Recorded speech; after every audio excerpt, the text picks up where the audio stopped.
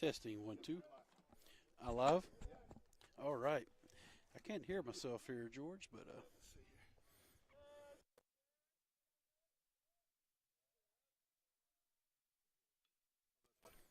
all right. We are live now.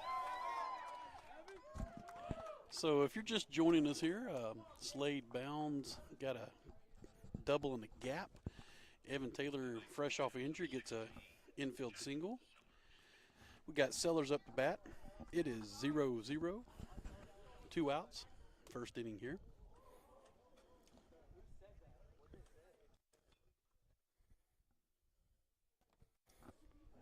We got a Cap trim on the mound for Vestavia. Cap plays a little XL summer ball, some of our guys here from Spain Park. Got Sellers up to bat. Little check swing foul. Are you okay? Hey, Colin. Colin, we're live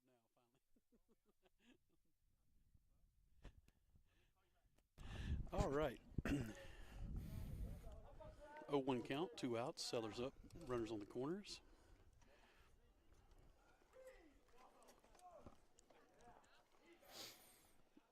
Taylor Steele's second here.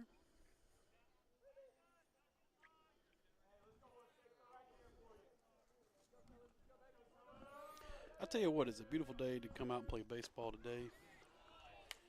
Sun is shining here at Vestavia Rebels Ballpark. George is getting set up here. He's still putting up the hover camera.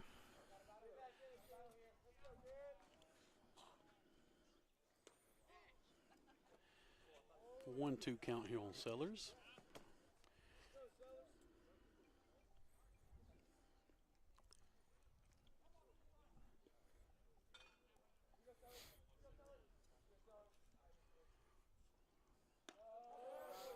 Two and two, little ball high. I appreciate George having me out here for the junior varsity game tonight. For our varsity plays.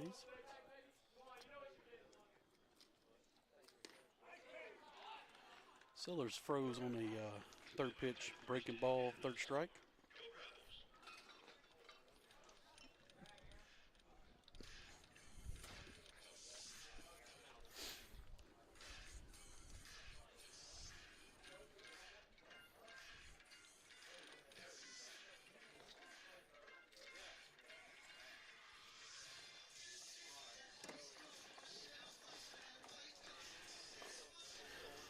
Got the middle of first here. We got Wesley Williams starting on the mound for our Spain Park Jaguars. Jack, the plate protector, Lutenbacher going in.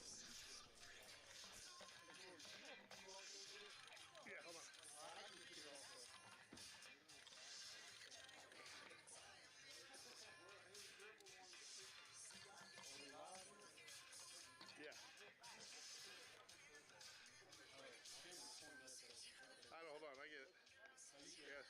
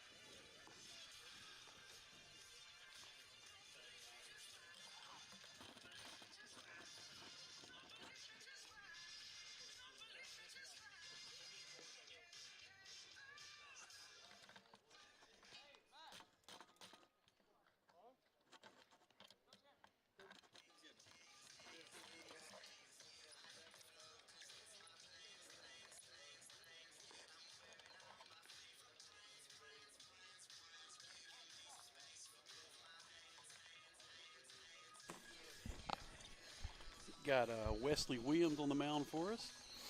Jack Lutenbacher here behind the plate. Wesley Williams. Got Evan Taylor fresh off first day he's released. He's back in action playing third. Got Connor Grebb at short. Ryan Paquette at second. Nathan Bird at first. Brody Bragg in left field. Center field is number 21, Joe Cross. Right field is Slade Bounds. Logan Bradford's out for 2 weeks, and man, it's nice to have Evan Taylor back in. He can play third, so he's fresh off injury, so great to have number 6 back in the lineup. Looking for big things today from our Jaguars here. Wesley's going to start us off here on the mound.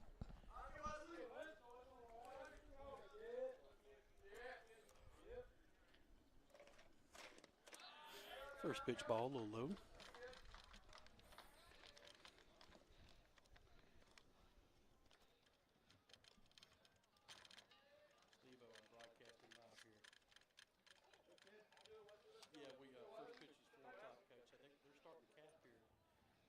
Watching him pitch, but I'm doing the play-by-play, so I'll put you on mute. Yeah, hey, go listen to it. Click on the link. That's why they call it Facebook. All right, got a 1-on-1 count here.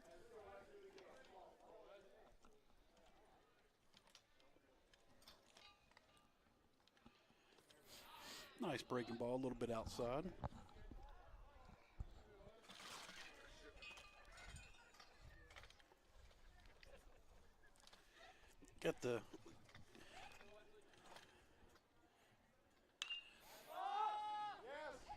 Got a foul ball out of play. First base, Bird makes the snag. 1 away for the Jaguars here. 3 pitch, 1 out.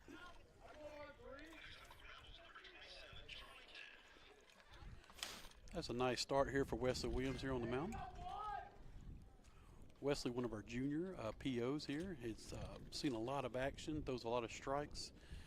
Wesley has a high strike percentage, pounds the zone, gets soft contact, so excited to see what we do against the Rebels with him on the mound here right now.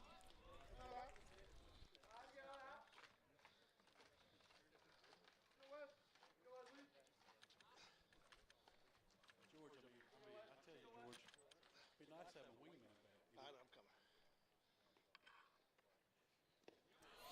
It's 2-0 count here.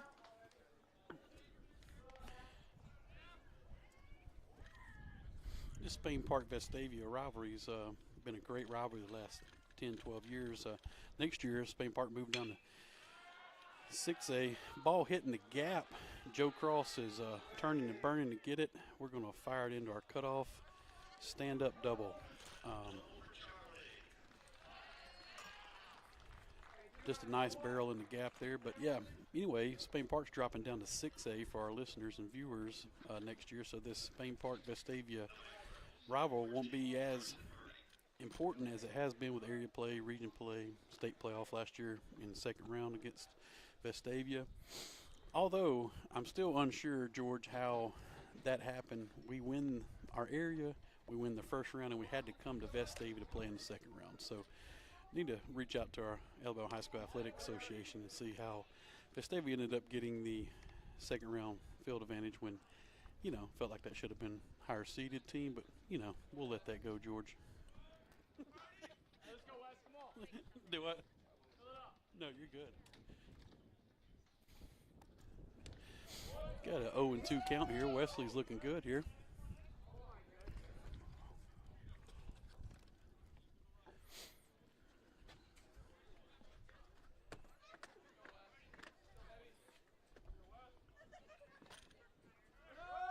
Runner steals, 1-2.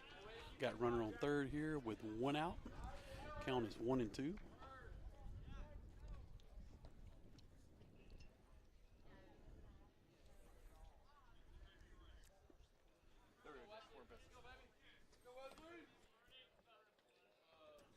Guys, for our listeners and viewers, George has the cameras up, and we are doing good. Hey, third pitch strike right there. 2 outs. Wesley is dialing it up on the mound here, throwing a lot of off speed, hitting the spots.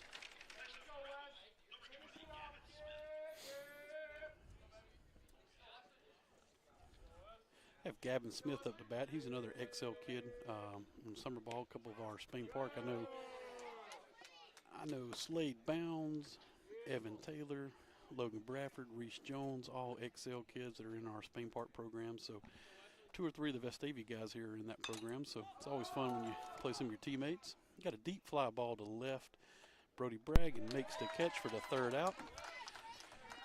That's a great inning for the Jags right there. Wesley really looked good, very, very efficient on the mound. George is almost ready, guys. He's got the cameras up. He's almost ready getting here with his headset. George is the hardest working guy in the Spain Park volunteer committee here. I'm going to tell y'all.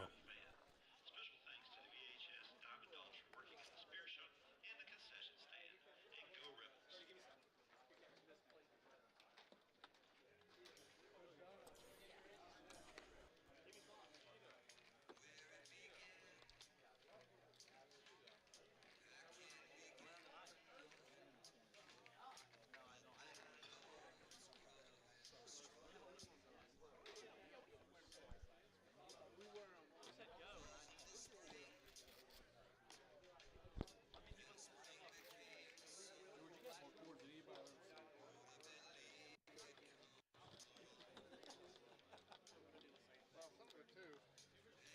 Well, first off, Jay, you know, I passed a law that says we go to universal sports.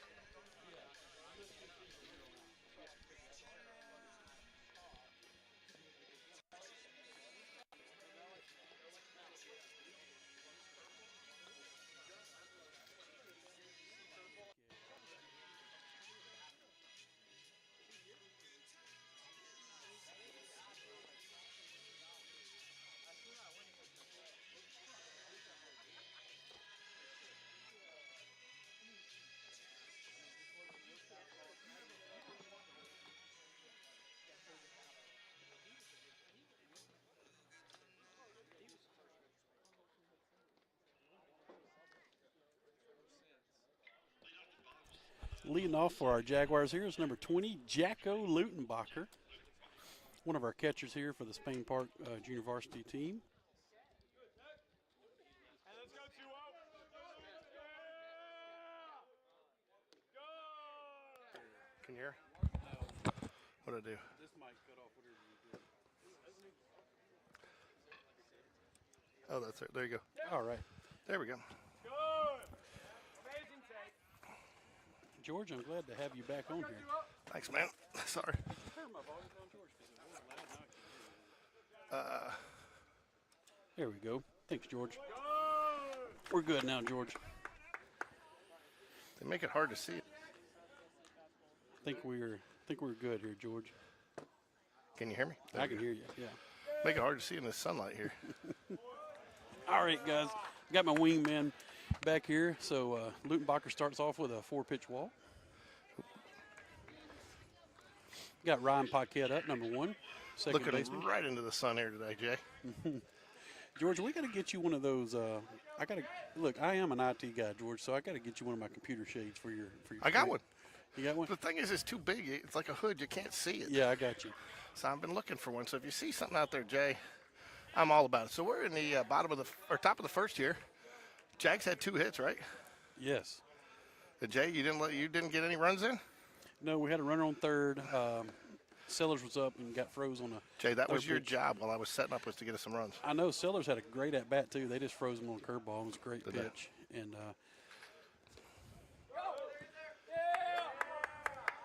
So good little view of the field today. I like this little setup here. Get kind of a little bit behind home plate. And more importantly, Jay, you know my biggest pet peeve doing this? what is that? I don't like the net, and we got away from the net today.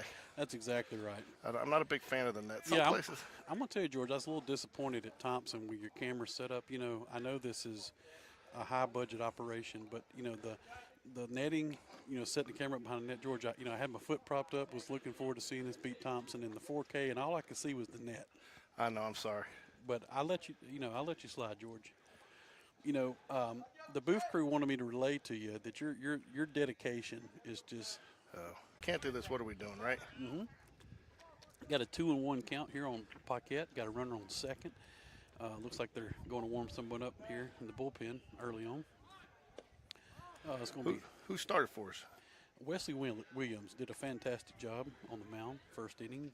Probably maybe 18, 19 pitches. From what I understand, he's going to be this is definitely going to be a 2-pitcher game. Yeah. I think we have Wesley starting, then we got Kramer that's going to close, come in relief. 3-1 count here with Paquette up. Ball 4. I tell you what, Paquette's been a walking machine this year, has he not? Yeah, you know, look, he does. He gets on base. His own base percentage is very high. Very smart hitter. You know, Paquette's not going to, you know, he's not going to be a guy that's going to hit the ball to the trees. He's going to, you know, work the gaps, lay down the bunt, take pitchers to the count. He's done a really good job. Really proud of how he's got a lot of quality at bats. We have Nathan Bird up here. Runners on first and second with no outs. Catcher calls time. Going to talk to his pitcher. I think it's trying to get the guy in the bullpen a little warm. Caps started out. He's thrown some balls here. He threw a lot of strikes first inning though. Kind of surprising going to the bullpen already. But you know, trying to get a lot of guys in work, George. Not trying to rub it in. I don't want to get anybody feisty before we even play, but I heard Vestavia lost to Oak Mountain here last night. Did you hear that? I mean, I did not, but I sure love it. I tell you, George. Anytime Vestavia loses is a good day in my book. There you go. That's for Ricky. That's for Ricky. Ricky, where are you, buddy? Ricky, I hope you're listening. 1 ball, 1 strike here. Oh, nice bunt. Nice bunt. Probably don't want it right back to the pitcher, but nothing he could do with it. Yeah, good sack bunt by Bird. Give yourself no chance to really get on there going straight back to the pitcher, but nonetheless advances the runners. A little small ball by Coach Whitaker. Yeah, I noticed Coach Whitaker, we went to moving runners around a little more, you know, traditional high school baseball. Got Coach Dunn's over there in his military greens. George, you see him over there? No, Coach Dunn's here for a JV game? Yeah, I think he's watching our pitchers, you know. Yeah. Got Brody Bragg up, number 18, freshman up on the JV. Oh, Brody's going to do a little drag bunt on him. Got Joe Cross on deck. I like this situation where runners on, Brody up, Joe on decks. I like where we are. Yes.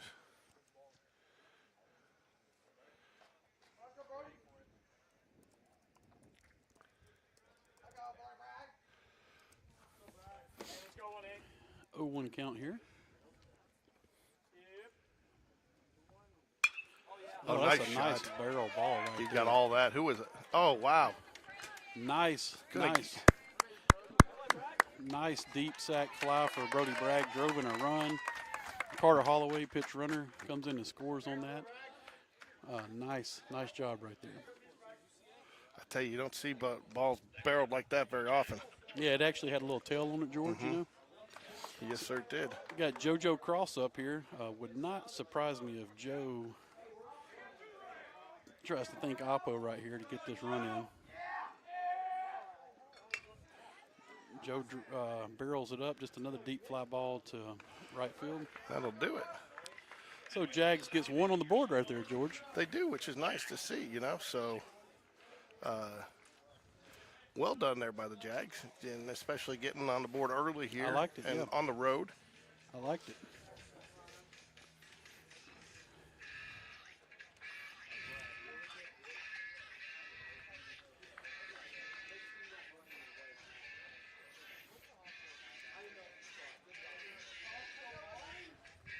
Got Wesley coming back out here. Got Colin Campbell. Colin might make a broadcast debut here, George. Hey man, I got the. I can go. We can go 3 wide.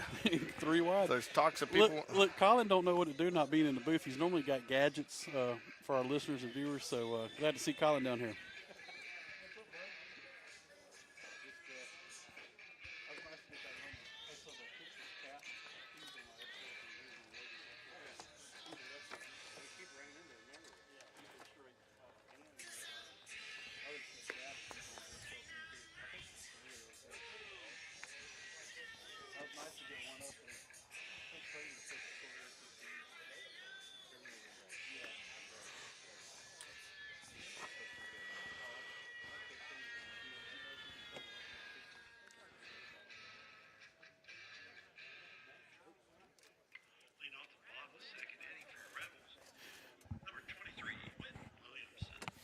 I got Wesley. At least I brought you a table this time, Jay. Last time you were complaining we had no table.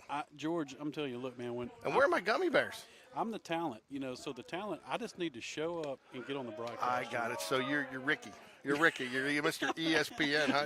You're the deuce, though, huh? Yeah, I'm not Ricky. Ricky looks like he came right out of a Patagonia magazine.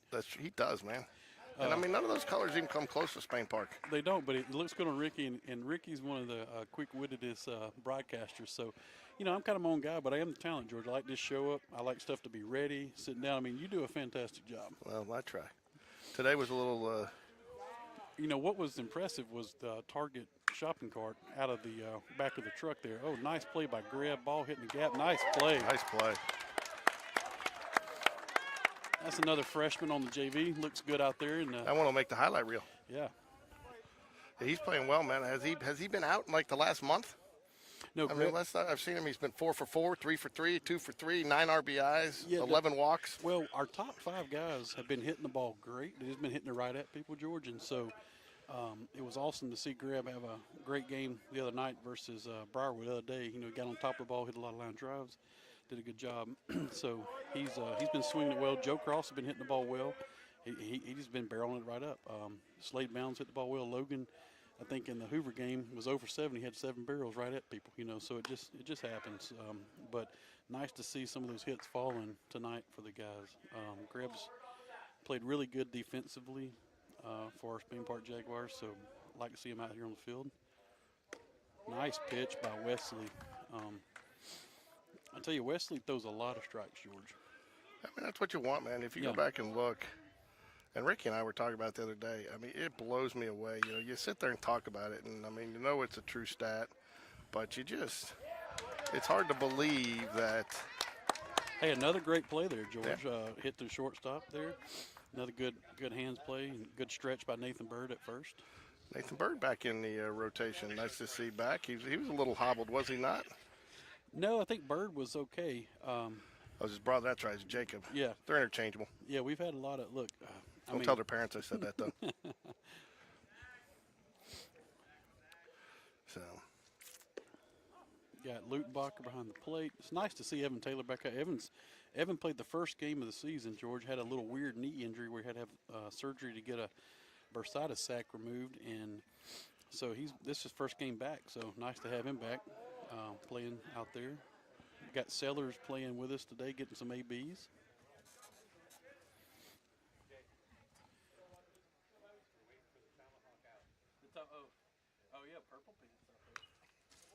Hey, George, just so you know, we got Purple Pants out there in the field with us today. Really? Who? Purple Pants, Mr. Umpire, you know, that has the purple pants. Oh, no, I've never seen him. Yeah, you know, he does a lot of our games behind the home plate at Spain Park. Really? Was not aware of that. Yeah, if they play some music, he likes our music we play from the booth. He's a great guy. Jay, who doesn't like your music? Not mine, it's Kyle. Oh, nice effort by Joe right there. You know, Kyle Cahalan keeps us really dialed up on the music. Me and him, it's a team effort, George. All you got to do is put a little thought into it, you know what I mean? Yep. I don't know if I go that far. I tell you what, your boys got lucky the other night. Because I streamed for so long, you can't edit a stream if it's over 5 hours long. So if ACDC had blocked us, we would have lost that broadcast forever. That would not have been good. Actually, I could have reloaded it, but it would have taken forever. As Squint says in what you would call it. Yeah. So, forever, right? We got runner on first, 2 outs, 1 ball. Nice pitch by Wesley. Nice changeup. Wesley has a little good movement on his changeup, George. Yeah, he does. Tell you, George, I wore my hoodie, but it's a little warm right here. It is a little warm. What do we got? We got 1 ball, 2 outs, runner on first.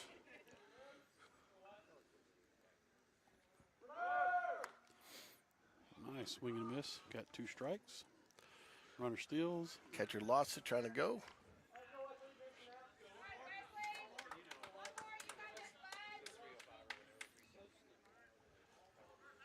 You know, I tell you, George, one thing about Vestavia is looks like it's a short deck, right?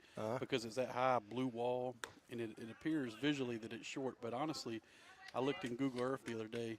It's 365 in the gaps, 385, 90 center, and down the lines it's 315, 320. So it's actually a pretty big ballpark. But it's funny how that blue wall makes it look shorter. Yeah, it does. And I tell you, the other thing too that a lot of people don't realize is the wind is swirling up there more than you realize. So what you feel down here in this hole is not necessarily. You can have a wind going out and not feel it. You can have wind coming in, and it makes for a unique experience out here. We got a 5-pitch walk right there from Wesley, so we got runners on first and second with 2 outs. Freebies kill you every time. Hey, as my mentor, Coach Susie always said, you can look at the amount of walks you give up, and that normally equates to the amount of runs you give up. Say, don't let Ricky hear you got another mentor. He thinks he's yours. Well, Ricky is my broadcast mentor. You know what I mean? Okay. Oh, foul ball. Way to get ahead there by Wesley, 0-1.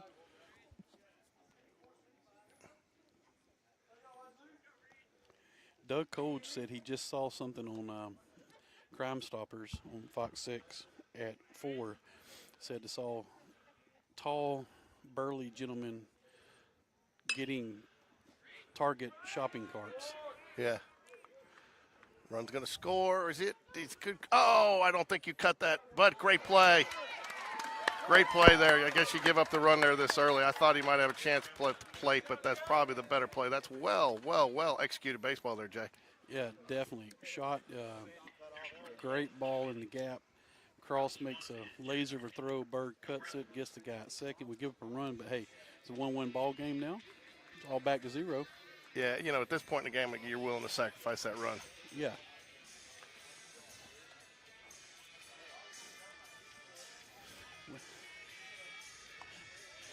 We're waving to the fan crowds here, George, in Spain Park. We got a capacity JV crowd out here, George. Have you known that? No, yeah, we do. We got a capacity crowd. We do, and I tell you, I've actually been impressed with the Jaguar fans all season long.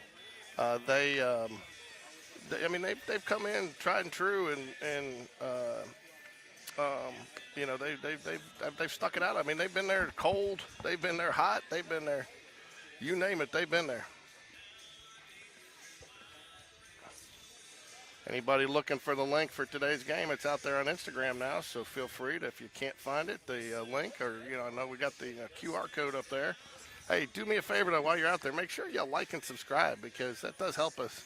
It actually helps Spain Park, because one of the things we are trying to do is attract some sponsors for the programs. Any sponsorships will go directly to Spain Park Athletics and the sports. So the more views, the more likes that we get, Jay, the more people, the more opportunity we have. And, again, it's a good way to keep this going for I've committed to stay on for at least another 2 years unless something crazy happens, Hey. Even if I win the lottery, I'll stick around. I'm just going to get the truck. Look, George, let me tell you, for all of our listeners and viewers, it's very important to go listen and follow because you get a 4K broadcast, play-by-play. George and Ricky do a fantastic job. I get to pop in on some of these JV games, and hopefully on the varsity I'll be doing some with George next year. And got Connor Grebb up, freshman. He's been hitting the ball very well.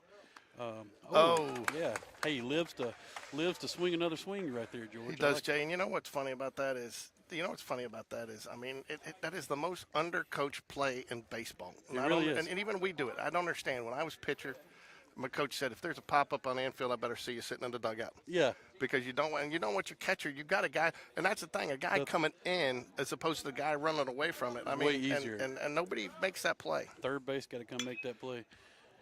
Grab a deep fly ball to right field. He actually hit that ball very well. Probably about, maybe 315, 320 deep fly ball. Chase, what's up, buddy? How you doing, man? Got Slade up here.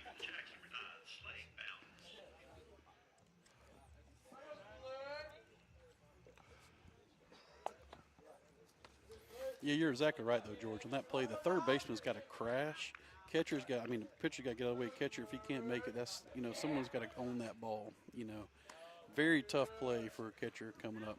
Well, I even told Reese Jones the other day. He makes the right call. Reese, I'm very impressed by that young man. He's a very humble sophomore, and definitely is. Very plays within himself and plays as part of the team. But I wouldn't say knows his role on the team because he's got as an important role as anybody. But just seems to have it reminds me a little bit of Derek Jeter coming up. No, Sean, don't start spending that Derek Jeter salary yet. But respectful. You know, respectful of the guys that have been there before him. Feels humble to be there on JV. Wants to do whatever he can. You know, that night, senior night, he didn't play a pitch, and you know, no problems for him. You know, and respectful of the seniors to give them the opportunity to get in. So just a great kid. But you know, the other night at Thompson, I mean, he has one coming in, and Aiden calls him off and makes an acrobatic catch, and I'm like, your shortstop calls you off, you got to let him take it. But I mean, it's an easier play when you're coming in. Absolutely, I echo everything you said, George. The Slade gets a 4-pitch walk right here, so we got Evan Taylor coming up, fresh off first game back out with the Jags. First inning, he had an infield hit, so it was nice to see. But yeah, great example about Reese. Look, one of my favorite kids I know, Spain Park. Him and my son been great friends, played together growing up, and right now in the program. And Reese is just a great kid. First off, he's just a good person, good kid, but he's a great headsy IQ baseball player. And you know, he played short last year on JV a lot. Logue played third, and man, the communication, always communicating, George. You know what I mean? And then now, you know, Reese has filtered over to the second baseman on his role right now on varsity, and man, he you know, plays his role. Don't think he's better than he is. Don't think he's worse than he is, and he just does the best he can. And so, really proud to see the success he's had and the value he's added to our team. You know, great kid. Now his dad, you know, I don't know about Sean. We gotta work on Sean a little bit. Hey man, don't be snack of the day on Sean. That's my buddy. Yeah, he's a good guy. Sean is the best. So bright out here, Jay. I had to get my mouse highlighter going up. Got a 1-1 count here, 1 out. Okay. Got a 1-2 count here on Evan Taylor. Hope Evan can drive something in the gap here for us. On the road here, you love to kind of stack runs on top of runs. Oh, I mean, man. everywhere you love to do it, but especially on the road. 100%. They got music blaring up Ooh, there. hit him. They got music, George, blaring while we're hitting. I don't know what's going on here in the Vestavia press box. I don't know. You know, they got like 7 different sports going on right now. You had soccer down there practicing. Maybe they Maybe it's the football team out there. So, tell you what, Jackson Bradley kind of coined him a nickname the other night. Big Time Bradley, huh? Big Time Bradley coming Big Time in. Bradley coming in. I mean, in the coach's show, he had all sorts of neon lights around him and everything, man. Yeah, he came in to close it down against Thompson in a hostile environment too, George. Yeah, against the number 2 team. When the number 1, we beat them the first time. And you know, look, hold on. Let's talk about that timeout, George. So how in the world do we have Thompson number 2? We beat them early in the season when they were number 1. We beat them again. How do they keep staying number 2, George? They lost. It's all arbitrary, and part of it comes down to how you report and what you report. And I think Max Preps, you know, because if you go out and look, I mean, there's some teams out there, they got a roster that's been on there for, you know, 10 years. I mean, they got guys that haven't been in the program for forever. Yeah. And I think some of those, I think they reward them a little bit for the guys that post more information on there, put more stats and stuff, because you can go get some. And I used it some for football this year when I was doing the coach show. So I don't know that to be the case. You know, I do think, you know, we've been talking to David Sharp and Prep Baseball Report a lot. I think their information is a little bit better, a little bit more. Yeah, I think PBR is very accurate because they're out at the games. They're checking out what's going on. You know, and they're honest about some of the things. Like they got their Alabama heat sheet. You know, Yeah. I mean, they'll tell you it's only guys that have thrown under 90 are the top guys. Okay, but you know, it doesn't mean they're throwing strikes. But Yeah, I mean, they're they'll tell you what the report is. You know, so. And they get out and they look at the guys. I'm not sure, again, no knock on Max Preps. I'm not sure that they do. You know, Max Preps, for me, the best thing they use them for is typically schedule. Yeah, I about to say I don't follow Max Preps. I do follow PBR because their rankings are very accurate. But I would have to suspect Spain Park this coming up week, we might make another jump after beating Thompson. We play well against Vestavia tonight. We got Sellers up. It's a 2-2 count right here. Yeah, and then you got a top 15 team, James Clements. Yeah. Yeah, it looks like we've swept Thompson going all the way back to last year. So Yeah, you know, look, and they're scrappy, and I mean, I think that's. hey, they're a very talented program. Coach Perez, I had him on my show on Batfoot Reality, and super talented program, good coaching staff. But you know, baseball's a funny game. You got to execute, and you know, we executed a little better, you know, than they did the other night, and got some timely hits. Reese, you know, we were talking about, had a great timely home run that was a momentum shift there. Sellers gets caught looking on the outside corner. That's a tough call on Sellers right there. 2 outs with runners on second and third. You got Jack Lutenbacher up.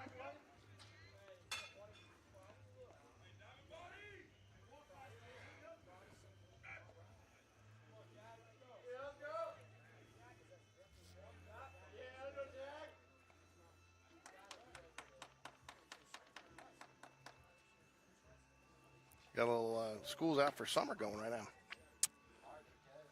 Yes.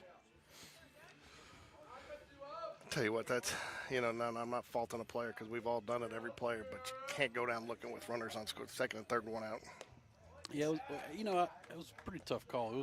It was 2 balls off the plate. It was in the white, batter, so it was just kind of tough. But you got to protect right there. But hey, it's where you learn. It's learning moments. JV, right? Yeah. 3-0 here, George. Man, I mean, I would not want to be anywhere but right here calling a game with George Corey on GameDay Sports Radio. I mean, it's beautiful. It great, is, man. Great it's a weather. Nice day out. Look, and all of the listener viewers, please go follow George's page. He does just really. We joke around a lot, but he does a fantastic job with what he does for our program and for these boys to have their game in 4K and get to go back and look at special moments. We appreciate it. Hey, Texas Leaguer falls and well, look, and it looked like the center fielder called him off, but why isn't the runner standing on second? But that's okay. He gets. Well, that's our catcher. Okay, there you go. Well, let it slide there. Lutenbacher gets a Texas Leaguer, 3 guys for Vestavia, but no one can catch the baseball, George. Well, it looked like the center fielder called him off. He did. And drops in, and we got a courtesy runner, Carter Holloway, coming in. Pitch run.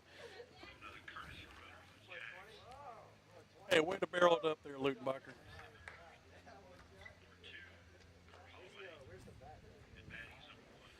Got Ryan Paquette up. So should we call, we've been calling Coleman Gray, these boots are made for walking because he walks so much. Should we call him Brian, these boots are made for walking Jr.? Because that's all he's been doing lately is walking. Which, yeah. As Billy Bean said to Pete, do I care how he gets on, Pete? No. No, you do not. No, you do not. What is his on base percentage, Pete? Hey, 364. You got to carry the 1. Yeah, 364.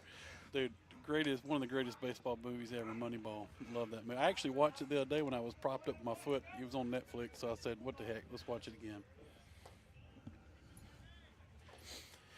Got Ryan Paquette up here. A lot of people, oh, man.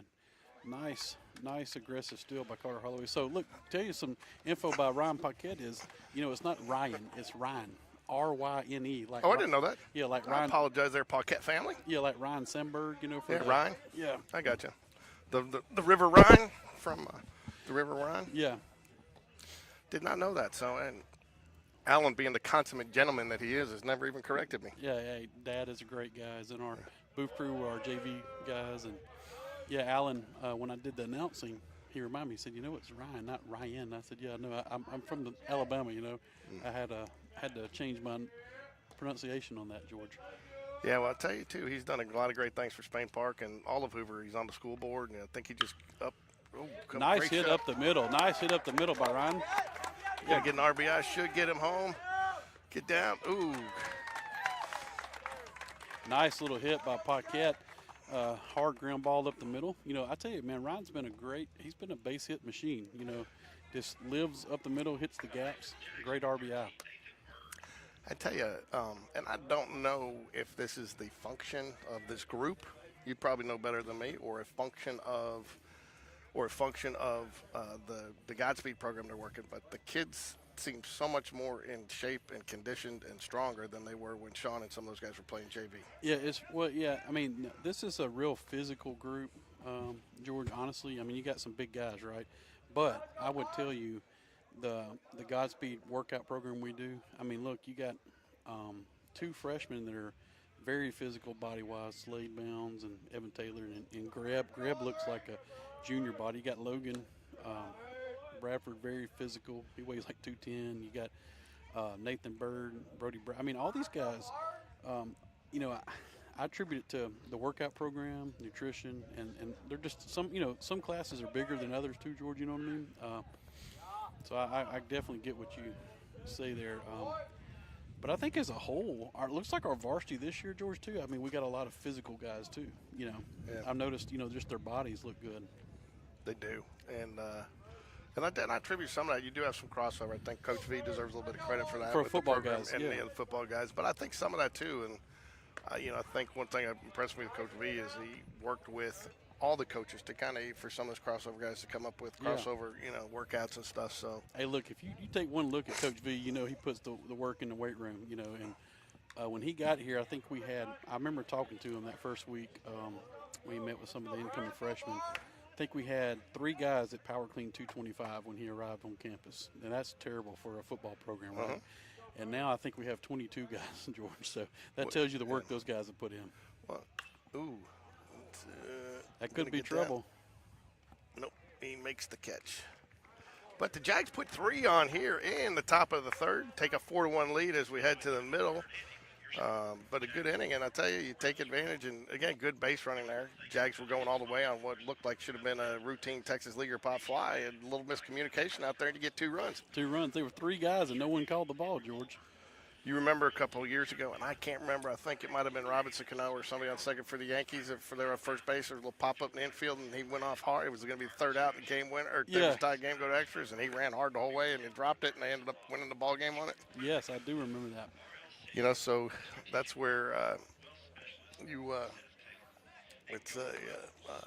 but I'll tell you the other thing too is, Jags got 4 runs off some pretty solid offense there, even with that 1 error. I mean, there hadn't been a lot of walks. I mean, and these pitchers, even though they've walked a couple, have not been off by much. So it's not been like, I'll tell you, that was excruciating the other day, Jay. Oh, the Briarwood game? Yeah, that was excruciating. I mean, it's just tough. And I mean, we've all been there. We've been on both sides, sitting there when the pitcher can't find the strike zone. Well, Briarwood, they're at a little bit of disadvantage because their enrollment, they're a 6A program that's going down to 5A, but their enrollment's really 4A because they have that 1.5 students. And, man, once you get past, on JV, once you get past their number 1 guy, 2 guy, they really struggle to find the strike zone. And, man, I felt bad for their guys because they just, it happens. Hey, you and I have seen it from all sides. So Wesley's doing great here, George. We're in the bottom of the third. Jags up 4-1. Wesley's pitch count's got to be pretty low. Been very efficient. Yep. I'll tell you, JV's a team. Vestavia is a team. They kept a lot of their underclassmen or upperclassmen on JV last year because they had no room for them. Yeah, when we played them, George, they had, I think, 5 junior position players last year.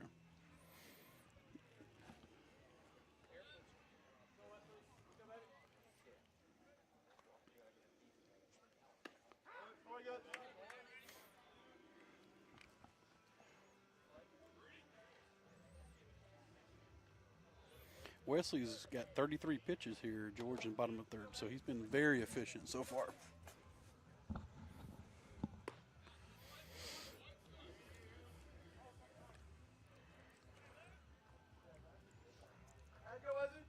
Looks like our varsity's going with the white unis tonight, George. I like it. I do too.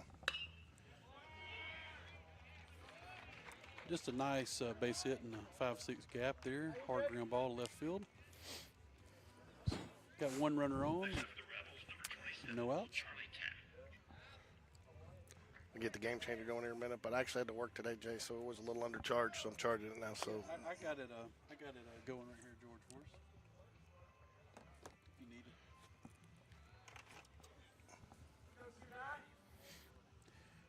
George, I'm going to have to work on getting you a new phone over there. That screen's a little cracked. I got to get it. That's the back, but I do need a new phone. I'm in desperate need of a new phone.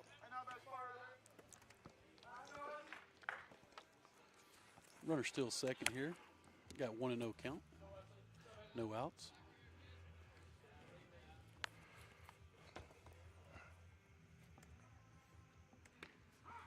Nice pitch by Wesley right there. It's 1-1. Yeah.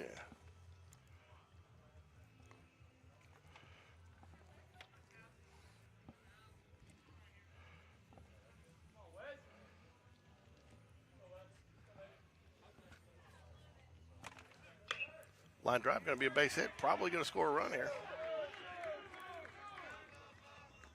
Smart play by the coaches, calling for 2 all the way. Give up the run with a 4-1 lead.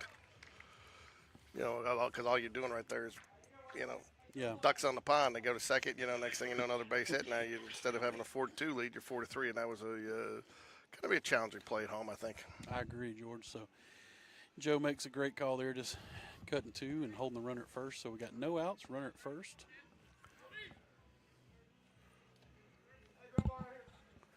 get a little ground ball double player here, George. That'd be nice. Yeah.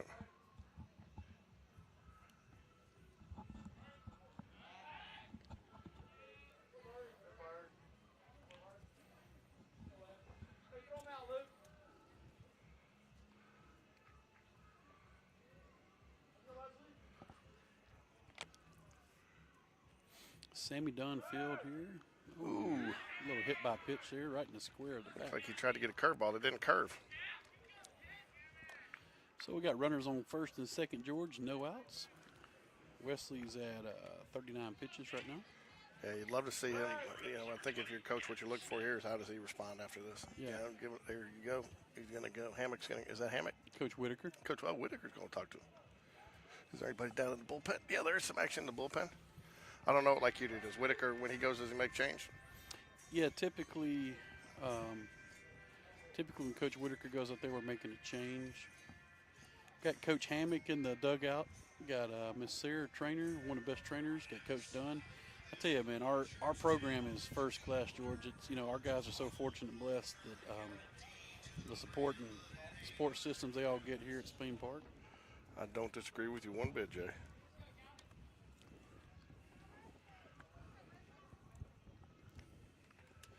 Look, I wish our viewers could see all the gadgets, George. I mean, we got more. I feel like I'm in an episode of Back to the Future with Doc. Hey, man. So this thing gets a little cumbersome, so put it over here. You got to get that going, though. It's running late, man.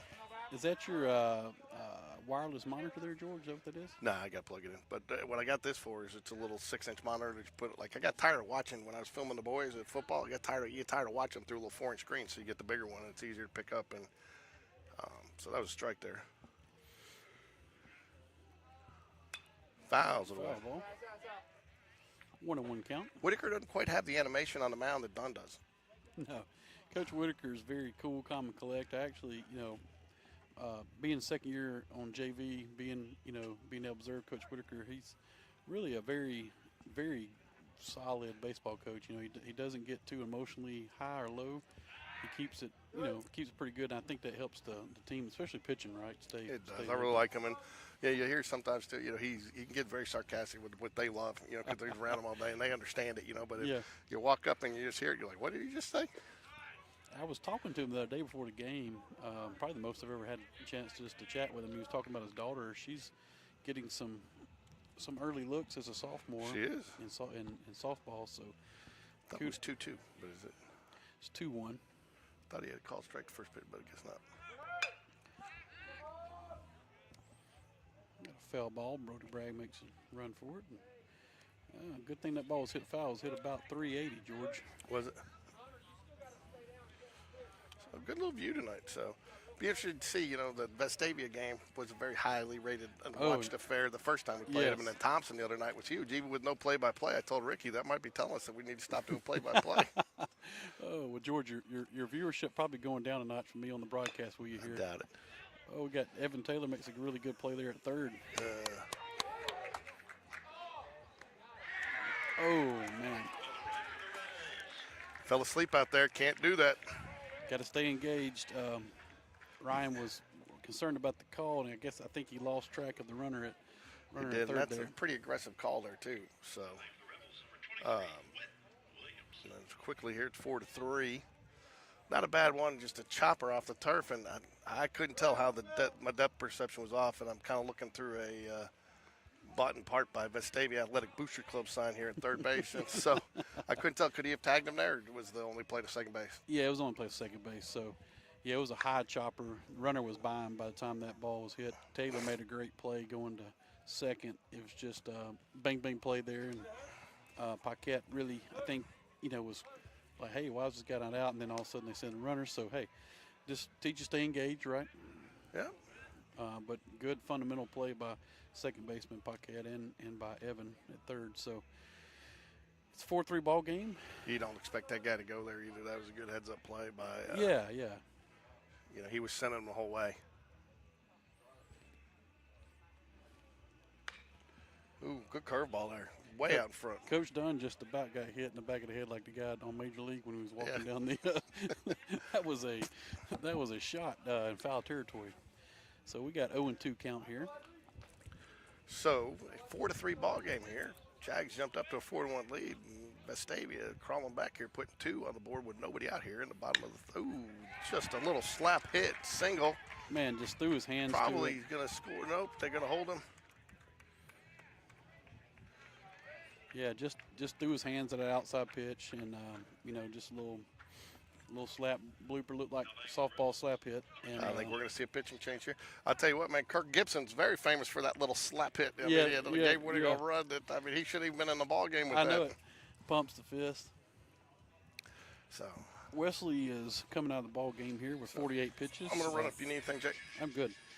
Looks like we're going to do a pitching change here, George. Looks like we're bringing in the big hefty lefty, Helen from Michigan, Bryce Campbell coming in here.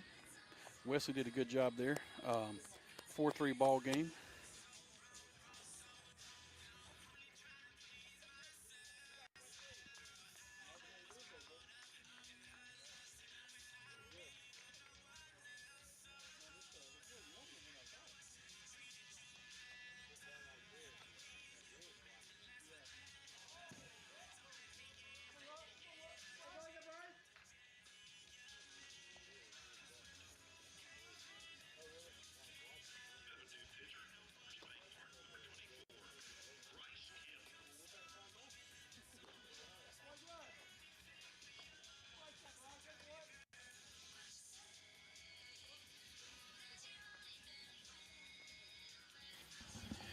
Got number 24, Bryce Campbell, taking the mound for our Spain Park Jaguars. For all of our listeners and viewers, 6'7" lefty here. I mean, you talk about a big fella. Bryce has a extremely high upside, so we'd love to see Bryce pound the zone right here, get out of this, and be nice for our Jaguars. So love the fact that we're going to a little middle reliever right here.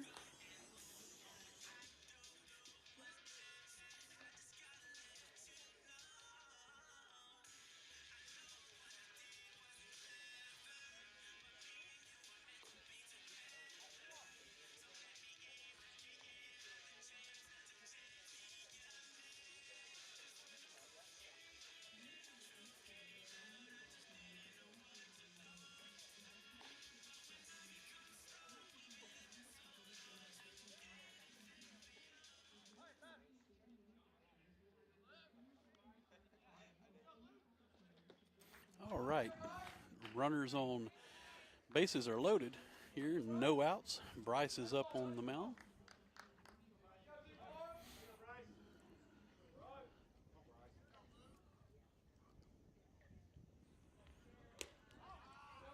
Not a bad pitch, 1-0.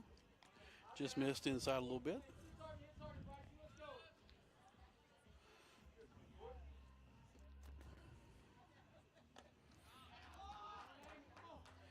Two and 0 right here.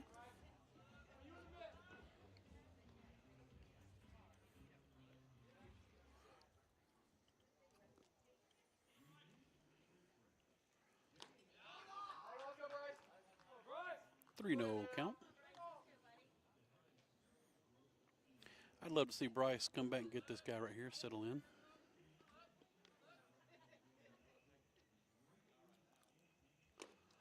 Nice pitch, 3-1.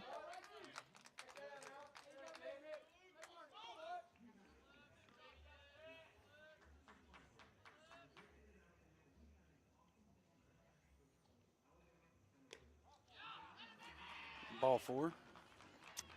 Walks in. It's now a 4-4 ball game.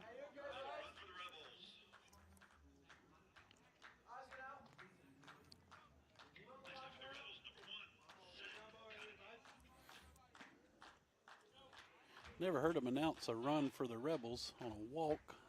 It's interesting from the booth. It's a 4-4 ball game. 1-0. Coach Dunn going out to talk to Bryce on the mound here.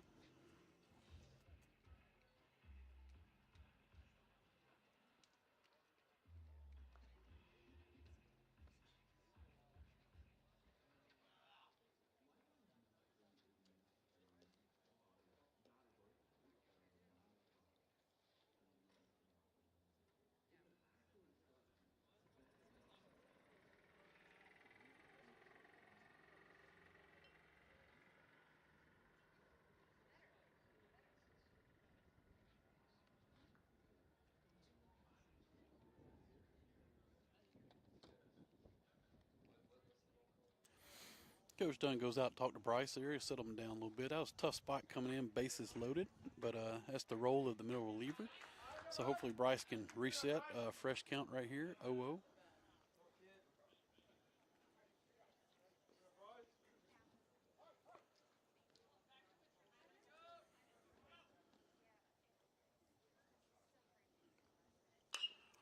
Nice.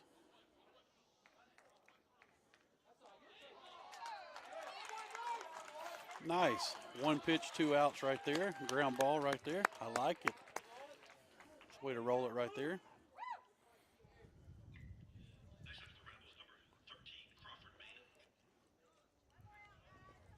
Give up 1 run right there. 2 outs. Runner on third. Great decision by Taylor to go to second. We turned 2 right there. I was going to say, outstanding stretch, too, by Nathan Bird up first base, huh? Yeah, Bird. Look, Bird is a stretch-o-matic. I don't know if you've watched him I have. a lot at first. George, I appreciate you offering me a Chick-fil-A I sandwich. offered you if you wanted anything. You said no. I mean, I can't even walk, George. I'm in a boot down here with a surgical foot, and George comes back hammering this Chick-fil-A sandwich. Let me call the way ambulance for you. You know, my booth crew guys, Kyle goes and gets my food and brings it up to I me. asked you if you want anything. No, you did. Just giving you a hard time. So 2-0. Hold on. Maybe Ricky will bring you something from the Ridge. Oh, man. 2-0. Oh, 2-1 count.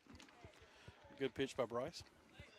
I love Is Bryce Campbell in there? Yeah, Bryce got, bases were loaded with no outs when they brought him in. Now we got 2 outs and runner on third, so only 1 run gave up. So not a bad start right here for Bryce. No.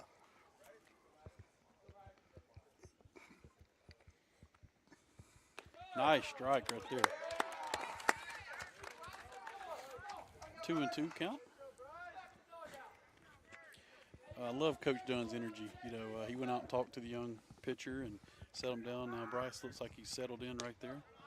Ooh, not a bad miss right there. He's living low, too, which you got like. I like this umpire behind the plate, man. He looks professional. You can always tell a lot by umpire the way they're dressed, George. He's got the shiny shoes, shiny belt, tucked in. He knows what he's doing and gives effort. That's all you can ask. More important, he's got 2 wristbands on, too. Yeah.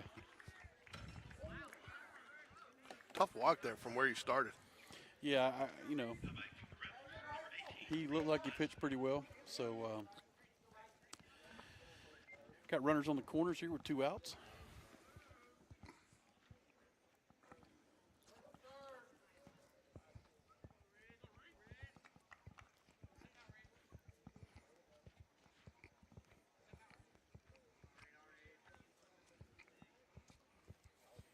Four or 5 ball game. Nice pitch by Bryce. Way to get ahead. Hey, getting that first pitch strike, George, always very beneficial. Jared and I were talking about that the other day. The percentages when you do it, it just Goes way up. Yeah, man. You're not talking just a couple percentage points. You're talking 20. Well, I saw something on MLB Network the other day. Albert Pujols was talking about hitting his approach when he swung at first pitch 0-0, swung at first pitch strike 0-0 count. He's hitting like 450, George. When he goes to 0-1, 0-2, then it goes down to 115. You're talking about a huge difference. So for the pitching standpoint, right? You're trying to get ahead. You're trying to work the batter. So that first strike's like 2 almost. Got a 2-1 count here, 2 outs. I'll tell you, that's one of the things that I don't know if you had a chance to watch the coach's show, but the percentage of quality at bats that we have, not only in that game but on the team, and Very good. I think Coach Smith said they either have 6 or 9 quality bat categories, like seeing 6 pitches or more, and he says if they can get to 15 in a game, they feel like they can win. Yeah.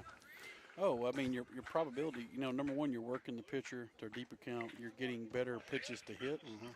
So looks like Bryce we're going to the bullpen here for, I think, Charlie Kramer coming in. Bryce did a fantastic job. Just got squeezed a little bit there on 2 guys and got 2 outs. And Again, I'm not knocking Vestavia, but I love the color of our turf. oh yeah, well this turf was put in 6, 7, 8 years ago when this is what it looked like, I know. And it's the dark, But again, dark I don't know mulch. why, when you're painting the turf, why you would even consider the dark color because it's not even close. The other thing, and I guess they've got a movable mound out there. You can tell that's one of the other things that impressed me with ours is we did not do that. And you have It's a true mound. And here you got that little lip there. And I've actually seen a ball go off that lip. Well, and longer guys like Bryce, he was striding to the end of that, Yeah.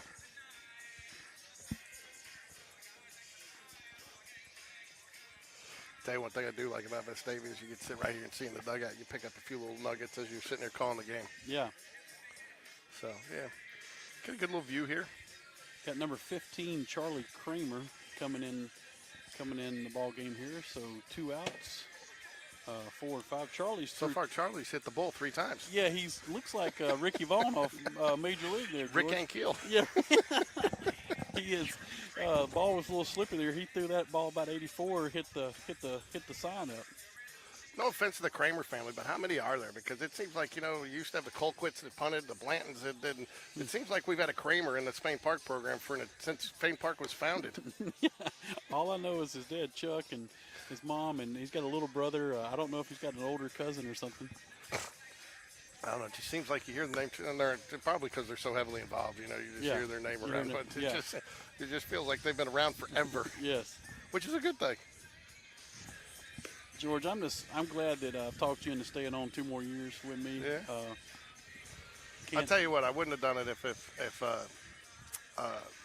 we do have a pretty nice little thing going with the booth crew you talk about all the time, where you have so much fun together, text each other and helping each other out. I mean, you can't be there, I can't be there, certain things, and jumping in and. Best group of guys, man. Yeah, I mean, it's fun. It makes serving these boys, because that's what we do it for, right? It's not, we want to serve the teams and the coaches and community, but it sure makes it a lot more fun when you have a great group and good camaraderie, and very, very blessed with all those dudes. It's fun when you set up that before the season started. We all went to walk-ons. Walk-ons, had a nice dinner. Hey, we need to do that again. Matter of fact. We need to start. The boys have position dinners. We need to be a position dinner. We need to be the booth crew. It needs to have a position dinner once a month like they do. That's a great idea.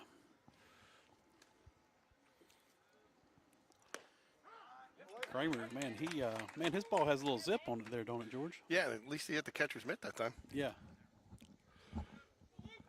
Bases loaded here, though. Very few people. I mean, you got to be a certain type of pitcher to come in this situation. You got to be a bulldog, and that's what we're looking for. So it's 1-1 count. So did you hear? For those of you who didn't hear, I talked actually to Coach Smith. What's the philosophy? You see a lot more coaches doing it now. I'll wait till you get your thing back on. You can hear. No, I can hear. You see a lot more coaches coming in and actually making a pitching change, 2-0, coming in with a 2-0 count, a 3-0 count, a 2-1, kind of an already into the count. They're making the switch to the batter. And, I talked to Coach Smith about it. He said, it just depends. Sometimes it's been a situation where you kind of realize after a pitch he doesn't like the matchup, and he wants to take the chance. And then on some of them he's like, you can just tell the guy's, he struggled to pitch, and, maybe first base was open like the other day. And, you bring him in, and maybe if that guy gets a soft out or throws strikes, it's a bonus. If not, first base is already open, and you give him 1 or 2 pitches to settle in. You know, I mean, to him, there's nothing to lose in that situation. We got a 3-2 count, bases loaded. Runner should be on the move here.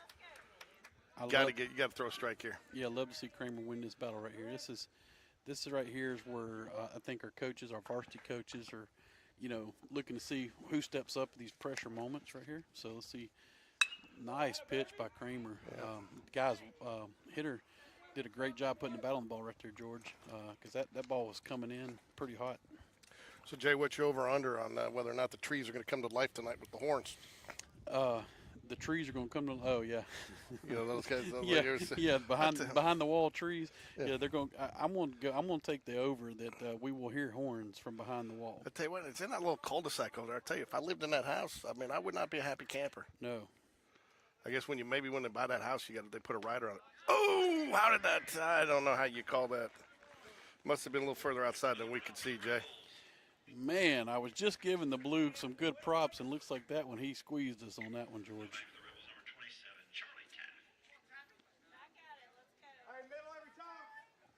Makes it 6-4 here.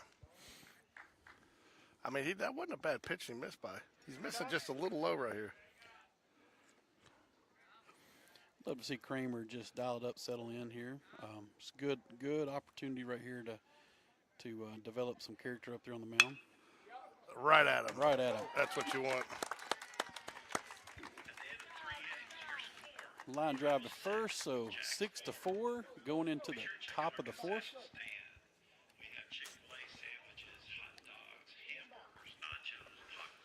That was a long inning, too.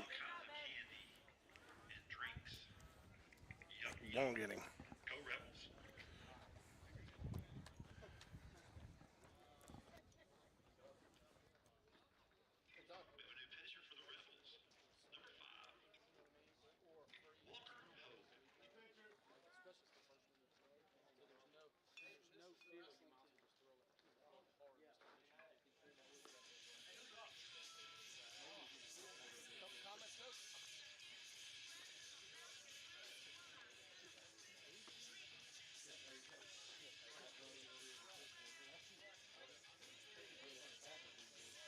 Yeah, but, you like to see a kid, Logan Bradford, hurt, but he's over there with the clipboard, I mean, and it's better. I mean, some of these kids just jack around the dugout. And Hey, part of the team, yeah. being part of the team. I mean, we talked about, you used to talk to Coach Latch all the time about Alex Buchanan. I mean, he spent the better part of 2 seasons hurt. He was at every game, sitting on every bench, in every huddle, at every practice. Got to be part of the team, man. Look, everybody has a role. I talked to my son, both my sons, about that. No matter if you're hurt, injured, in the game, whatever, everybody has a role, George. So good to see guys being involved like that. So, when you're back healthy, you're back in the game. You know what I mean? So, well, you know what's going on. There's certain things. There are certain things. I remember that's probably one of the best things Coach Chase did before he left, is he brought those younger girls, those freshmen up, and even though they played JV, but if they didn't, they were on the bench for varsity too. And I mean, just being my engaged. daughter told me she learned as much from sitting on the bench as she did playing in games that year. You know. And you learned some, I learned a lot about baseball strategy, keeping the book as a freshman in varsity when I played. Back then we had to do it with a paper and a pencil and an eraser. We didn't have all this game changer stuff. Look, George, I'm going to go out on a limb and tell you that I could not keep the book because I've been doing game changer about 10 years. So I guess I could if I had to, but I would prefer to. Well, what kills me is I used to know them by the back of my hand. Every once in a while I pause for a six, shortstop, Yeah. You got to think about it because, so I remember one game my ex-wife did it, and she did when I was traveling, and she thought she had to drag it out there. So I got home, and Sean had like 45 putouts because she drug him to every position. Like if it went to right field, she thought she had to drag it to right field. So I got the article. Sean Corey had 27 putouts in the game. He was perfect from the field. Yeah, he's leading the Southeast in putouts in the tournament here. We got a Bear up, Brody Bragg, number 18, another freshman here. 1-1 count. Is he a switch hitter or is he always hit lefty? He's a lefty. Is his brother still playing somewhere? No, he is just going to school at Alabama, University of Alabama now. Is that a pretty good at school? Yeah, pretty good school. Probably. Kalen DeBoer, top 5 coach, $10 million salary. Yeah, well, got to have top 5 coach for top 1 program, That's right. That's right, Ricky. You hear that? Yeah, for all of our All-Bren listeners, just want to give a shout out to James Thornton because every time we text him, James responds back awesome with a capital AU. That's just wrong. I tell you what, though, it's nice to see Lucas Thornton came by the game the other day. Yeah, man. Unfortunate circumstances that he had to come to town, but it was very nice to see him come by and say hello. I was hoping, a little disappointed. I was kind of getting set up and doing 3 games that day. I really wish I had thought about interviewing him right then just to hear how he was doing. But hard hit ball there, George gets out at first. But yeah, dude, Lucas, talk about a great player. Our senior pitcher leader last year, and man, just a good kid. He's fishing at the University of North Alabama now. He could be pitching there, George, to be honest with you, but he loved fishing and so he's. I told him I want to take him out on the lake, do a little show with him this summer on the lake. That'd be awesome. Yeah, he's a great young man. Appreciate Lucas. Shout out to UNA Fishing. Oh, Joe takes. You still work with Jason Townley? I do. Yeah, well, I don't. Yeah, Logan. Yeah. That's Logan's hitting coach, and he's a good guy. Man, Coach Townley is first class. He actually works with Logan. He's worked with Greg before. He works with Joe. Logan and Joe every Sunday are there together hitting. Tell you what, these guys. I mean, I don't know if they're either just seeing them or if he just doesn't have the velocity. But these guys are way out in front of him. Yeah. Yeah, it's the velocity. He's throwing. Low 70s, so they're a little bit out front. You just got to sit, be patient, drive the ball.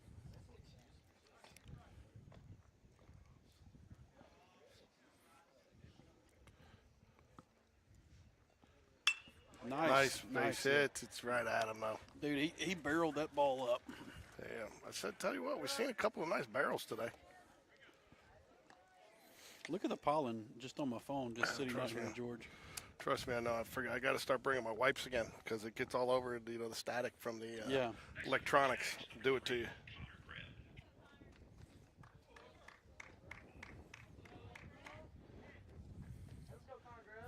Got Grab up. Grab had a fantastic Saturday. Stayed on top of the baseball wheel.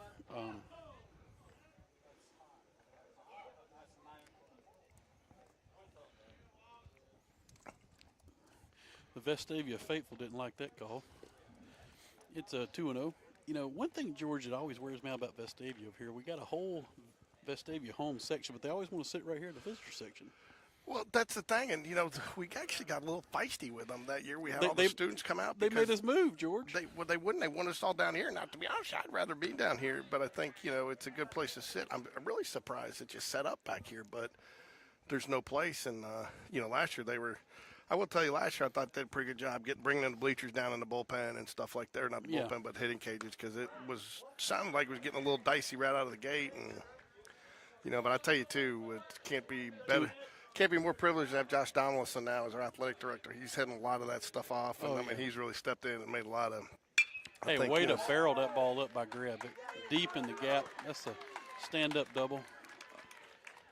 Tell you, Greb has really been hitting the baseball well. I told you, man, he's like 12 for 12. Hey, great two-strike hitting right there. I like it. No, but I mean, no offense to the past administration, but sometimes it's time for new enthusiasm and stuff. And I mean, he's done a lot of things, and I think the student body has evolved some, and he's a little bit more in tune with what they're looking to do. And I think too, getting somebody new with having the handcuffs on them before, the student body has been a little bit more respectful to at times, what they can do, and been a little bit. Dr. E's done a great job too, communicating with the students and coming up with programs that are going to be generally acceptable for all. Yeah, I think Dr. E and Coach Donaldson both just brought some new fresh air, new ideas, a little enthusiasm, and he's super involved. Look, I can tell you from, you and me and the booth crew guys, we're up there at the facility a lot, early and late, and there's not a time I've been there, George, where I didn't see Coach Donaldson at one of our games. And so he's always, and not just baseball, right? I see him bounce from volleyball to soccer to, He worked the concession stand for the girls' round robin that we had over Christmas, so no parents would have to miss their child playing because it was the only game, and the girls could still make their money for the event. Wow. I mean, and then on top of that, he was out there sweeping the floor afterwards. He's just a all-around good guy, loves what he does, and put some good things in there. I've talked about interviewing him, but he says, and I don't necessarily disagree with this, but, a good athletic director is there to support his coaches. Yeah, absolutely. And he shouldn't be seen, but I don't know if I totally agree with that, but I understand what he's saying. Yeah. He's there to be a resource for his coaches to help them get what they need, make their jobs easier, make a better experience for our students, and that's his mindset, and that's what he's trying to do. He's not doing it for the flash and the flare. He's done a good job. We got Slade bounds up. Slade's been hitting the ball well here in the 3-hole. 1-2 count. 1-2, 2 outs. Runner on second.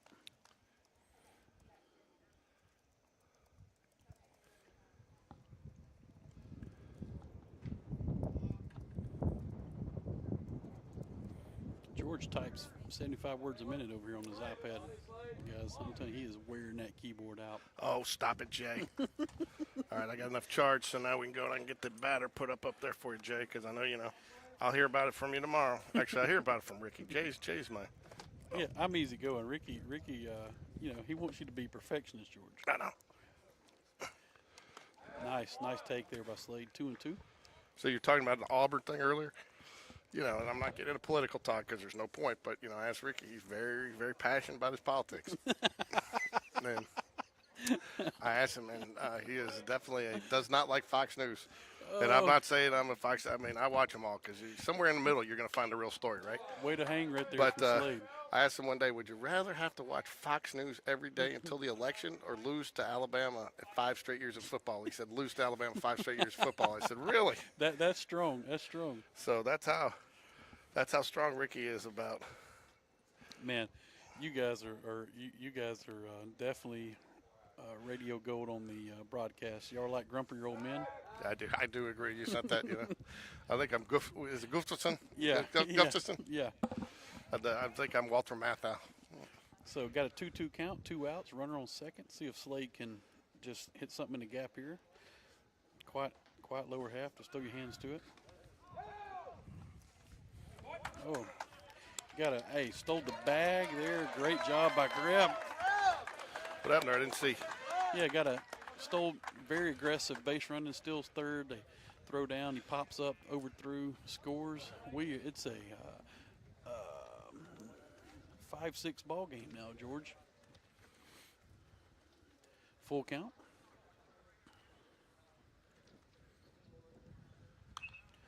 Way to hang right there.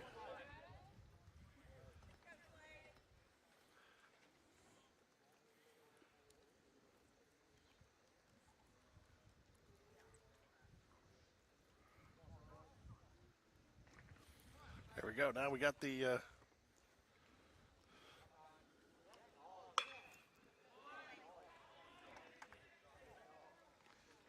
Slade has a little flare into second baseman. but not before the Jags get one back. 6-5 ball game here. I'm not buying. Due up for the Rebels. Number 3 hole hitter Purdy 0 for 1 on the day. Number 4 hole hitter Smith 0 for 2 with an RBI, and number 5 Williamson who's 1 for 2. So looks like Kramer's going to stay in on the mound for the Jaguars. Beautiful day out here in the hole at Vestavia, right? Yeah, absolutely. I was counting the Vestavia state championships. 1, 2. Got 11, 12 state championships from 1991 to 2023. It's interesting. This might have the chance. I'm probably going to jinx it, but I was going to say this one might have the chance to go the distance because of. So obviously they didn't make the pitching change on Game Changer, whoever's doing it, because they got Kramer coming in at 0 pitches. And I think he had a couple last inning. Yeah, he did. Paquette had to get on Paquette about that. Wait till you get a call at home from a parent that asks you to update their Game Changer stats.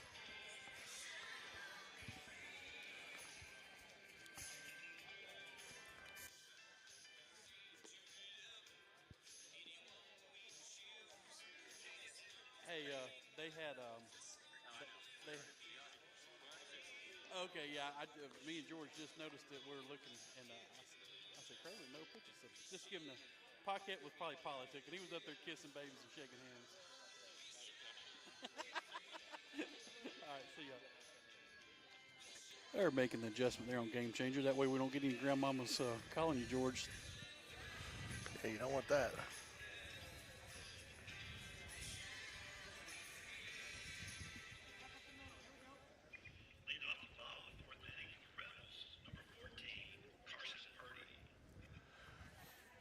Carson Purdy up. I think he's an XL guy as well. I think there's about 5 XL guys out here.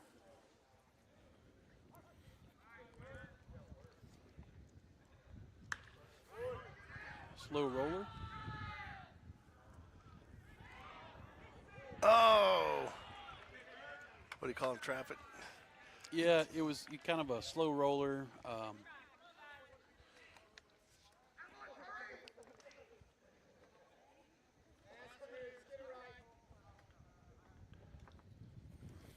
Coach Whitaker coming out to get a clarification right there. Slow roller to Evan. He makes a do or die. Just has to skip the throw across. Bird made a fantastic stretch. And man, George, I don't know. He didn't pull off there. I don't know what happened. Maybe I think he thought he trapped it. It was in the dirt, but again, he did. Yeah, Third baseman does not need to make the play that fast. He's got to set his feet and throw there. Well, he trapped it right. Trapped it right in his glove. Yeah. You know, and he didn't trap it on the ground. Got 1-0 count. Runner on first. So now, JC, I got the little thing over there, and I don't have to worry about it over there. Oh, man, I'll tell you, George is my hero. If you got the equipment, you might as well use it, right? Absolutely. Look, I'm a tech guy, George. You know I love all this. And by the way, George, when are you coming on the podcast? As soon as you, why don't we do it next week, spring break week? Yeah, that'd be fantastic. Give us a little downtime. A little gapper hit. Joe makes the throw from center field.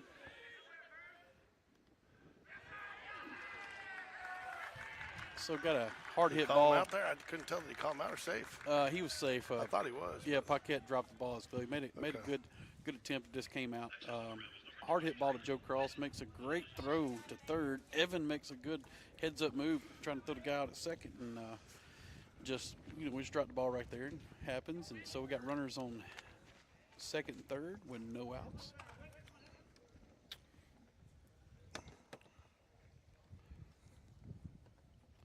George, that breeze is coming in now, man. You got your jacket with you? I do. We're going to get it here. It's in the Target cart. Did you buy it at Target when you got the cart? Or, No.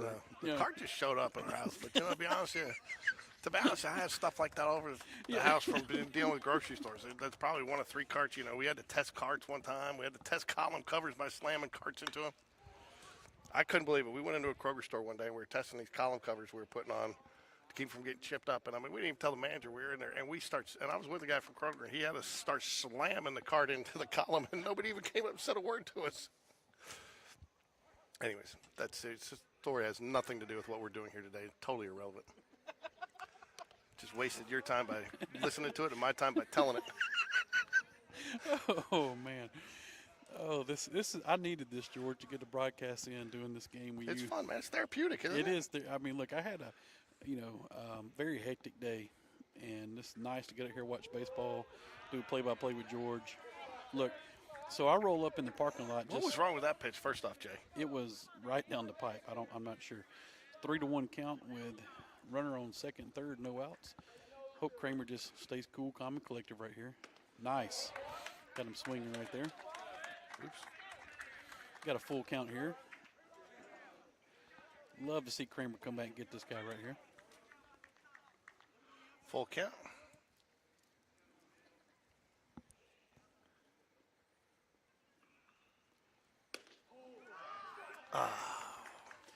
Man, not a bad miss. No, I don't know how you. A, I don't know how you lay off that pitch, and B, yeah, that's got to be an out. That looked close enough for me but he has not called that pitch all day. He has not. But Lutenbacher's going to go talk out to Charlie. But hey, just to let our listeners and viewers, I wheel in, coming in hot. First pitch is at 4:00. I wheel in the parking lot at 3:40.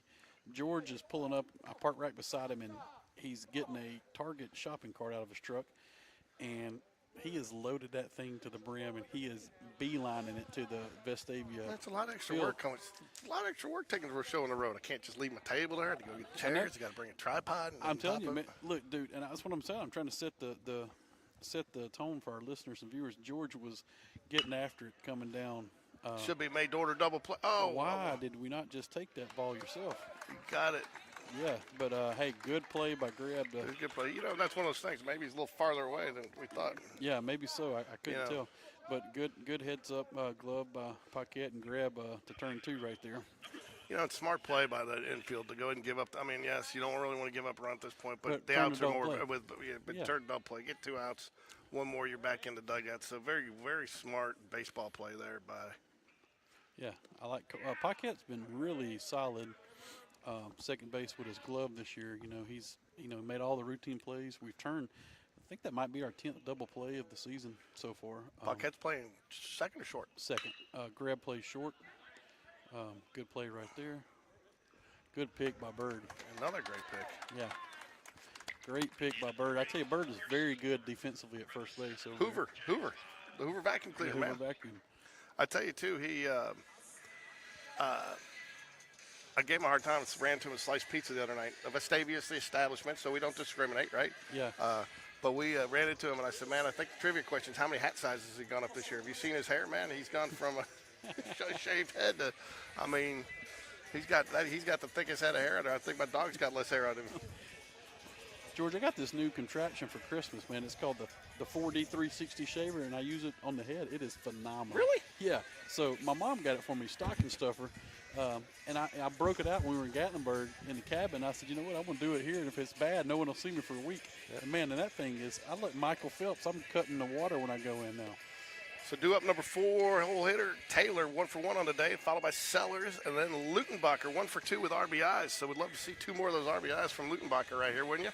Looks like we got a pitch hitter. They're going to pitch hit Trevor Julick, number 10 in for Sellers in the 5 hole. Does he pitch some too?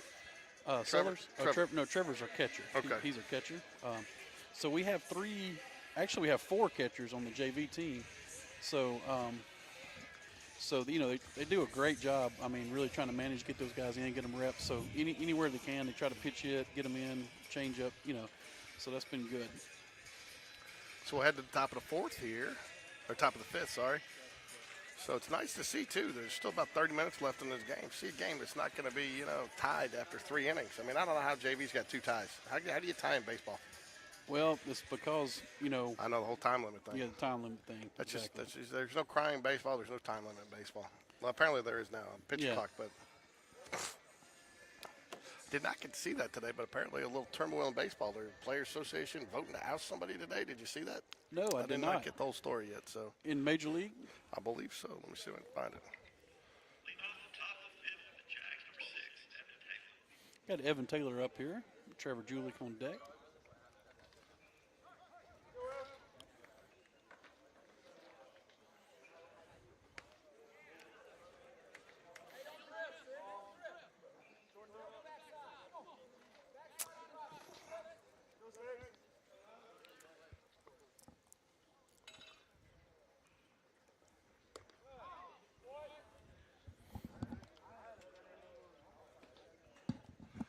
He's calling balls. I don't like it I only like it when they call the strikes. It's hard to sometimes make Yeah. especially Yeah, that was a good little inside pitch. I mean, I don't think that's gonna get foul and out of play, or not out of play, but out of reach. Out of reach, yeah. So got 0-2 count. Who's your final 4, Jay? Final 4. It is not going to be the University of Alabama because they always let me down in basketball, George. They do, and they're not playing well right now. Yeah.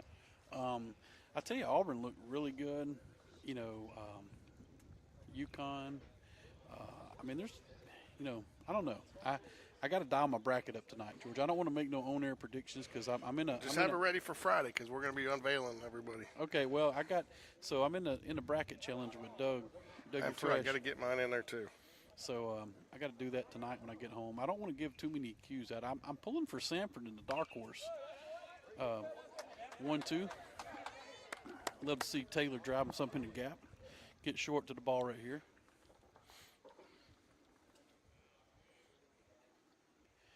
Alabama, what do we have? UAB in, Sanford in, Alabama in, Auburn in. We got 4 teams in the March Madness. Yeah, the MLB Players Association the players want to get rid of Bruce Meyer, who is their chief negotiator for the Players Association. Well, he must not be negotiating too good, George. Yeah, they're frustrated with him. They think he's leaving too much on the table, and I don't know why they made such a big deal about this whole. The pitch clock should not be something that the Players Association has a problem with. I mean, yeah. You got to speed up that game. Well, it keeps, look, you went from a 4-hour game to a 2.5-hour game. That's huge, honestly. You get more viewership, more younger people in the game. You do. And so. You got courtesy run in, Carter Holloway. We got Trevor Julick up, pitch hitter, number 10. Julick's been seeing the ball well this season. Plus, I think they like to tell you, we got a lot. You got to tell you that's something I think Spain Park's going to be happy with over the next year or two is the amount of lefties, both at the plate and on the mound, that they've got coming through. And it just gives you a lot of options, and you can play matchups. Absolutely.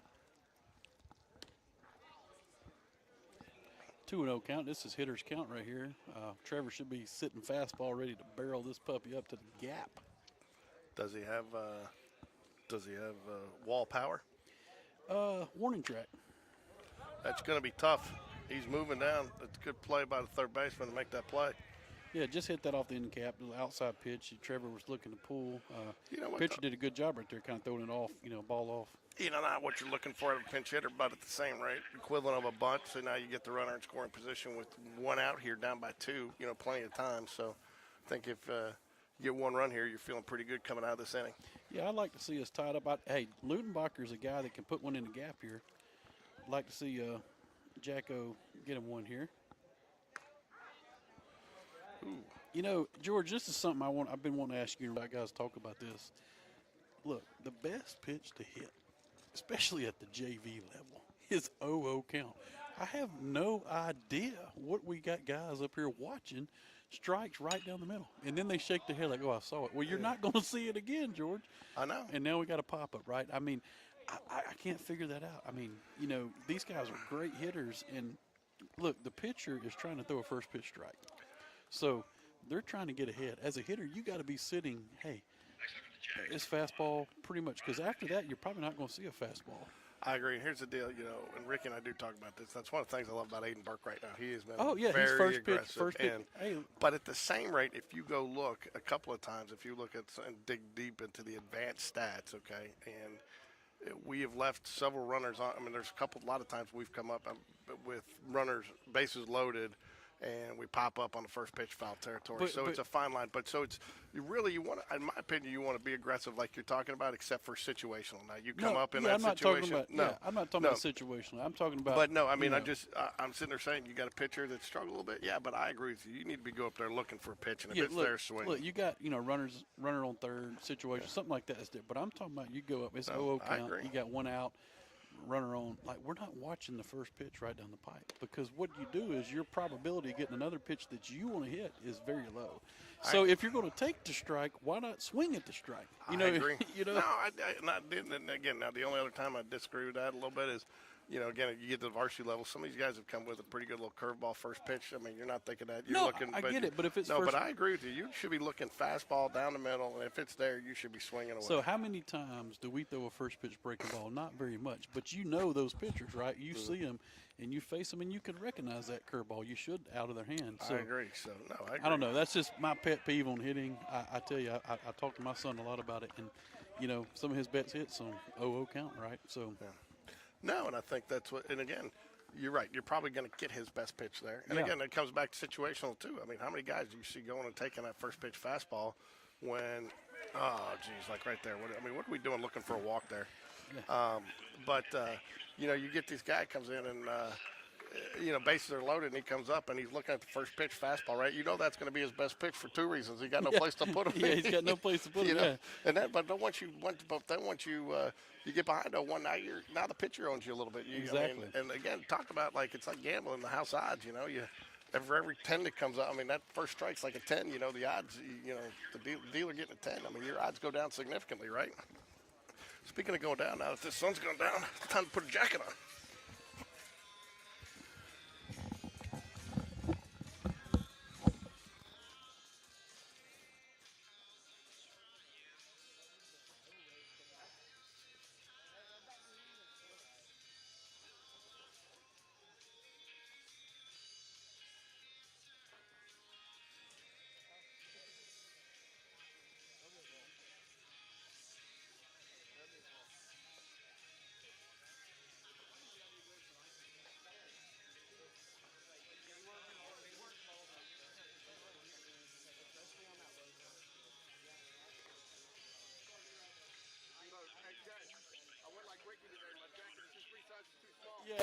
Yeah. George looks like the Unabomber here. He's put on his jacket, and it looks like it was his son's jacket.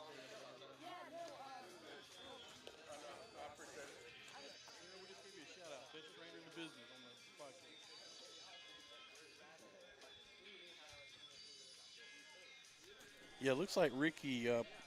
Is that Sean's, George? Is that Sean's jacket? I don't know whose it is, but it's not mine. But I grabbed it running out the door. Yeah, it is not yours, George. So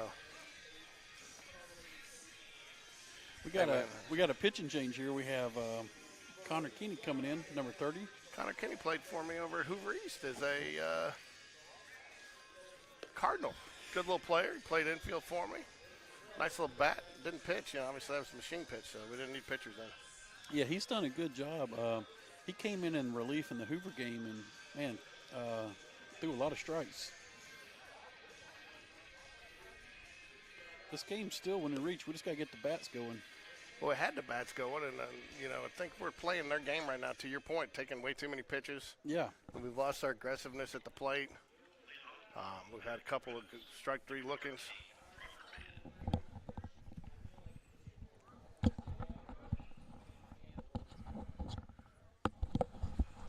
So for those of you that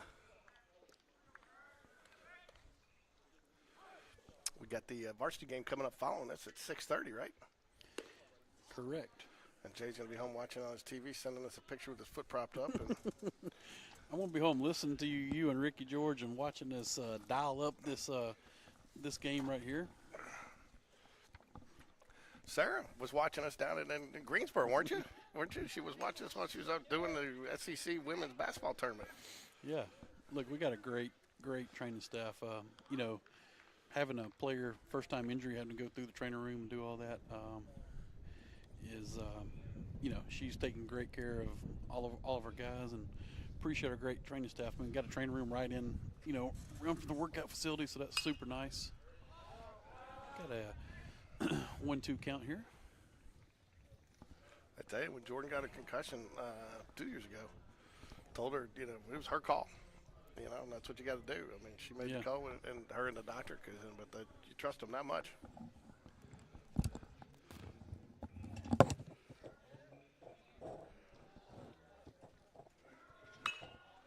Line drive.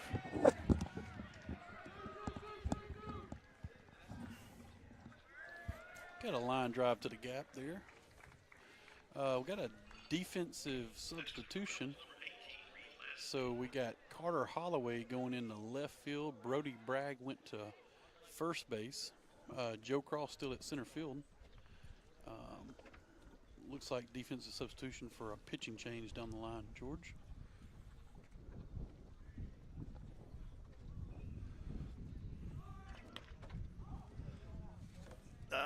Just lost his balance getting there to throw.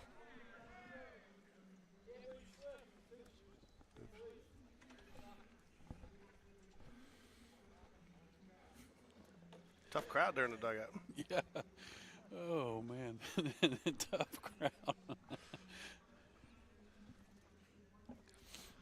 tell you what, I don't know what they got going on the football field, but it is lively. I tell you, the difference in this game, man, the difference in this game is the last couple of innings have not been able to throw strikes, and the bats have gone cold because we've gotten tentative. George, you disappointed me. You're drinking a 20-ounce. Where's the 2-liter at? It wouldn't fit in the cart. Wouldn't fit in the cart? Did the Target guy caught you putting 2 liters in the cart out there? I'm telling you, man, it's like I thought it showed up my driveway as a joke one day. We're getting ready to take it back. That's one of the reasons I threw it. That's one of the reasons I threw it in the car. I'm gonna drop it off on the way home. It's 3-0 count here, George. Not to mention the boys, they cleaned up the garage and I can't find a thing, which means I couldn't find my coach's cart. So oh no, we got to get so just to shout out to our bullpen club, we got to get GameDay Sports Radio pop-up setup deal, so it's already ready. He just pops up and we're ready to go. It's a lot of setup George has to do on these away games. Yeah, it's all right. It's 0-0 count, no outs, runner on first. Jay, you jinxed him. You said he throws a lot of strikes, and he hasn't thrown strikes since he got in there. This is where you want to see, though. This is character building right here. This is what you want to see for. I talk to my kid about it all the time. It's opportunity for growth. That right there to me is just a function of trying a little too hard right there, because on overcorrecting, you miss high like that, then you miss low. Yeah, and I think some of these guys too, and it's not uncommon at this age. They want to over adjust because they think they got to adjust on every pitch if they miss. Sometimes throw the same pitch twice. Ooh. Throw the same pitch twice because one time it might be a strike, might be a ball. You might need to make that adjustment. That's why I tell my daughter, go out and keep, she'll go and shoot and she'll hit one really long, and so then the next one will be short because she tries to. Don't, you got a little extra adrenaline left for shoot 3 shots, and if they're all the same, then adjust, Yeah, I agree, George. Connor, I tell you, he was very successful last week. He's got a different delivery, and that's a hard motion to replicate. Yep. So I think it's more of a feel for him. So hopefully he can get dialed in right here. We got bases loaded, no outs. Deep fly ball. Deep fly ball should be tracked down. Who's at the Joe Cross? He does. I tell you, Joe is automatic in center field. That kid knows how to track a fly ball. Sack fly. Rebels go up 8-5, 1 out. I tell you, man, think about that play Andrew Thornton made in that Briarwood game this weekend on the varsity. He tracked that ball down. I mean, there's not many guys that get to those balls, so it pays to have guys in the outfield that can track the balls down. I tell you, it's nice to have some depth. You got Jacob Bird out there. You got Andrew Thornton. Because it sounds like Weedrum may be down for a little bit, just DHing. Yeah. So he's on with you, Jay. You see him in the training room. Yeah. Look, I'm more than the trainer room, George. I got situations going on here with the foot, but it's okay. The big question is it feeling better? Yes and no, George. It feels good as long as I don't stand up. But hey, you know what?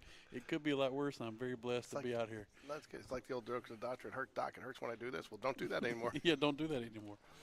Look, I like the Varsity rolled up in their cream and then their military stuff tonight.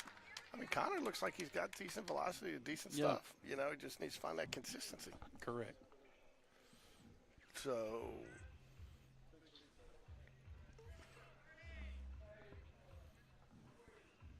I feel like we're in a rave in the background here.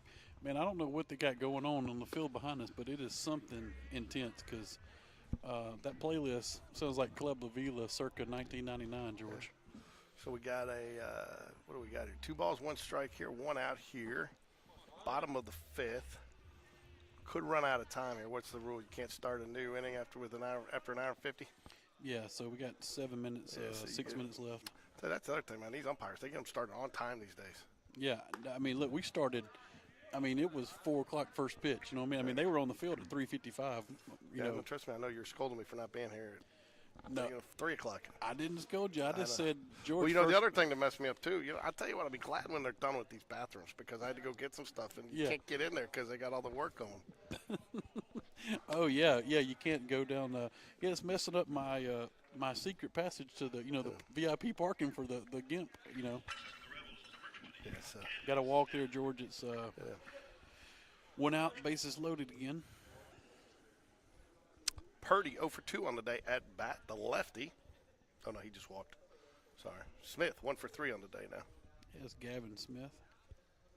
His dad played at Sanford, I think. Speaking of Sanford, see the job Bucky's done over there, getting those guys in the tournament, and they're dangerous. Dude, look, I mean, that dude can coach. I mean, he didn't win, 5 or 6 state championships in Mountain Brook for no reason, right? And now he's doing a great job at Sanford. I mean, get him in the big dance. I mean, that's awesome. You know, I'm telling you, I'm looking for them to maybe upset that first game. They can. And in fact, at one point, it looked like they had them going up against Alabama. And I was like, please no. Yeah, please no. I mean, that would have been so bad for morale for us to lose to Sanford. You know, not to say Sanford is beneath or something, but it's just, you know, you don't want to lose to your in-rival lesser division college, you know. Jay, so I'm going to say something here. This is not a game that I feel like the Jags should lose the way they started. The pitching has kind of, this seemed to be all the pitchers seem to be pressing a little bit. Feel like that zone squeezed down on them a little bit. And again, they had a couple where near misses on 3 and 2s that didn't go their way. But I mean, I felt like the Jags have really played well enough to have won this game. If you go for the first 3-4 innings, say. Yeah, defensively and offensively, we have definitely played well enough. We got 8 walks on the day, and so that's always tough. Look, George, we got 8 walks. They've scored 8 runs. What did I tell you about the runs and the walks? Yeah, another walks in a run. Yeah, 9 walks, 9 runs. And it looks like they're going to live here because there's nobody up in the bullpen for the Jaguars. So I'll tell you what, there's this. I tell you too, Jay. You know, and you talk about tech, and that's one thing that I know I've talked about it many times. People are probably sick of it, but that you really pick up doing these broadcasts is how good our lights are at Spain Park now. Oh man, they are wonderful. Because you don't get the lights, you don't get the spots out there, and you can see it's. And then on the broadcast, it looks great on the video. Yeah, and I knew nothing about white balance and stuff like that until Gain and all that until I started doing this, and I thought Gain was a detergent. Yeah. You know. So, not that I washed my own clothes. Sorry, Jay. I didn't mean to kick the foot there. George, I mean, you've stepped on my foot, kicked it at least 6 times. You got the brace, man.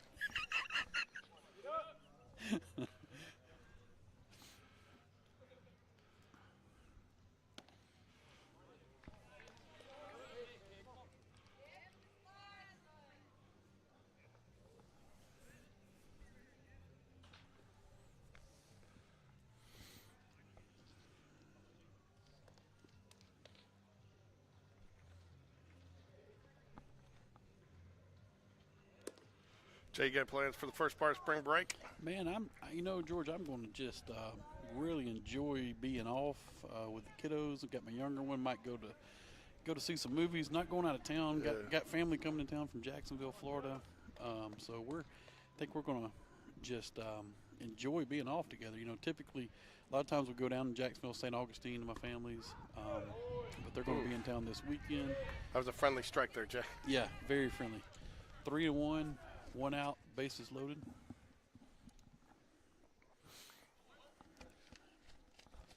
Nine to 5, but yeah, we're just gonna, you know, actually just enjoy being off together. Might do some stuff locally.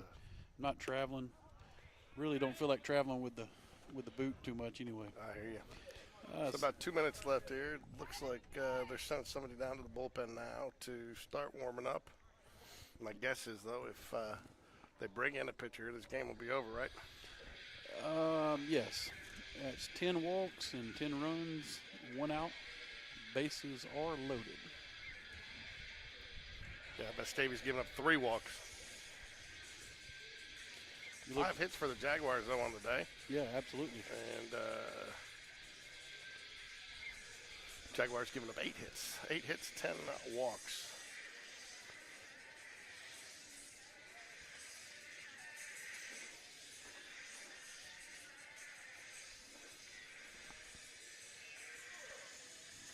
George, I tell you, that sun went down. It got cold over It here, did, George. man. You there? Yeah, they got you. It did. It got the. So, and JV's playing in the tournament next week, right? Same tournament, but just different locations. Yes, correct. I think we're going to be at the Hoover Met. I think we're going to be at the Hoover Met for our games next week. We at Hoover High School and Hoover Met too. Both? Yeah. Yeah. I tell you, that's one thing that's going to be tough. We got a doubleheader, and we're at the Hoover Met, and then we go straight to. I don't know why they don't give us much time between games, and we go straight over to the Hoover Met on the. I didn't know there was a grass field there. Did you at the Hoover Met? Yeah, it's up top. It's the replica field. You know, it's they call that field. I think that's field 1. It is. Yeah. I did not know that. Yeah, Logan has played on that field a lot during the summer ball. Hey, you talking about a nice? It's, you know, nice as our grass field was at Spain Park. They keep it first class, just like the Hoover Met field. Yeah, I think they're about to call the game here. It doesn't. There's conversation going on here, so they're gonna bring them in. We're getting them warm. So.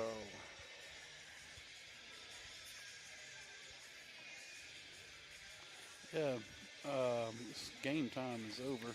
We got Andrew Thornton coming up here. I was just talking about Andrew and his diving save and catch there on Saturday. Yeah.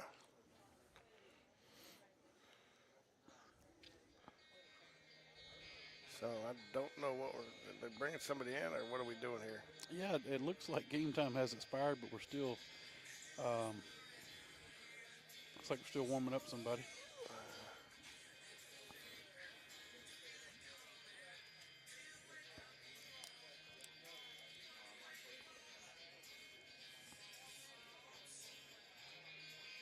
I don't really know what we're doing there, George.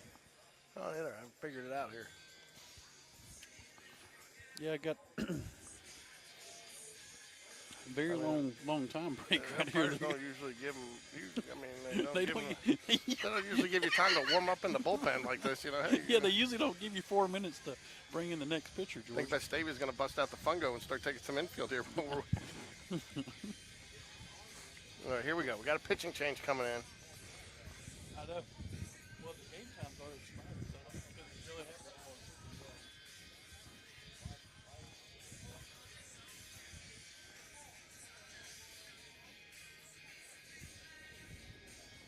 All right, Dunn's sorting it out. Coach Dunn's out there sorting it out. What's We're going to get one pitch in here 1 minute, and they'll probably call the game. I think that's part of what they were telling them. I guess because it was an injury. I think. Is that what they did? Okay. I think our pitcher might have had an injury there on the mound, so they gave us an injury timeout. You know, the injury that always blows me away for pitchers in Major League Baseball is a blister. How do you get a blister? Yeah, knuckleball throwers get blisters all the time. That's why you ever remember the old knuckleballer? I do. Wakefield? Yep.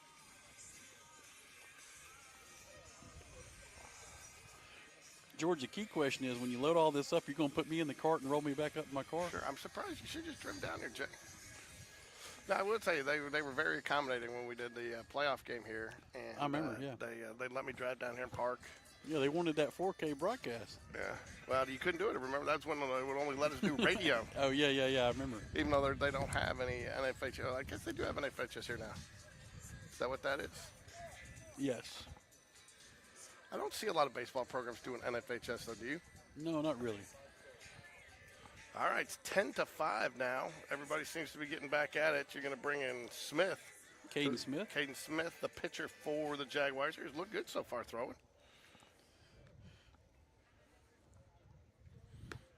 So, I mean, I guess you got to wonder what's going to happen here. You know, if he gets him out quick.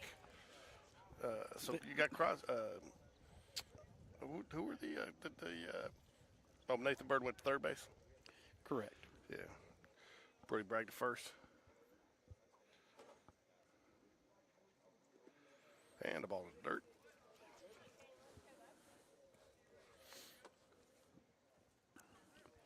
So, I'm not sure. Guess they're letting him go over to finish the inning. Normally, the game would be just over.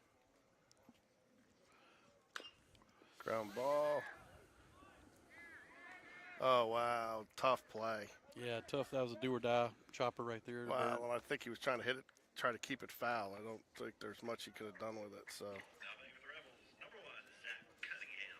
Oops. That down. So we got one out. Bases loaded again. 11-5. One scored on the do or die ground ball to third. A nice strike by Caden.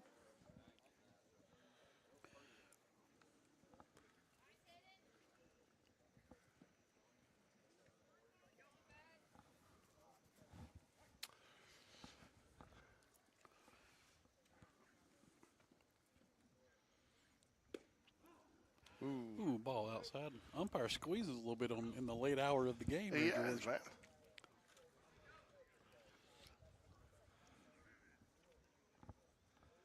One out, one ball, one strike here in the bottom of the fifth. Nice pitch, Caden. Nice play by Bird. See if we can get the out there. Good job. Looks like they're going to let him bat again. This is ball game. Is it? I guess part of you do that so you're not shorting the other team too if you're going to go and. Oh, is it ball game? Are you sure? Yeah, it's got to be ball game, George. We're an hour and 55 minutes. So AHSS rules. Ball game. And that's your final. So here we go. So we got what are we looking at?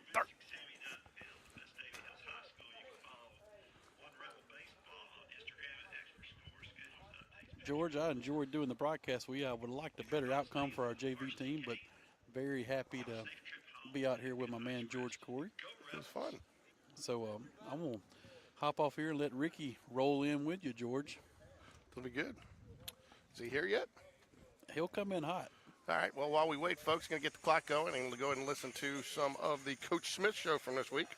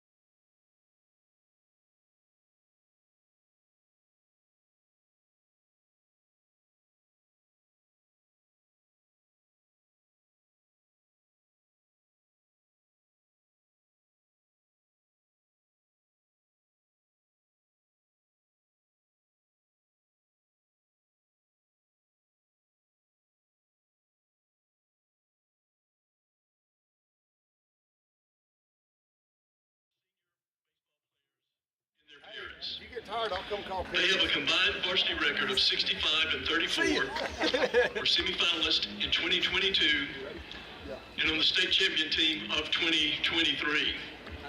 Along with their parents, they have played a crucial role. Fairly soon. Senior night here for Vestavia. A little surprised they're doing senior night tonight, huh? But they did it against us last year, too. So, Senior night. senior night. And then that doesn't mean just because you're old, Ricky. That's not that kind of senior. Oh, I thought it meant I was going to get some free coffee and donuts. No, sorry. But anyways, hope everybody got a chance to catch this week's edition of the Coach Smith Show while we were playing there between games. So did a little camera adjustment, and I'll tell you, it's good to get the cameras were a little messed up, freaked out a little bit there because we were looking right into the sun, the first game, and when the sun set, it got right into the lenses. It takes it a while to adjust back, but looks like we got a good view. Little chilly tonight, a little chillier than it's been, Ricky. Yeah, a little chill. I like it, though. I wish it was like this all the time. I bet you do. It's baseball weather. So,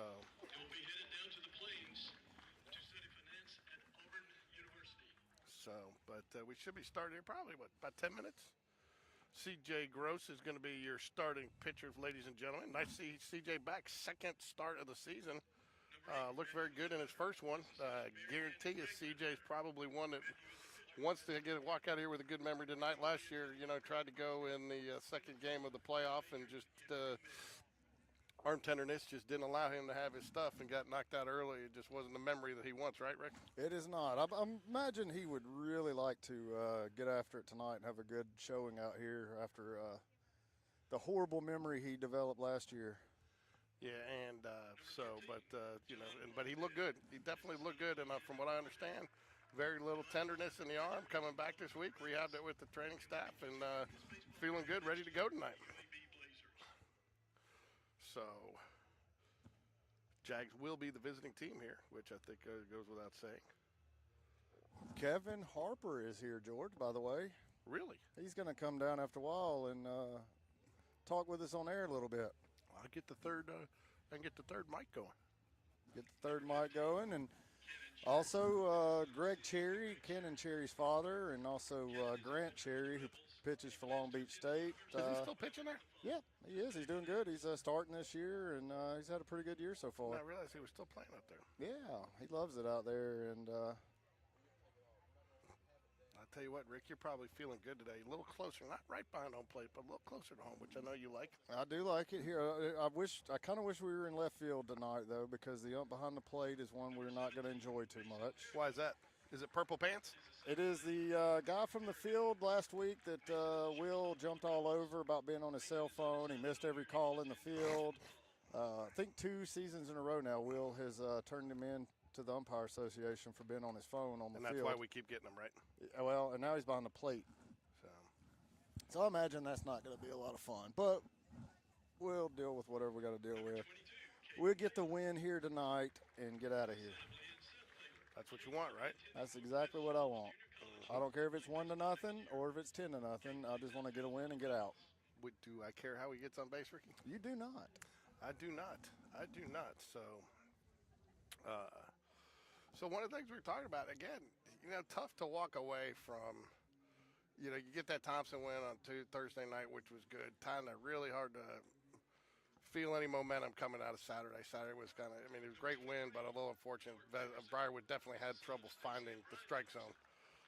Definitely took advantage of a lot of freebies. So, I think tonight I'm looking to see, are we for real?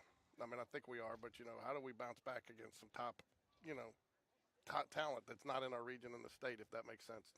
Do you know where I'm going there, Ricky? I do know where you're going. By the way, so I just had one of the Vestavia fathers ask me how good Thompson was because apparently Jamie told them that Thompson is the best team in the state. Really? And I said, that from what I've seen, I don't believe so. Because I said, I don't think we're the best team in the state, and we've beat them twice. So, no, but I think, here's the deal. I think, again, that's what I'm looking to see. I'm looking to see this team come on the road tonight and play scrappy and fearless like they've been playing. And I think that's kind of what their identity is turning into being. And can they continue to do that? And I think that's, if you go back and look, talent-wise, does Thompson have more talent? Maybe. But I think, that's one of the things this team's done very well all season is taken advantage of all of the mistakes that teams have made against us for the most part. Yeah, and we've done a great job of that. And I was just talking to Greg Cherry about the Vestavia loss yesterday to Oak Mountain, and I was like, what happened? I thought y'all were probably good enough to beat Oak Mountain, and he said they walked 10. Vestavia did, and he said, you can't beat anybody walking 10. No, you cannot. And but he said that's because they tried. I don't know who it is, but he said they've got some big guy that they throws real hard, but he can't throw strikes. And he said he's 0-5 on the season, but they keep marching him out. Yeah. I think we're getting Rafferty tonight, who Jamie says is their ace. Don't know much about a lot of these guys, to be honest. I mean, just the ones we've seen play last year, and then the few of them that we played with growing up and been around. So, I think Spain Park, early on, some of the rankings and some of the publications, who are we, who we're going to be, what's our pitching, we had to replenish a lot of players, but those players were there. I think tonight kind of is where Spain Park kind of sets themselves apart as far as being one of the elite programs right now. If they can win this game here tonight, because then they've done it. They've done it on the road against Vestavia. They've done it home against Vestavia. Done it twice against Thompson, beat some of the top teams. I think this will really open some eyes if we get a victory here tonight, Ricky. I believe you're right. I mean, this will go a long way. This is not anywhere near Vestavia's best team in the last few years, but it's still, I think, in a lot of our guys' heads that they can't come here and win. Yeah, now we feel we can beat them every time at our place, and we typically do, but we lose every time here, and I think this would go a long way for this team. Well, it's kind of like, this place is like Pedro Martinez. Who's your daddy? Right? A little bit. Yeah, a little bit. We just, for whatever reason, can't seem to get the victory here that we need to get when we need to get it. So I don't know that, never seen them do this for senior night. Apparently they're taking they're doing a full photo shoot, in vogue photo shoot out there at second base. What's killing me about this is how did they not start? Well, I guess they had a game before this, so never mind. I'll take that back. But I just felt like this is something they should have done before game time, which was 6:30. Or push game time back to 7, but whatever, it's okay. So we all love sitting over here. It looks like we're getting ready to get started. Both head coaches are approaching the mound. So this will give us an opportunity to go through your RFG advisory starting lineup, right, Ricky? That's it. Let's do it. Or is this your Birmingham Landscape Design starting lineup? No, that's going to be the Birmingham Landscape Design home run by several people in our lineup tonight. Shortstop Aiden Burke leading off, followed by second baseman sophomore Reese Jones. James Battersby in the 3-hole. Coleman Gray catching tonight and batting 4th. Matthew Wedra going to be the designated hitter, batting 5th. Sam Waldrop has been playing very nicely, Ricky. Sam Waldrop has really come on strong of late, not only defensively, but has really got that bat going, and more importantly, been doing what the coaches have been asking him to do in bunts and putting the ball in play and manufacturing runs. So Sam will be in right field batting 6. Richard Moon at third base batting 7. Jacob Bird breaks back into the lineup for 2 games in a row, center field, with Matthew Wedra not playing. But again, Jacob, good to have him back. And then Arnold Bush batting in the 9-hole, playing left field. I tell you, that's something, though. As good as Arnold Bush plays, I think you got to keep your fingers crossed we see a Chapman Blevins return sometime soon here, just because to have those options. Yeah, I mean, Chapman getting back is definitely needed, but Arnold's done a great job, though, filling in. Haven't felt any let off or anything, He's done a good job at the plate, which I think is the biggest thing that everybody was probably worried about, or at least I was Chapman is probably one of the better contact hitters on the team. Hits for a high average, gets on base a ton, and having, Arnold come in with a very little experience at the varsity level, but he's done a great job, man. He's walked, he's got some hits. I think his batting average is up over 300 now, which is pretty incredible. So Arnold Bush has done a fantastic job. You say it, man. Say it right. Bush. Arnold Bush. So I think, though, critical here is going to be first inning. Got to jump on them early. I'd love to. And that's what Coach Smith always talks about. It's always better to be playing from ahead, A lot better to be protecting that lead. Not much of a win today, but again, it can be a little deceptive here in this ballpark because it is kind of down in the hole back here. I did ask Jay Bradford earlier, what's the over and under on the number of horns we hear out there from the outfield? Seems like the trees, it's like the haunted forest, the Sherwood Forest. The trees come to life at night. Yeah, I don't see the tree stands in the trees tonight, so they save that for the playoffs. So very easily these two teams could match again in the playoffs. You know, I think probably the only thing that makes it a little challenging is you got a Bob Jones. Somebody's got to probably go through Bob Jones out of this area, right? Well, and I don't know that Vestavia will make it to the playoffs from this area. I mean, they could, but I think right now they're kind of on the outside looking in a little bit. Between Hoover and Thompson? And then you've got Tuscaloosa County in that area as well. I don't know much about their team this year, but right now it looks like Thompson's the best team in that area. Hoover's kind of all over the place. Hoover looks like they're great one day, and I guess it all depends on who they pitch, but then the next day they look like they've never played baseball, so it's hard to really tell with that group. Yeah, and I mean, that Hoover game was one I thought we should have won. We let slip away, one pitch, not on any one particular player, just wrong pitch, wrong time. So it's time for the national anthem, folks. So if you're at home, go ahead and stand up. Feel like you're at the ballpark, right, Ricky? Or if you're at home, just stay in your seat and watch at right field, number 5, Carson Mann. At third base, number 34, Crossfire. At shortstop, number 17, Mason Farrago. At second base, number 3, Dean Walker. At first base, number 27, Miles Pluggy. Catching for the Rebels, number 13, John Paul Head. And on the mound for the Rebels, number 21, Chase Rafferty. Now, ladies and gentlemen, we would ask that you please stand as we honor America with the playing of our national anthem. Thank you.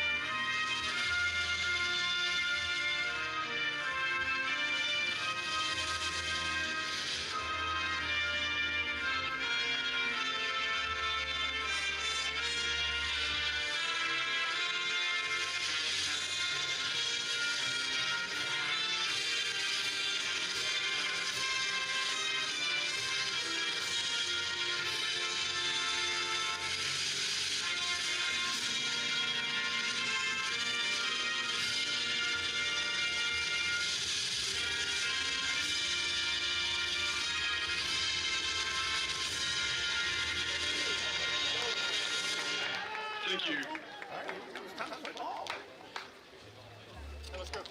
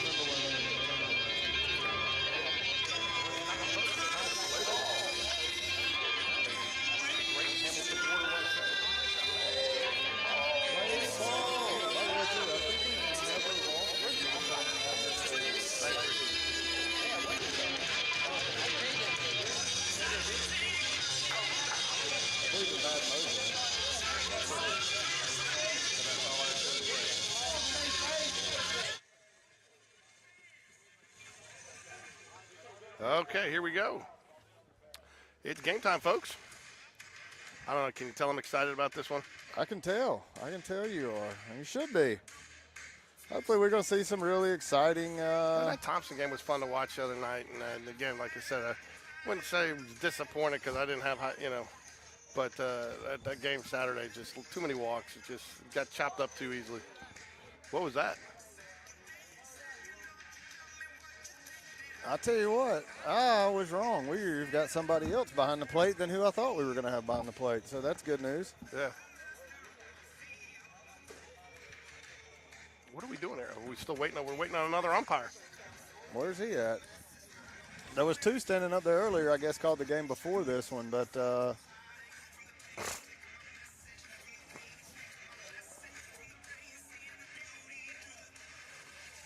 maybe I had to run the restroom.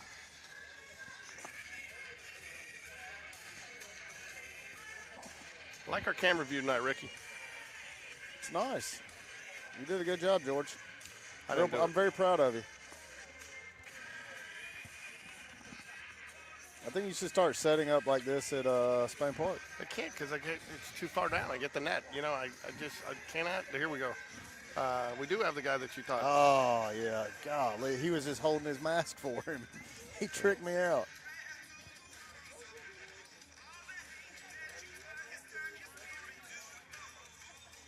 So he was the one on his phone. That's the one.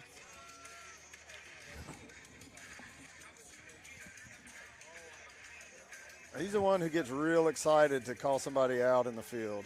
He loves to run. And He was doing the first game. He did the first game, and he loved to punch him out. We did a couple double plays. I've never seen him punch the guy at first, then the guy at second on the double play. Yeah, he loves to punch them out, and he even if they're not out, if he's already made up his mind to punch them out, they're getting punched out. All right, here we go now. Aiden Burke steps in the box. Black. First pitch swing, pops it up. Center field should be fairly routine. It is. One pitch, one out. Not really what we were looking for, but somebody fix a game changer. There you go, it's starting. All right, Rafferty on the mound.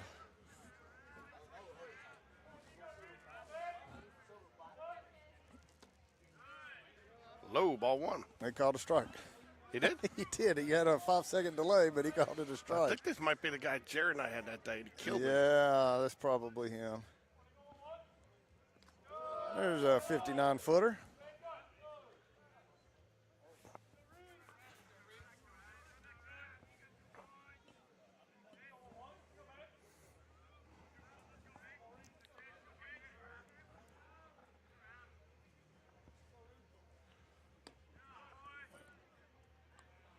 Yep, this is the guy that Jared and I had that day that he does. He definitely loves the delayed strike call.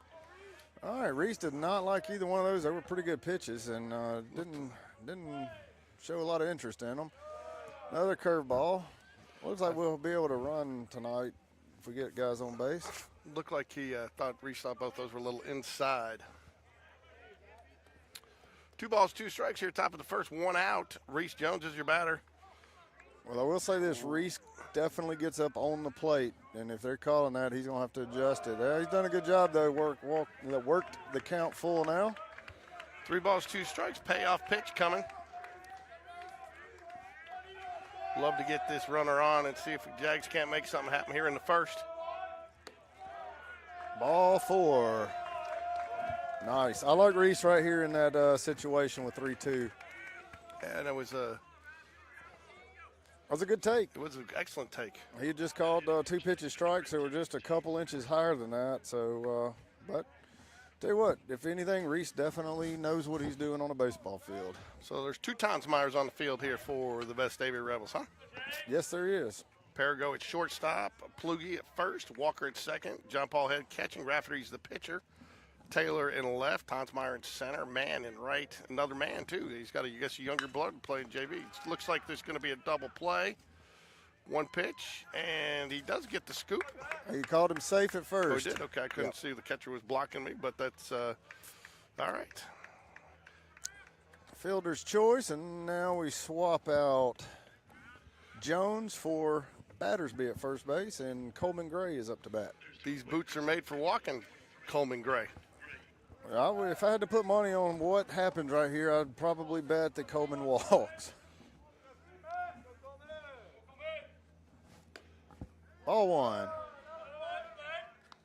All right, so I feel like, and I'm not against this at all, from a pitching standpoint, is Rafferty really wants to work the inside corner, and I love that.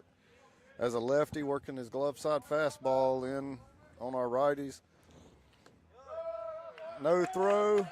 Well, he did throw. I don't know why. He just threw it when he got to the base, but. Let's see, was he going nowhere there? Was that a little delayed read off that ball being inside? No, yeah, the ball got away from him and he took off. I don't think he was going all the way. He should have, though, because I feel like we're kind of lackadaisical back there right so far. Yeah, the catcher? That Yeah. was kind of lackadaisical there, period. So 2 balls, no strikes to Coleman Gray, your batter. But sometimes you just watch body language, and right now he's just he's rolled his eyes at several things, and he just doesn't look like he really wants to be here playing baseball today. So you take advantage of that.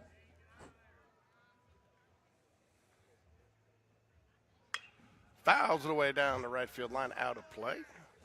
2 balls, 1 strike. You know, you got to like your situation. You're getting that guy to second is critical there. I mean, you know, when you got Coleman Gray, it's single should score. He's single to the outfield. You'll come back with something on the infield. Right back to the pitcher. Makes the flip, and there's 3 away. That 1 does left it. on base. Jags strand run, get none. No hits, no runs, no errors. As we move to the bottom of the first inning. Batting lineup for Vestavia will be man the right fielder, followed by John Paul Head, the catcher, by Tonsmeyer, the center fielder. Lucas looks like he's going to be the designated hitter. Perigo in the 5 hole is the shortstop. Taylor, left fielder, followed by the first baseman, Plugi. Walker rounding it out by the other Tonsmeyer at third base. So that is your Vestavia starting lineup. Let's go ahead and set your Jags defensive lineup for you, folks.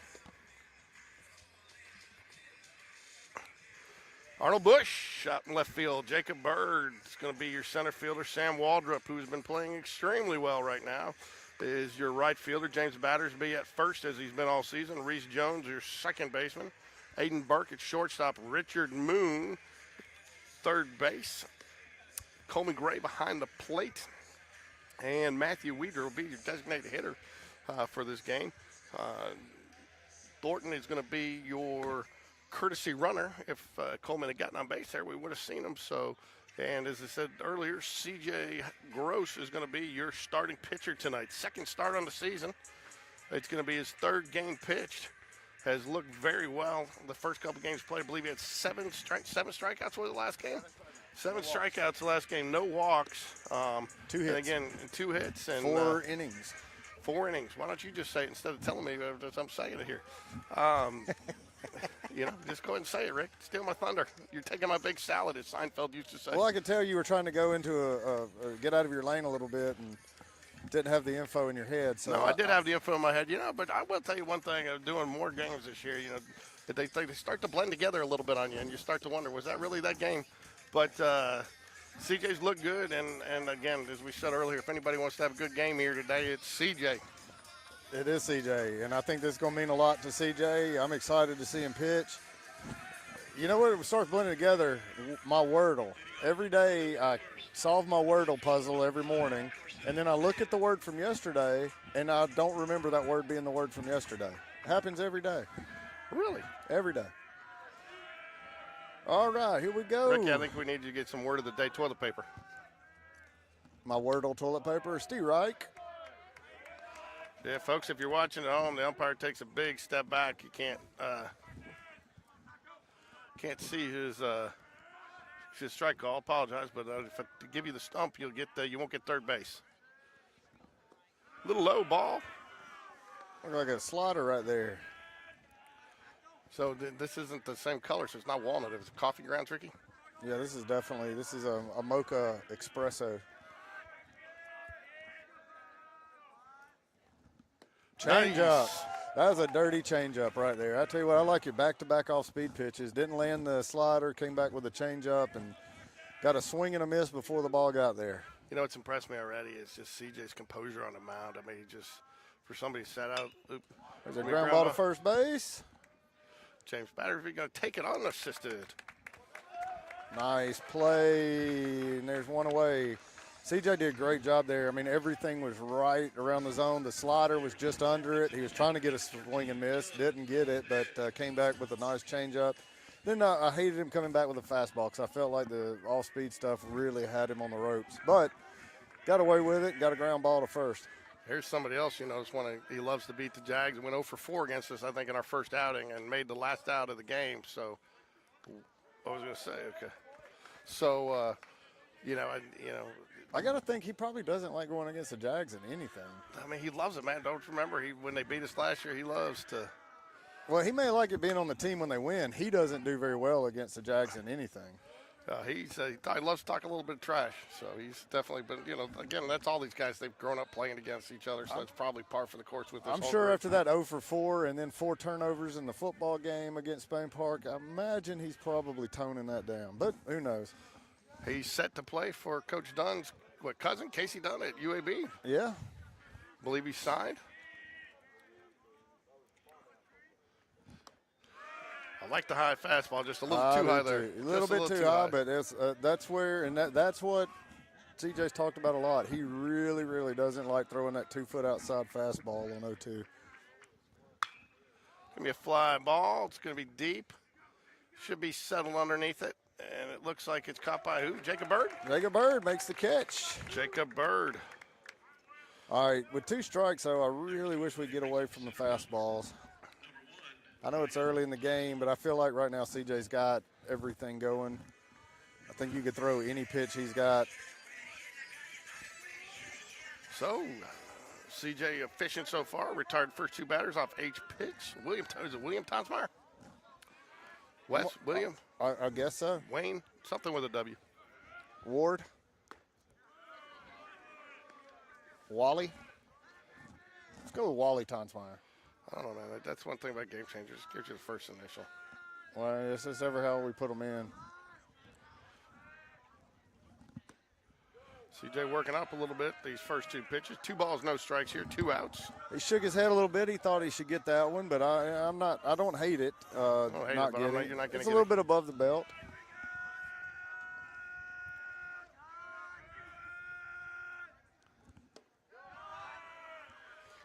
.3-0. Ball missed low on that one. Yeah, definitely low. 3 balls, no strikes. What are you going to throw here, Ricky? You pretty much got to throw a fastball down the pipe, but I'd like to see him throw an off-speed pitch or hit him. We threw a fastball down the pipe. Yeah, I'll tell you, CJ's one of the best, too, coming back from 3-0, 2-0, 3-1 counts. It doesn't seem to phase him. And he'll even throw a curveball. I wish he'd throw one right now, honestly. He's sitting dead straight on a fastball, so there it was. Love it. Act like you know this game a little bit. A little bit. I mean, if you throw that pitch and CJ can and put it near the zone, that wasn't even in the zone if he didn't swing at that, but he was sitting on that fastball, saw a ball coming right in the zone, swung, and by the time he got his swing to the zone. What are you bringing here? Curveball again? I'd go a changeup. He went fastball down the pipe. Yeah, there it is. He thought he was walking from that. Yeah. I don't know what he was looking at. So, nice comeback there. 3 up, 3 down for CJ Gross there. We come back. Great job, CJ. You have Matthew Weidra, Sam Walter, and Richard Moon are due up this inning for the Jaguars as we move to the top of the second. All square here, 0-0. No hits, no runs, no errors for either team.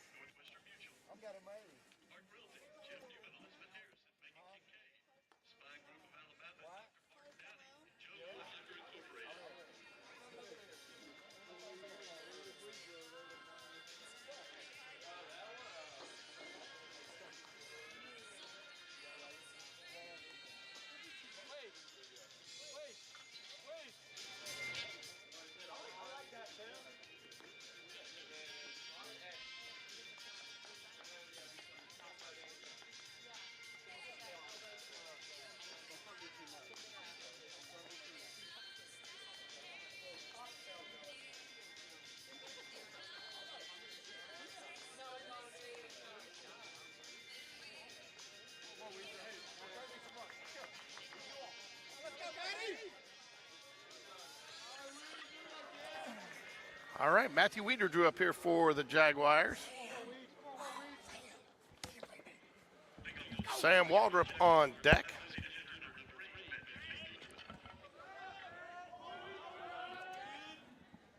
Woo, fastball misses up in the eyes.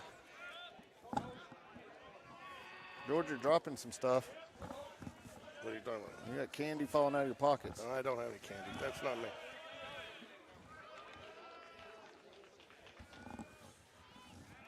One ball, one strike here, Matthew Weeder.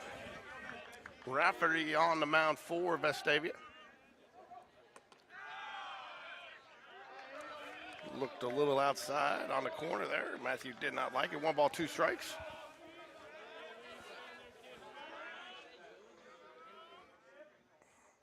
Curveball misses down.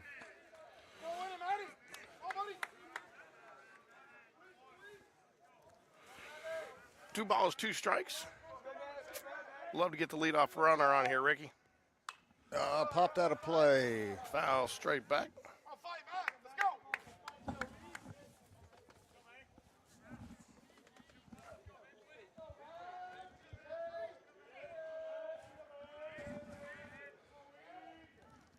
Oh. Got him chasing a fastball out of the zone. I feel like we might see a little bit of a pitcher's duel here today, Ricky. A little bit, but I feel like we ought to be able to jump on this guy.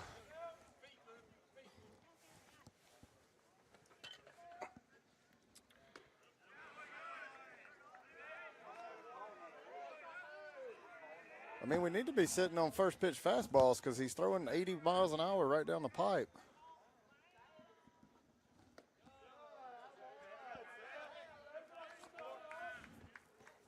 There you go, Rick. I put your logo up there for you today since you might have some Vestavia people watching. Okay, thank you. I appreciate that. He's the one with the big smile on the left.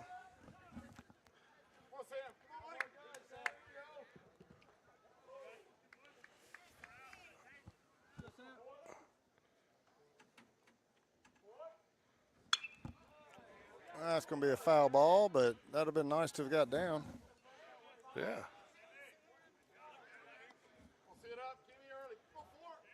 All right, 1-2. Plus, what that does is it gets rid of the light over there in the picture. Big curveball right here. He missed a high with it.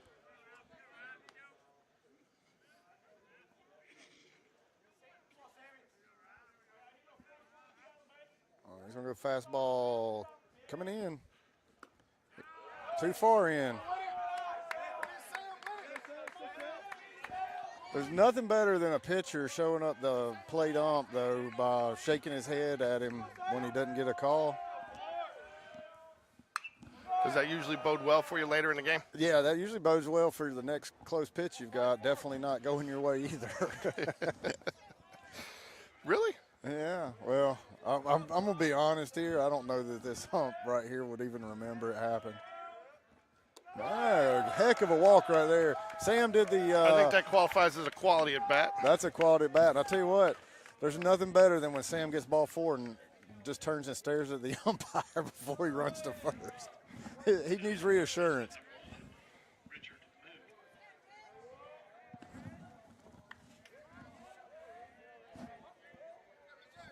Richard Moon now up to bat with Waldrop on first.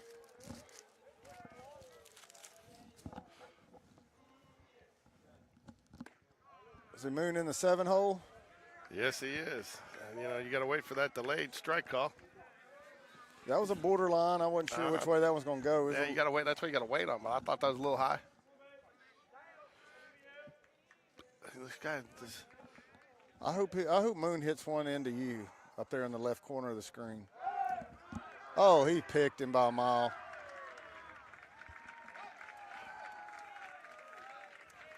Jeez, not good at all. Not often you see a guy slide back and still have time to get up and try to run away. He really caught Sam sleeping over there.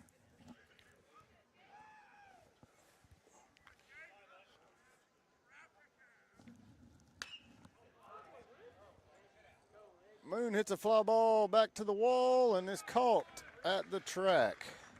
There's 3 And away. that'll do it. 3 up, 3 down. Jags do get one on, strand him. Well, don't strand him, he gets picked off. So no hits, no runs, no errors as we move to the bottom of the second.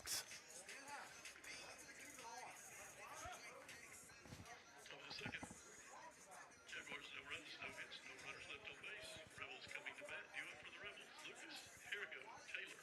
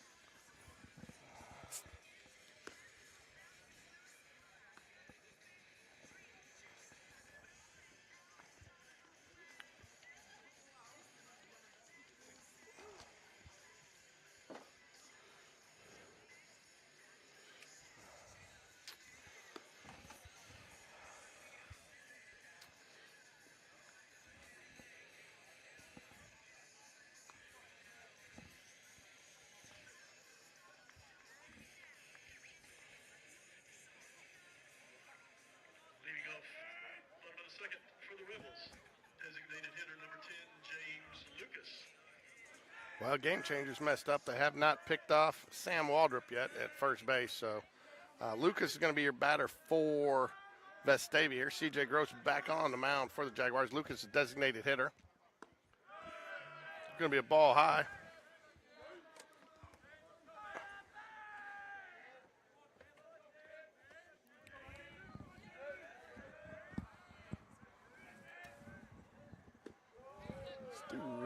Oh, where'd that miss? Outside, I guess.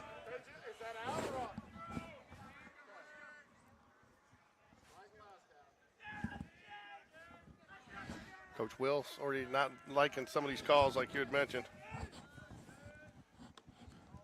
Well, you know, that looked like a really good pitch from here. Maybe it was out. I don't know, but I don't know. Coleman didn't seem to 3-0 here for Lucas, the designated hitter. Leadoff man in the bottom of the second here.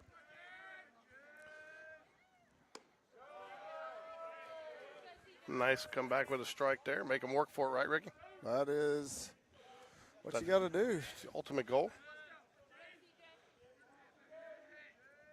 My thing is, you get to 3-0, just throw the fourth pitch That's right at going him. to get down more than likely. Tough play, and it is. A little Texas leaguer there to the right side of the field.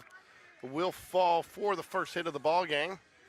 And the leadoff runner is on for Vestavia, bringing the shortstop Perigo to bat for Vestavia. Sounded like he caught that one off the handle, Ricky. He definitely caught that one off the handle. In fact, it almost sounded like that was a wood bat. Yeah, it jammed him pretty bad. That was the same swing and pitch that broke Weedra's bat last week. According to Weedra, though, he barreled that. He did not barrel that. All right, now, so nobody out, one on here. Steve Reich. Nice pitch there for CJ. Yeah, see, I like that. I mean, I don't think that's too low, but it's definitely right below the knee. To me, that's where the bottom of the zone is. And he's consistently calling it. Nice. Nice pitch there. What was that? Curveball, baby. I know. I'm just surprised you're not screaming it, man. You love the curveball. Well, I just like it You've in never certain met a times. curveball you didn't like. I didn't. I want a changeup right here. Or a curveball off the plate. Or a high fastball. He went fastball outside. Ooh, where did I miss? About a foot outside. I know. Trying to build that drama, George. Trying to do my Bob Uecker, man. How do they allow pitches so close? By the way, can we not get wireless headsets so we can go to the ridge and call this game from down there? Oh, that's going to Oh, fall fair, I believe. that's Nope, it's foul, foul. foul, It gets foul, fouled. foul, It foul. has enough tail, but when that first started off and we're looking right down the line here, it did not look like it had that much tail on it, did it? It did not. It looked like it was going to fall just inside the line. So Jags dodged a little bit of a bullet there because he would have probably scored. Yeah, that would have been real close, and yeah, that could have Yeah, been not a that would have bad been a pitch. bad one. Not a bad pitch. It was more that the pitch ate him up and he just got the bat That's on what it I was late. going to say. I think he was looking off speed there and got the fastball and was really late on it. Usually the telltale sign of that is how much that ball tailed. I mean, that would not have been what you call like a good double. No, if he's putting a good swing on an outside fastball, it's not going to tail that much. It's not going to have that kind of spin. Ooh, almost chased the curveball. That was a heck of a stop by Coleman. Heck of a pitch and a great Yeah, take. I like the pitch. I like the pitch there. That's where you, and especially after the previous pitch, and so. Well, and you've got you're 1-2. You can waste that pitch if he doesn't chase. Now you can throw the same pitch to him and bring it up just a little bit closer to the zone, and you probably will get it. There it was. Oh.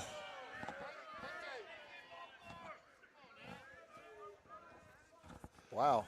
Don't know where that missed. Apparently, we're gonna have to strike him out twice. Yeah. Struck him out once. Got a 3-2 now. Even the coaches in the dugout are questioning that one. Oh yeah.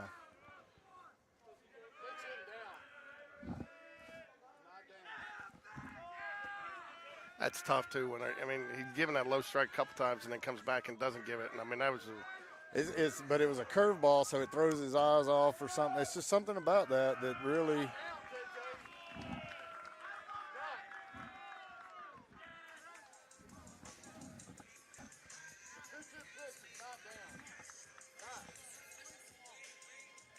Good pitch, Blue. Got some fans over here. So, Vestavia threatening here with nobody out and 2 runners on. I think Coach Dunn's, what do you think? He's just trying to settle CJ alone a little bit, just keep throwing strikes here? I think this is a wedding candle visit. My guess is, what this visit's going to be is you watch, you're going to see the umpire walk out there in a minute, and then Dunn's going to give him the business. Because if he walks out and gives them the business, I'll tell you what sometimes they like to do, too, is when an umpire is doing what this guy likes to do, is go out there and spend as much time as possible talking. He didn't do it. And let him walk all the way out there, and as soon as he gets there, you don't even look at him. You just turn and walk back. I agree. I thought that's where they were headed with that, but did not happen. I think he ran out of stuff to talk about, and the umpire was just like, I've seen this game before. I'm going to stay here. Well, I think he knows he blew that one, too. I really don't know from dealing with this guy over the last few years. I don't know that he knows anything. Well, I'll tell you why, because a couple of times when Will's asked what the pitch was, he's looked at him and he's told him up, in, out. On that one, when Will called it and asked him where it was, he wouldn't look at him. So I think he knows he blew that one. Love to turn a double play here. I would too. And they're going to bunt, and they popped it up, and it's out of play for strike one. Taylor is your batter, left fielder. Plugi on deck for the Rebels. Will, Coach Smith putting on a bunt coverage. Yep.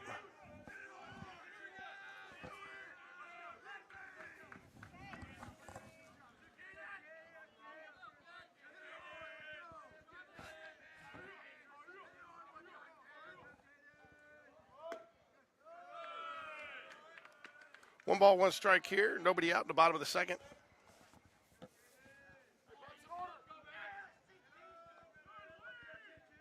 I got to fix this camera. It's showing everything he does. Hold on, I got to fix this camera. Is it working at all? No, it's working, but not doing everything Will does. Oh, I got you. Squares for the bunt, pulls it back, strike two. 1-2 now.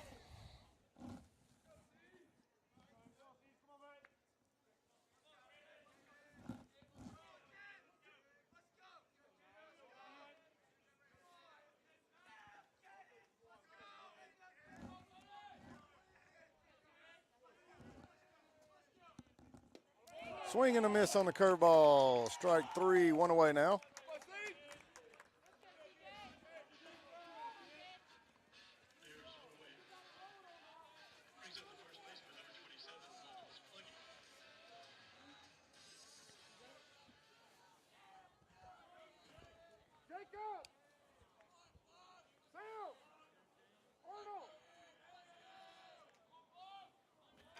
There we go. One out now for the Jaguars. Plugi is your batter. There's a pop-up. That'll be the second out of the inning. Should be. All right. Got 2 away now. Runners haven't advanced. Good job by Sam Waldrop there. Had the better angle for the throw. Well, you're reading my mind. I was going to say, great communication by the outfielders there. Jacob Bird gets over there, but Sam is actually the one coming from behind it. Right. Can make the throw. Just great communication by the outfielders, and definitely a mark of a well-coached team. It's odd, too, that you don't coach them. It's hard to believe. It really is. I It's can't hard to imagine how much better they would be. Hard to believe, isn't it, Ricky? It is.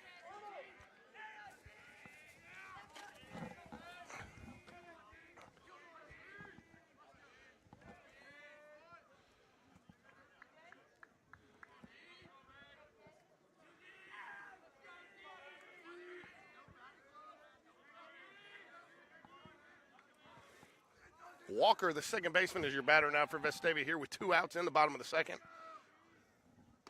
Steve Reich. Tell you too, you know, and again, it's the little things and some of the coaching. I definitely think that mound visit probably helped not only CJ, but also maybe put the umpire a little bit in check. Well, hopefully it makes him focus a little bit more, and because you know that's a big call to miss. Even though you think ball strikes, whatever, they're gonna miss some, get some right and stuff. You can't miss one that big that would have struck a guy out. Now he's sitting on first. There's a pop-up. That should end the inning as Bird settles under it, and there's 3 away. Good job by C.J. Gross to get out of rally that. and get back. Fantastic, yeah. He looks good though. He's coming off the mound. He looks like he has no arm pain, no problems whatsoever. He just seems to be more concerned about if pitches are missing, where they're missing.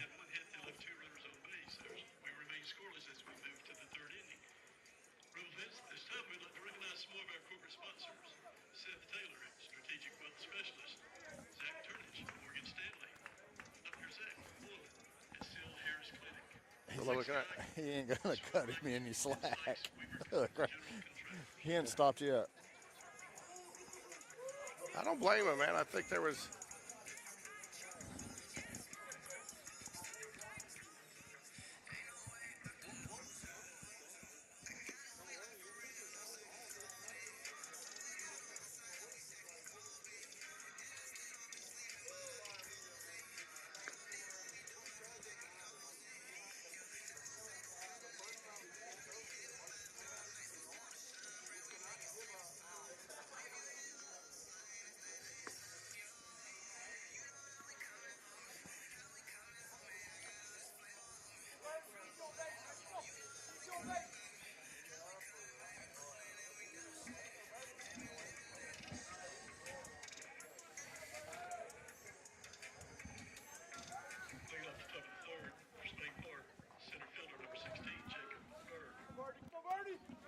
Jacob Bird up to bat now.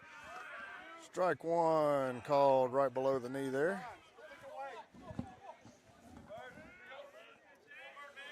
Top of the third here.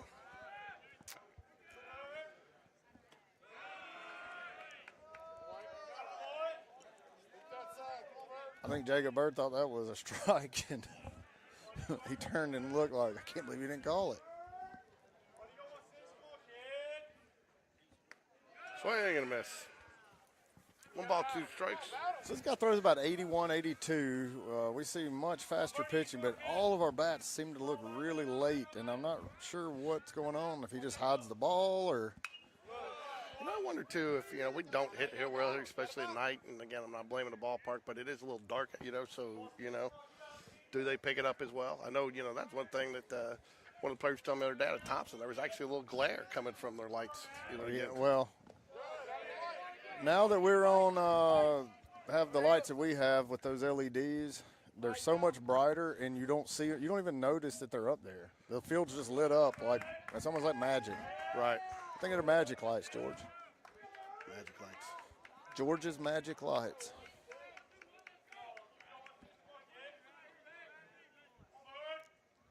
Two fouled off. Bird stays alive. The Bird hadn't seen a whole lot of live ABs. No. Just getting back, so might take him an at bat or two to get adjusted.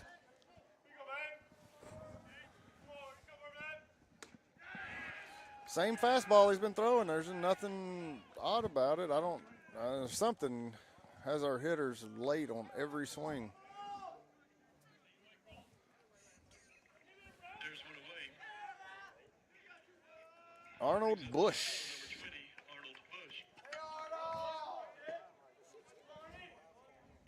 Arnold Bush. Fastball misses up. Get the gun out. I don't have it. It's in the car. Ah, you loser. Ball low. 2-0, 2-0. Let's walk Arnold Bush and bring up Aiden Burke.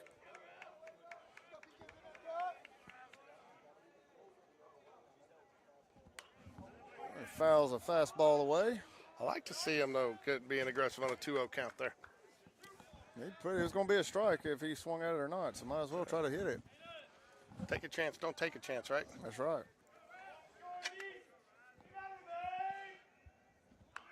Oh, nice bunt. Foul ball.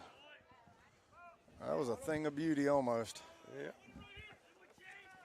I'd say Arnold's been a nice. Do you realize that was that, he had 2 strikes? No, he didn't. Oh, did he not? No, it's Okay, 2 balls, 1 strike. all right. That's what I just said. He was aggressive on a 2-0 count. Once That's he right. fouled it back, they'll make it 2-1. Okay. You don't have to get chippy with me, George. Anybody that's got I don't get paid enough for that. Misses outside. Oh, look at him. He's yelling at the umpire. who is it? The pitcher. He just went, come on. Let's see what it does for him here. The ball was clearly 6 or 8 inches outside. He caught it in the right-handed batter's box. There's the ball 4. This is where you see, too, this is where, and I'm surprised the Vestavia coaching staff's letting them be as vocal with. They encourage it. I'm not Do they? kidding. Oh, yeah. There's no way. They do it every single game. They're the worst team about it I've ever seen. And it would be over if they weren't for it. And it's not all of them that do it. Some of them have dads that would beat their rear ends if they did it, but Well, it just doesn't, and that's where you start losing your composure. And Coach Smith talks all the time about,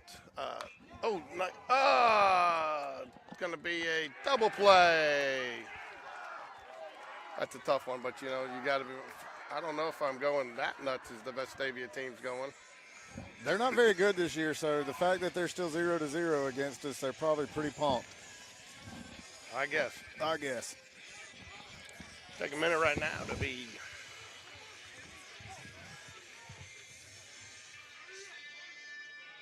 Welcome back to Jaguar Stadium. For the past 10 years, this place has been like a second home for us, and we are proud to be a part of this community. Last year, I moved my wealth advisory practice, RFG Advisory, to Inverness because we believe that investing goes way beyond the stock market.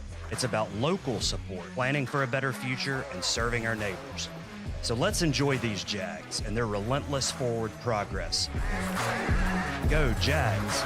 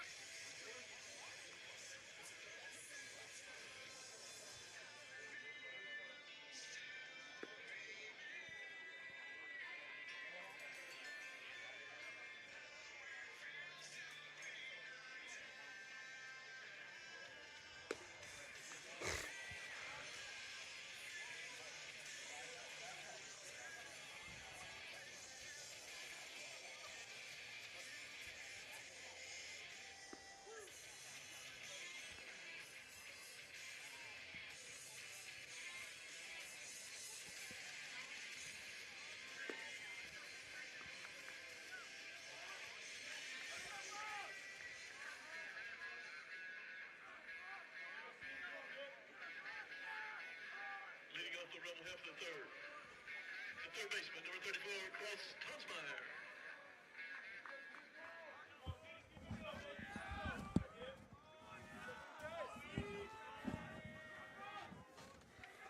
All right. CJ Gross back on the mound. Number 9, hole hitter Tonsmeyer, third baseman at bat here for Vestavia. First pitch strike from CJ. Nice little fastball down the middle there. Look, CJ's velo is starting to come back a little bit. He hadn't got all the way where he wants it, but it'll come. There's a pop-up. Going to be foul ball unless we can catch that. Nope, just out of the reach of Sam Waldrop, but nice effort at it.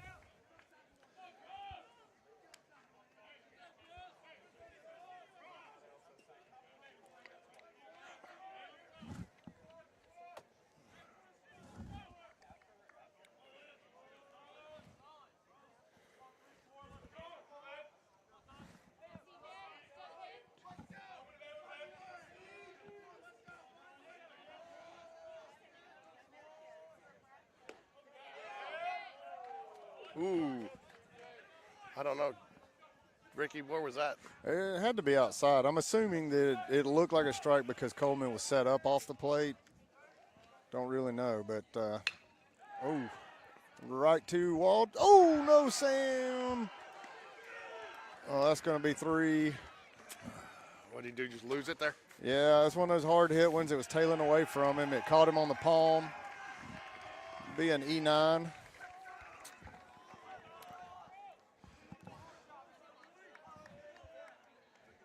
Unfortunate there, but I hate that for CJ, you know, like he. But leadoff man, Carson Mann, 0 for 1 on the day.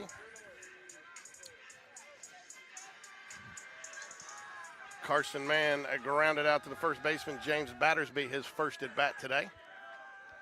CJ very efficient so far, 37 pitches through 2 innings.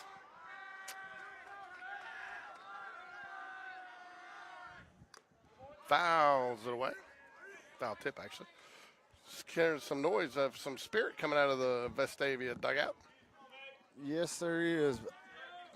But I tell you what, all right, so they're starting to definitely settle in on CJ's fastball. I think we're going to really have to mix up the pitches here. Corners of the infield. Ooh, good. That's the changeup. He doesn't throw that to righties. I wish he would. Why? Huh? Why? Why does he not throw it to righties? Yes. Well, because it comes in on him. It breaks down and in on him. And some reason, it's just some pitching coaches don't like to throw the changeup. The right-hander throw it to righties. The lefty throw it to lefties. The ball breaks away on that pitch. That was a curveball off the plate there. But, yeah, it goes down and away from the left-handed batter. And they like that. They feel like they're bringing it into the barrel too much on the righty, which I disagree with completely. But to each their own. 1 ball, 2 strikes here. There it is. You know, George, I think Don knows what he's doing. He does. Don't let him. Can you edit that out? Huh? Can Yeah, you I edit can. that I off can the edit. broadcast? All right, now batting is John Paul Head. Flew out to center his first at bat. 0 for 1 on the day. 1 out here. Runner on third after the air. Reached on air. CJ Gross battles back, though, to get the strikeout and the first out of the inning. Curveball misses in. Tell you what, I didn't mind it. I tell you, man, he's got to be very, very tight tonight here because this.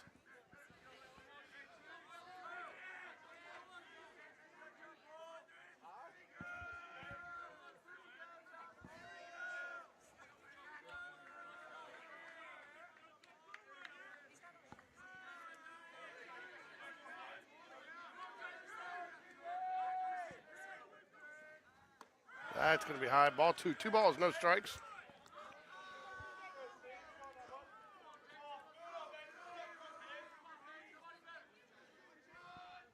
Bring him a curveball right here. Forget about the curveball, Ricky. Bring him the heater. I would not throw the heater. I know. He threw the heater. He went outside with it, though. Wow. So what do you do here? You put him on? No, I I don't wouldn't. know. You're taking a chance No. throwing throw your pitch. If it's there, it's there. If it's not, it's not. Or throw it at him. Fastball, he had to take all the way. 3 balls, 1 strike here to John Paul Head, the batter. I find that interesting because I feel like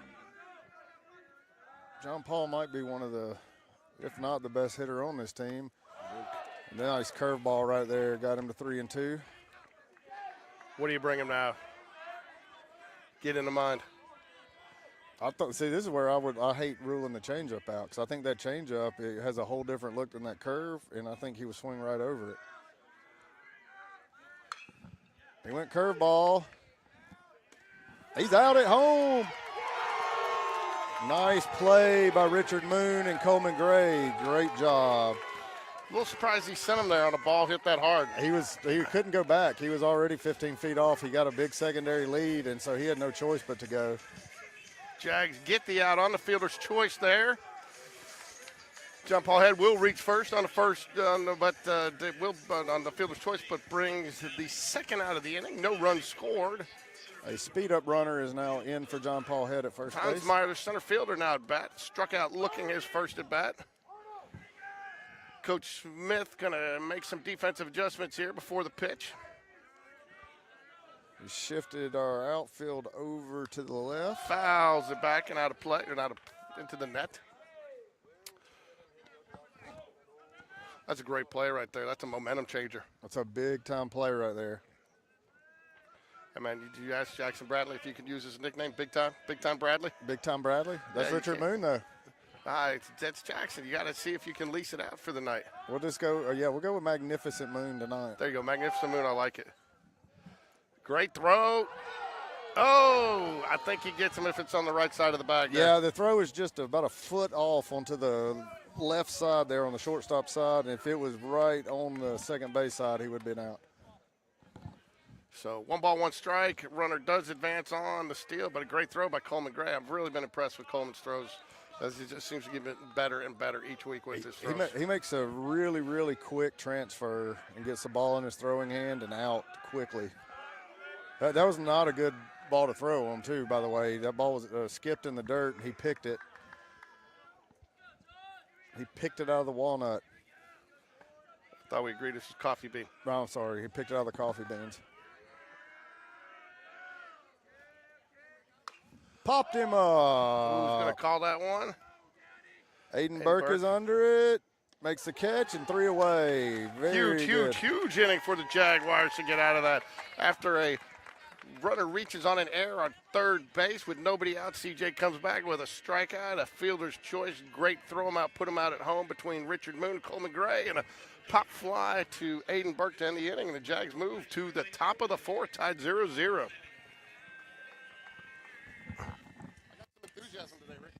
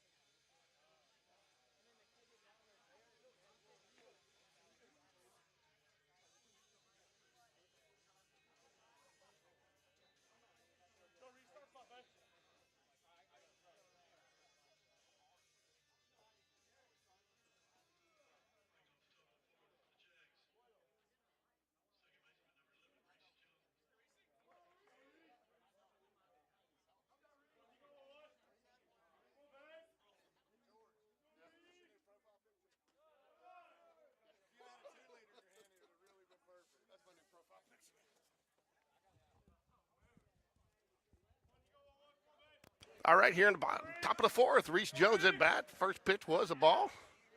2-0 is the count quickly here. Feel a little life coming out of the Jaguar dugout after that inning, especially the put out at home. Ooh, slices one down the right field line, foul. 2 balls, 1 strike. Still late on these fastballs, and it's puzzling to me, but hopefully, there we go. That one wasn't late. First hit of the game for the Jaguars.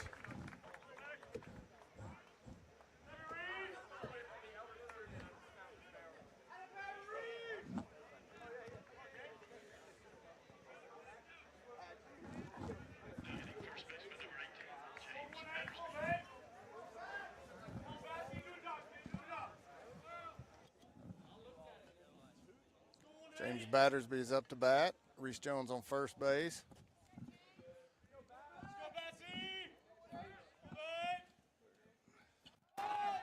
Hey, Coleman, he's only throwing like 80. Y'all all have been so late on his fastball. Y'all are still late. He throws first pitch fastball every batter. All right, here we go. James Battersby, ball gets, Oh, don't get hung up. no, he just got a little further away from than I think he realized. And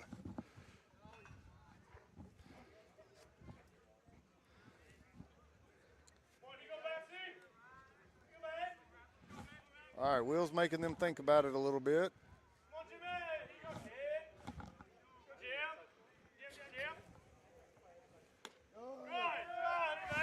So, George, just one hit apiece now. Here we are in the top of the 4th inning, and only one hit for each team. hard to believe.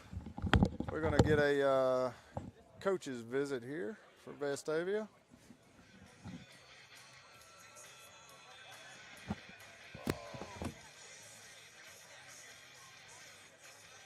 Maddie, hit that damn fastball.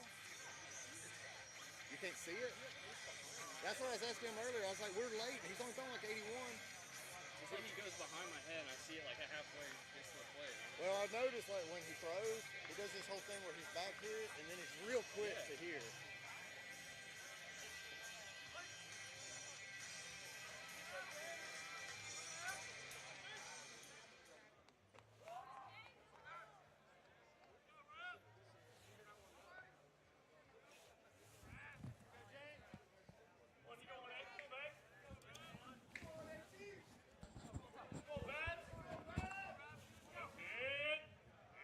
All right, we're back. 2-0 count to Battersby. Ball misses down. Oh, called it a strike. That ball's in the dirt. That's all right, James. We don't swing balls in the dirt.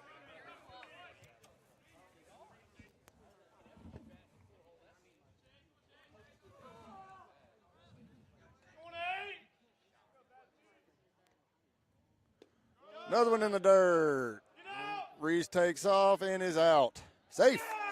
Slid around the tag. Great slide.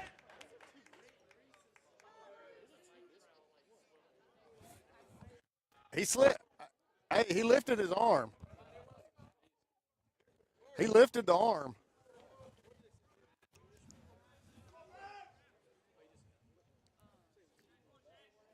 Reese Jones safe in on the steal to second. 3-1 count to Battersby.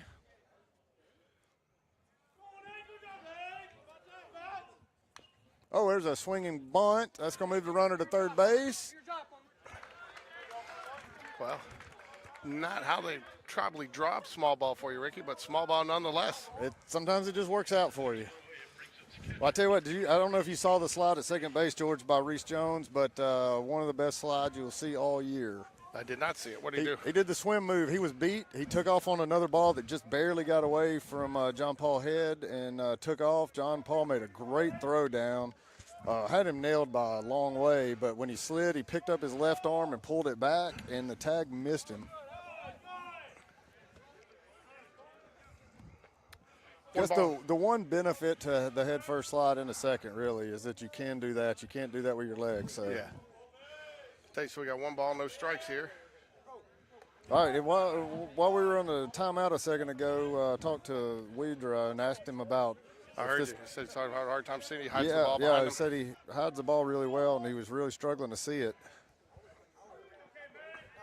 But Coleman said he sees it just fine, and he said he's about to light him up if he gives him a strike. And he lights him up foul out of play. 2 balls, 1 strike. Runner at third. Jags would love to get a run here, Ricky. Yes, they would. So top of the fourth has definitely been a pitcher's duel. I tell you what, if he does get in position, gets 2 strikes, and tries to throw that curveball, it's got by John Paul a few times in this game. Oh, that'll score the run. All right, RBI for Coleman Gray. Something we forget about Coleman being a catcher is he gets down the line pretty good. He does. He's got some wheels on him. So that'll be 2 outs, though, but that does get the run and puts the Jags on the board. And again, Jags being scrappy, doing their job when they're called upon to do it. Foul back. Matthew Weidra fouls it back out of play. Sam Waldrop on deck for the Jaguars. Nobody feeling better after last inning than Sam Waldrop after missing that fly ball, having that error, but that is a tough play. There's a curveball in for called strike. Matthew quickly to 0-2. No balls, 2 strikes.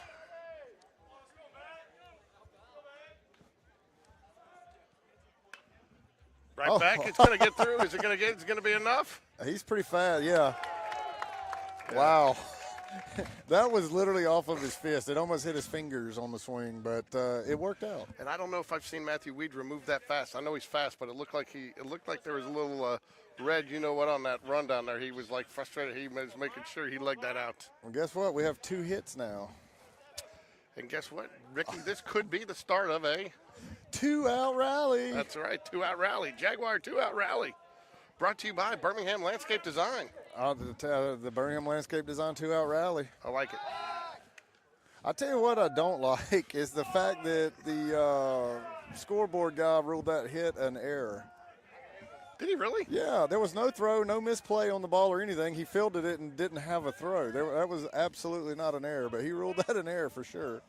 Well, Game Changer's the official. Oh, I know.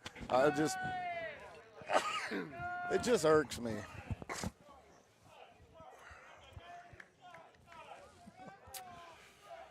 Sam Waldrop.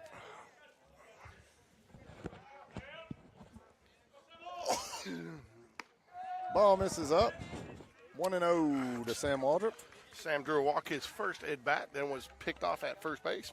I think he'd definitely like to get back on the bases. And Sam would like to get a double right here and score a run or something and help him feel better. He's had a couple of mistakes in this game that he's probably not too happy about.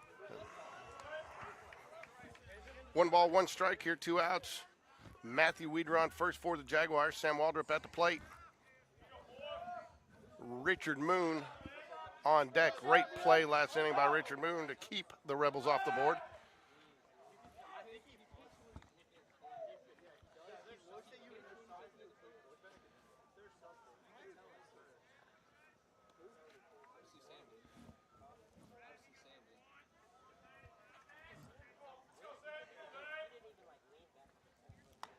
Ball high. 2 balls, 1 strike. You know what we like to call that, George? Hitters count. We do. I do. You know what I wouldn't mind seeing here in a minute, Ricky? 2-out rally. Runners on the corner. Ooh. Fouls it away.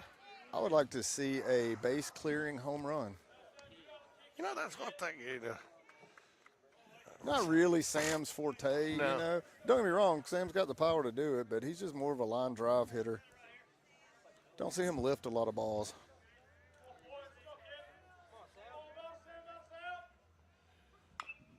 He stayed in on the curveball. It's going to be a tough play. He got a good bounce, though, off this turf. Forget about that. You know, if that was dirt, that ball dies on that second bounce. And that'll do it. Jags strand 1, but get 1 here in the top of the 4th. Jags 1-0. Scored 1 run off of 1 hit. Vestavia 1 hit and no runs as we head to the bottom of the 4th. Due up for Vestavia is Lucas, 1 for 1 on the day. Mason Perigo, who 0 for 0, and Taylor 0 for 1 on the day. The 4, 5, 6 hitters for Vestavia. We'll be right back.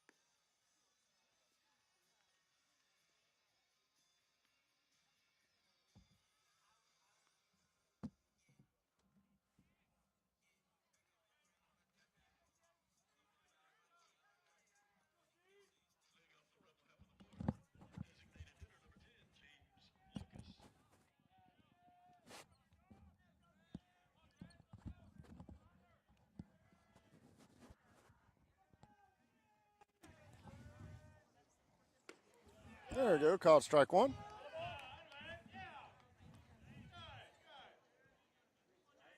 CJ's looked pretty sharp. Hadn't had a ton of break on his curveball, but he's still been able to locate everything really well. Oh, that was a pretty good one. A little bit low. Good call. Not sure how the batter held off on it.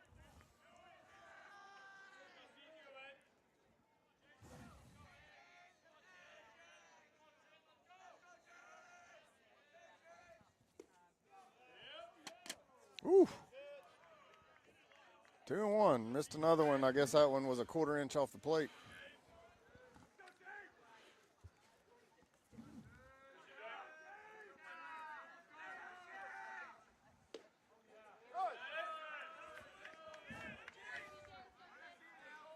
Man, it's tough when you're missing that close.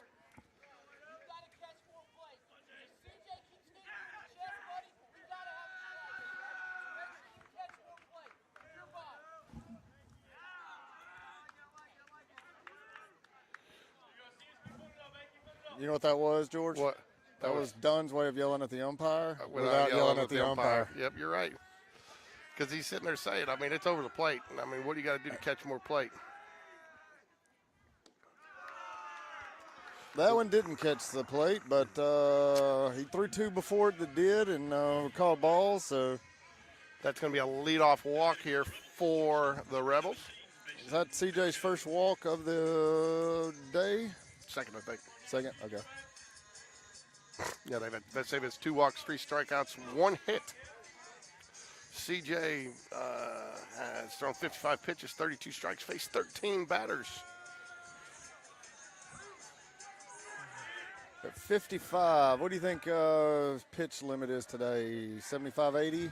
I don't know, you know. Maybe 90? Nah, I don't think they're going that high. There's a high fly ball, and this park's little so it could get out. He's at the Arnold wall. Bush He's going to catch it. Good job, Arnold Oops, Bush. Sorry, folks.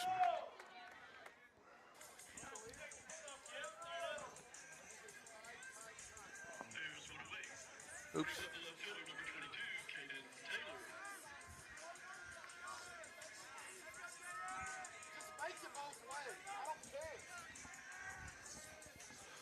Will showing some definite frustration. Definite frustration with the umpire here. Basically tell him if you're going to call it one way, call it both ways.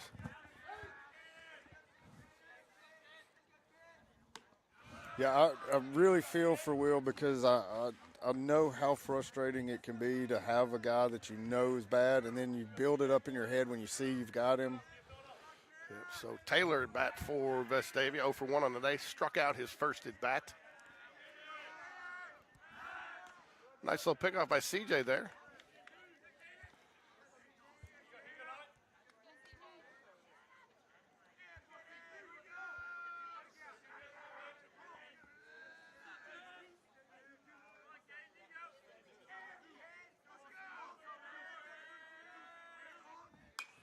Foul back right at us. 1 ball, 1 strike.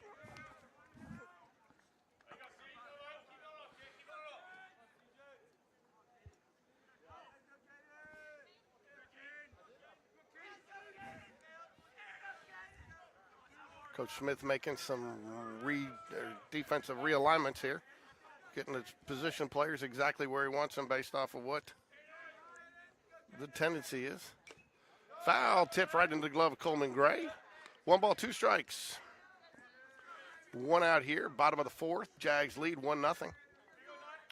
All right, George, you're going to see a changeup right here, I think, and if he can locate it, strike 3. It'll be strike 3. Ladies and gentlemen, Nostradamus. There it was. He did. It was a great pitch. Oh, and he struck him out. At least the umpire, you were giving him a hard time last week for getting the appeal, but at least the appeal's there to get him, and he did go. He did go, and I think that was a great call there. Great to see some of our younger Jags hanging around today in the cooler weather. Great pitch there. Hey, Ricky, was that a fastball? That was a changeup. Was the changeup really? It was a changeup. Man, you're gonna have to get more on your prognostication there. So that will bring up Plugi, 0 for 1 on the day. 2 outs here, runner on first. CJ gets his sign.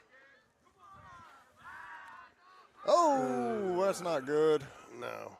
Unforced error. Yeah. Take out the force, but, get the ground out anyway and move on. By the way, Kevin Harper said he was willing to come down here and get on and talk with you today. That's good. Yeah, I thought you'd enjoy that. Anytime I get you off, I'm good. Yeah. Oh. This is a friendly program. Sorry, folks. Sorry, kids.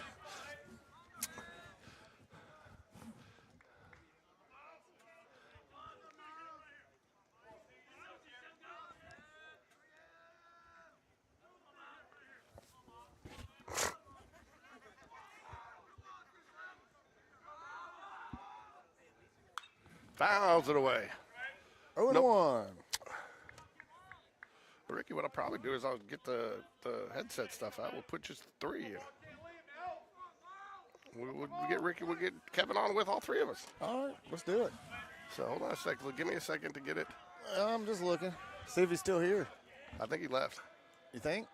I did not see him when the last time I went up there, but he could still be here. Maybe he's in the ball high, not even close. 1 ball, 1 strike. CJ needs to settle down here, Ricky. Yeah. Well, that's all right. Got 2 outs, 1-1.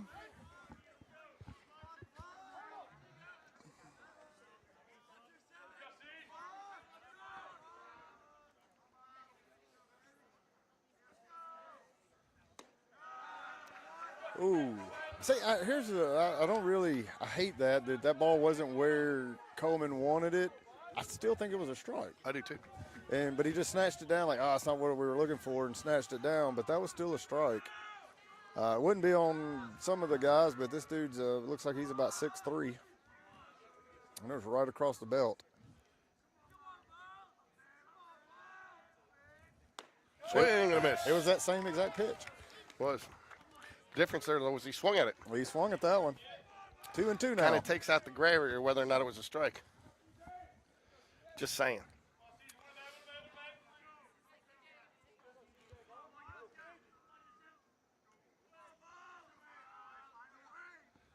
Fouls it away. We'll do it again.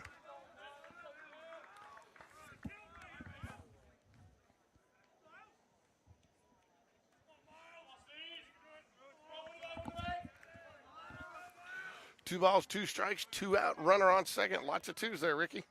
Lots of 2s. Like. What are you throwing him here? I'm going to throw the curve. Fouls it away, back out of play. See, this is right here why I would love to go to the changeup to the righty, but talking to the pitchers, they said Dunn is just basically he's crossed that off of throwing the changeup, same hand to same side.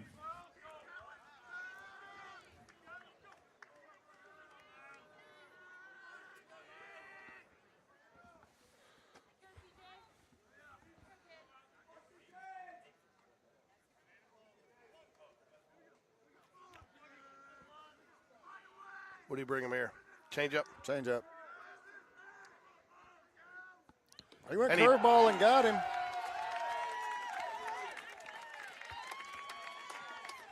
I bet he was just sitting on fastball. And that's the thing about high school hitters. You can almost always get them with the off speed when they're when you know they're looking fastball. They're dead when you throw the off speed pitch in the zone. You have to be good enough to make sure you get it in the zone, and CJ can more times than not. So do it for the Jaguars now. Richard Moon, Jacob Bird, and Arnold Bush.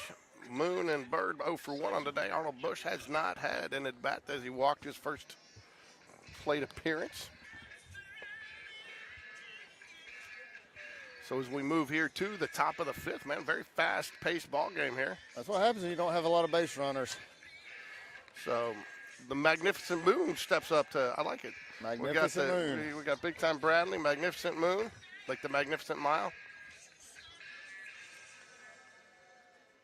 What was it? I was watching the Thompson game, and they kept calling him James Moon, and I thought, where did they get that from? I don't know, but man, they were calling him Berkey. Aiden Burke was like Berkey, and I mean they were butchering everybody's name.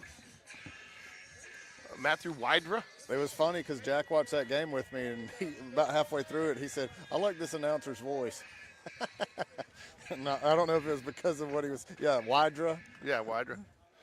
So this has been. I think this game's lived up to the expectations so far. I think probably if you were going to sketch it out on some storyboard before the game, you'd say that it would have been more offensive, but maybe not so with CJ really finding his groove, and Rafferty looks like he's the real deal.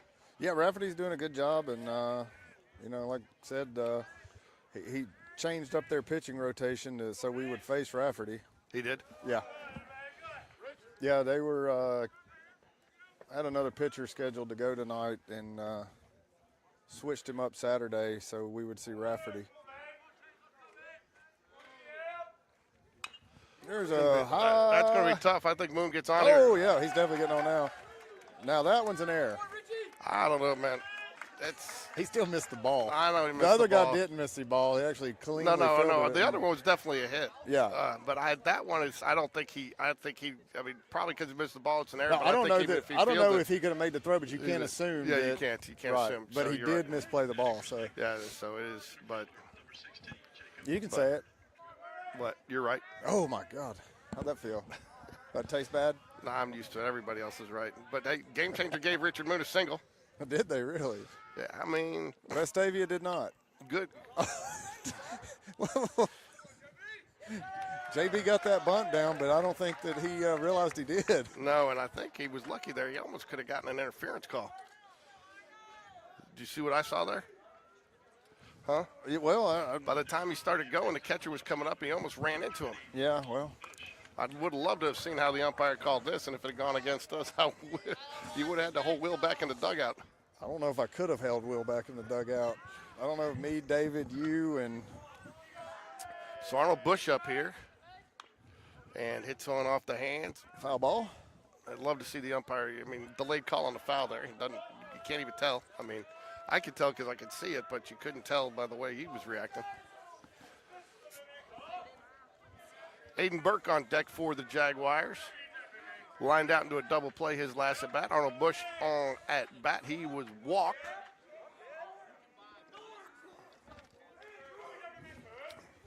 Would love to see Arnold Bush get back on here. Love to see the Jaguars get one more run here, at least. Ooh, good curveball. That's not one that probably swinging at one. That's a tough pitch to hit. That was a good pitch. That was a very good pitch, and 1-2. You can see Arnold just do his best to protect the plate here. Foul something off. They work him. He's going way outside.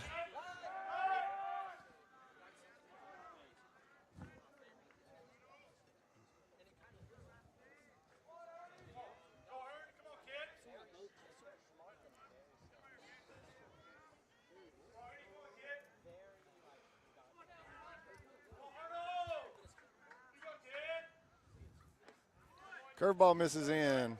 Actually, I think that was a strike, but because he was set up so far outside and slid back over and tricked the ump into calling it a ball. Yeah, you know, some umpires, too, will not give you the close pitch if you miss your spot by that much, too. And with this guy, you never know what you're going to get. Foul ball. Way to hang tough there on the Bush. I do not know how he got anything on that ball at all. I don't Like, either. he swung. That ball was almost in the mitt before he. That was. I don't know how he got anything on it. I don't know how it came back at us the way that it did. I don't know what he hit it with because it didn't sound like a bat. That was pretty crazy.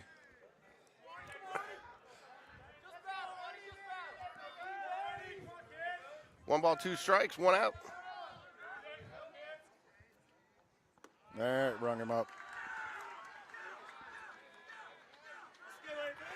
Tell you, man, for a team that just won the 7A title last year, they're getting awfully excited about a strikeout. Well, that's not the team that won the 7A title, if we're being honest. I understand. There were players on that team, though. I know. But you want your guys being excited. I know what you mean. Aiden Burke up now with 2 outs here. Time for a 2-out rally.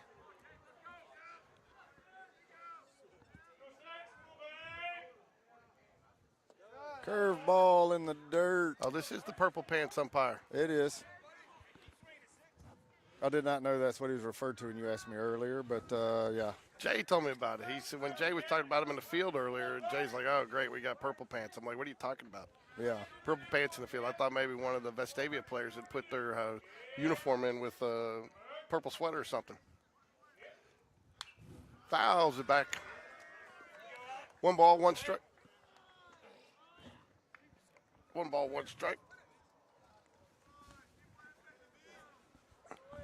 Kevin is here. I'll get the mic out. We'll get him on. Is that him right back there? Oh, yeah, that is him.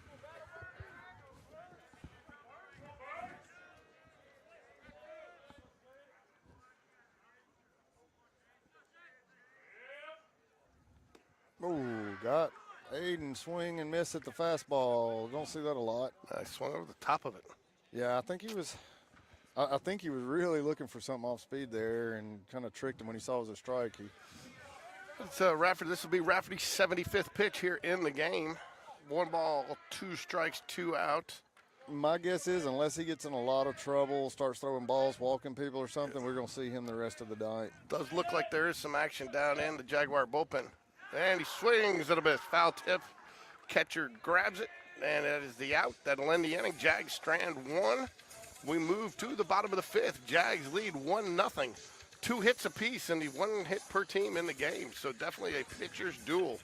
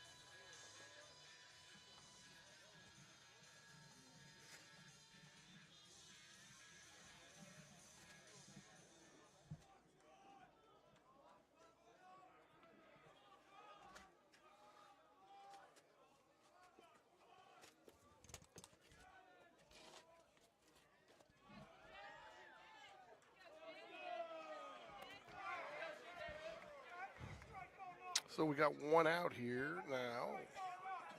First pitch, it was a strike. They fixed it on the scoreboard. Foul ball back out of play. 1 ball. No balls, 2 strikes here, 1 out.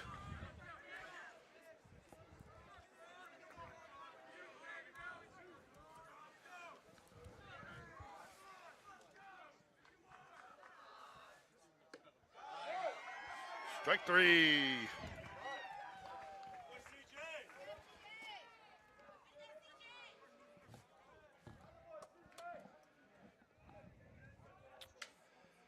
bring up 2 outs now for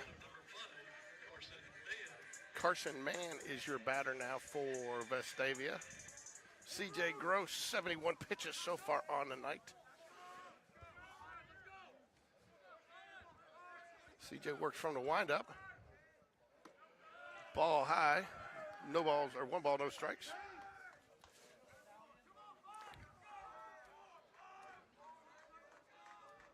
Carson Mann is the leadoff batter for his leadoff man. 0 for 2 on the day, 1 strikeout.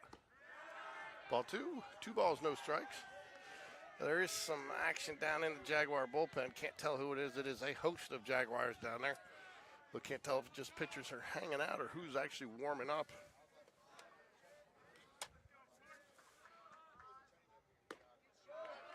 Ball 3, 3 balls, no strikes.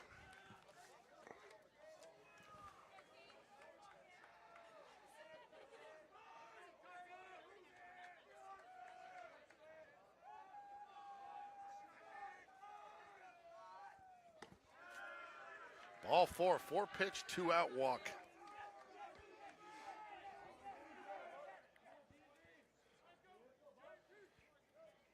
Heading for the Rebels, the catcher, number 13, John Paul Head.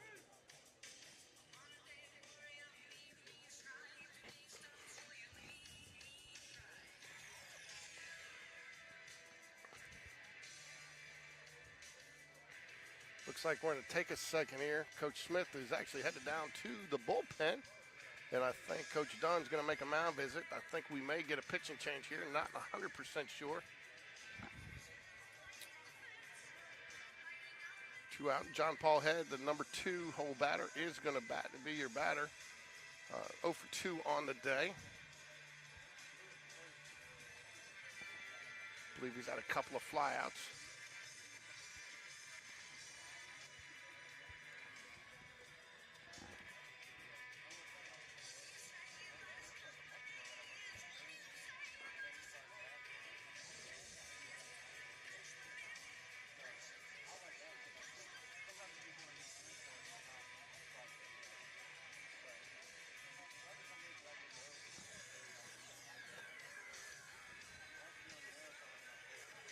Umpire's going to try to speed things up here a little bit. Does not look like we're going to get a pitching change, I don't think. I think Coach Smith was checking to see who might be ready.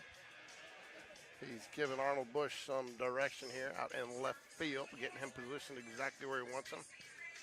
Umpires in no hurry really to speed this up, which is a little surprising. Coach Dunn is going to saunter back off of the diamond.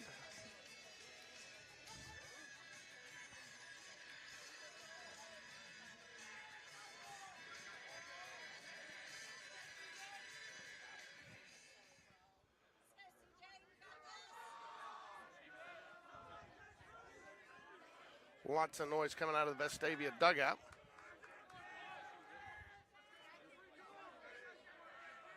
Good things usually happen after Coach Dunn visits the mound. Expect nothing to be different here. Timeout called by the umpire here. Kevin's coming.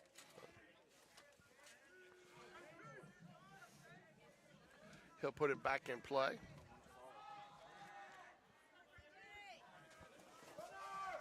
Runner goes. Coleman with the throw. Nope. Ricky, you're killing me, dude.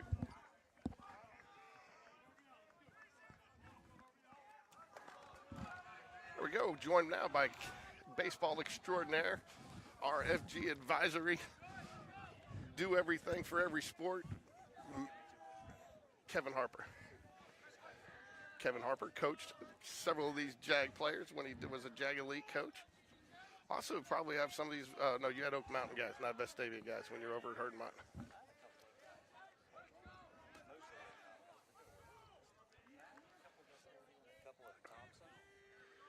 So, I'm glad you could join us tonight, man. It's always good when you can get somebody to break up Ricky a little bit. He is. Nice play by Reese Jones. Wow, what a play. I tell you what, George, I know we've said it a million times this year, but Reese is born to be on a baseball field. You think? I think so. And you know what, ladies and gentlemen, that does for us? That means it's time for the Sean Jones snack of the game. And it looks like it's going to be hot chocolate or hot chocolate. So it is time for the Sean Jones snack of the game. So there's nobody that knows the concession stands better than Sean Jones. So ladies, if you see him, you've heard the taste of Birmingham, taste of Alabama. It's the taste of the ballpark. So thank you, Sean Jones. It's hot chocolate today. So I'm gonna let you two talk for a second. I gotta go get. Speaking of the snack of the game, I'm gonna go get a snack. So you two go at it. You're going to get a snack right now. Probably not. There's a line up there. Yeah. Besides, there's too good a baseball to miss. And plus, you'd have to walk up that hill, George, and we know you don't want to do that. Hey man, I gotta push the target card. You up. got to push the target buggy up. I improvised today. Now, look, George, we have Kevin here from RFG Advisors. And Advisory group. Advisory group, I'm sorry, but past your office today, Kevin.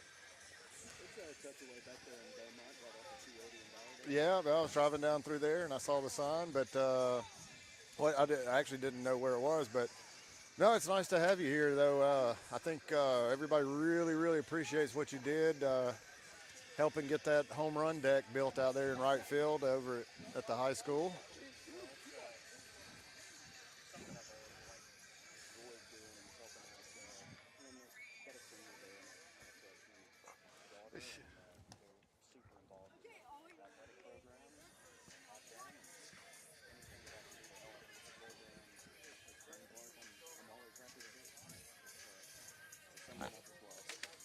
It is exciting, and people ask me all the time, I don't have a kid playing on this team, and, do a lot with the team and around the team and everything, and people are like, man, I can't believe you're here and you don't even have a kid out here, and which to me, I'm just like, it's still like we coach these kids. We've grown up with these kids and seen them forever, watched them play forever. I love baseball and everything, and I think sometimes people miss that is, if we're going to have you're going to have nice things in your community and stuff. It takes people like chipping in. Like none of us are going to make our community great by ourselves. But if everybody can chip in a little bit, it goes a long way. Changes things up. By the way, Reese Jones is up to bat now, which is he might need some of that hot chocolate here. Well, it does, Ricky. You're right. It's nice to be able to chip into all those things. And thank you for putting your time and your efforts into ordering and getting that thing built. And it looks beautiful, end result, and it's nice to have a little piece that's added there, especially with the new turf that went down this year. That obviously the city of Hoover was nice enough to come in and help us out with that, but just little finishing touches that make a big difference. Yeah, I think that ballpark, and when it's all finished up, hopefully before next season, the new bathrooms and landscaping gets in and everything, it's going to be. I already thought it was probably the best high school park on campus in the state of Alabama, and I think it's even better now. Good pitch there, gets Reese Jones swinging for the first out, brings up James Battersby. Sorry, I couldn't hear you there for a minute, Kevin. It was technical difficulty, but I got it fixed, so nobody missed much. Only missed Ricky. Ricky was built. Everybody got Ricky building you up. Hey, but I've got a daughter too, but not many people know your daughter cheers. She does. You do, and she's a little firecracker, man. She's a pistol of energy. She got that much energy at home. She does. She is nonstop. Every now and then she'll crash, but it is a rare thing. Lately they've been doing the after-school cheer practice, getting ready for tryouts again here in a couple of weeks. So she's hoping to continue on with that. And I'll tell you what, you ever want to feel good, man, I tell you what, when you said she was a freshman, I had to think twice because she seems a little bit more mature and older than that, but she is one of the few, when parents are at school, kids run like cockroaches, but not your daughter, man. She's the first one to come up to you, hey, Mr. George, how are you doing? And she'll come up, and she's just, you want to feel good. Somebody to recognize it, because, my kids look like I got three eyes when I'm coming down the hallway. She loves people, and she loves to spend time with people and get to know them, and she is always, she's my little bucket of fun. She's a great girl. So, ooh, wow. Interesting, but gets you out there on the scoop at first base. So, how is it being a cheer dad? I'm having to learn a lot about patience when we go to these events. They'll have these competitions spread out over 5, 6, 8 hours at a time, and then in between you just wait or go find something to eat somewhere close. But it's good, it's fun. The girls work their butts off and have a great time doing it, and they're very competitive. You know, Coach Lambert's got them headed in the right direction, and they work very, very hard.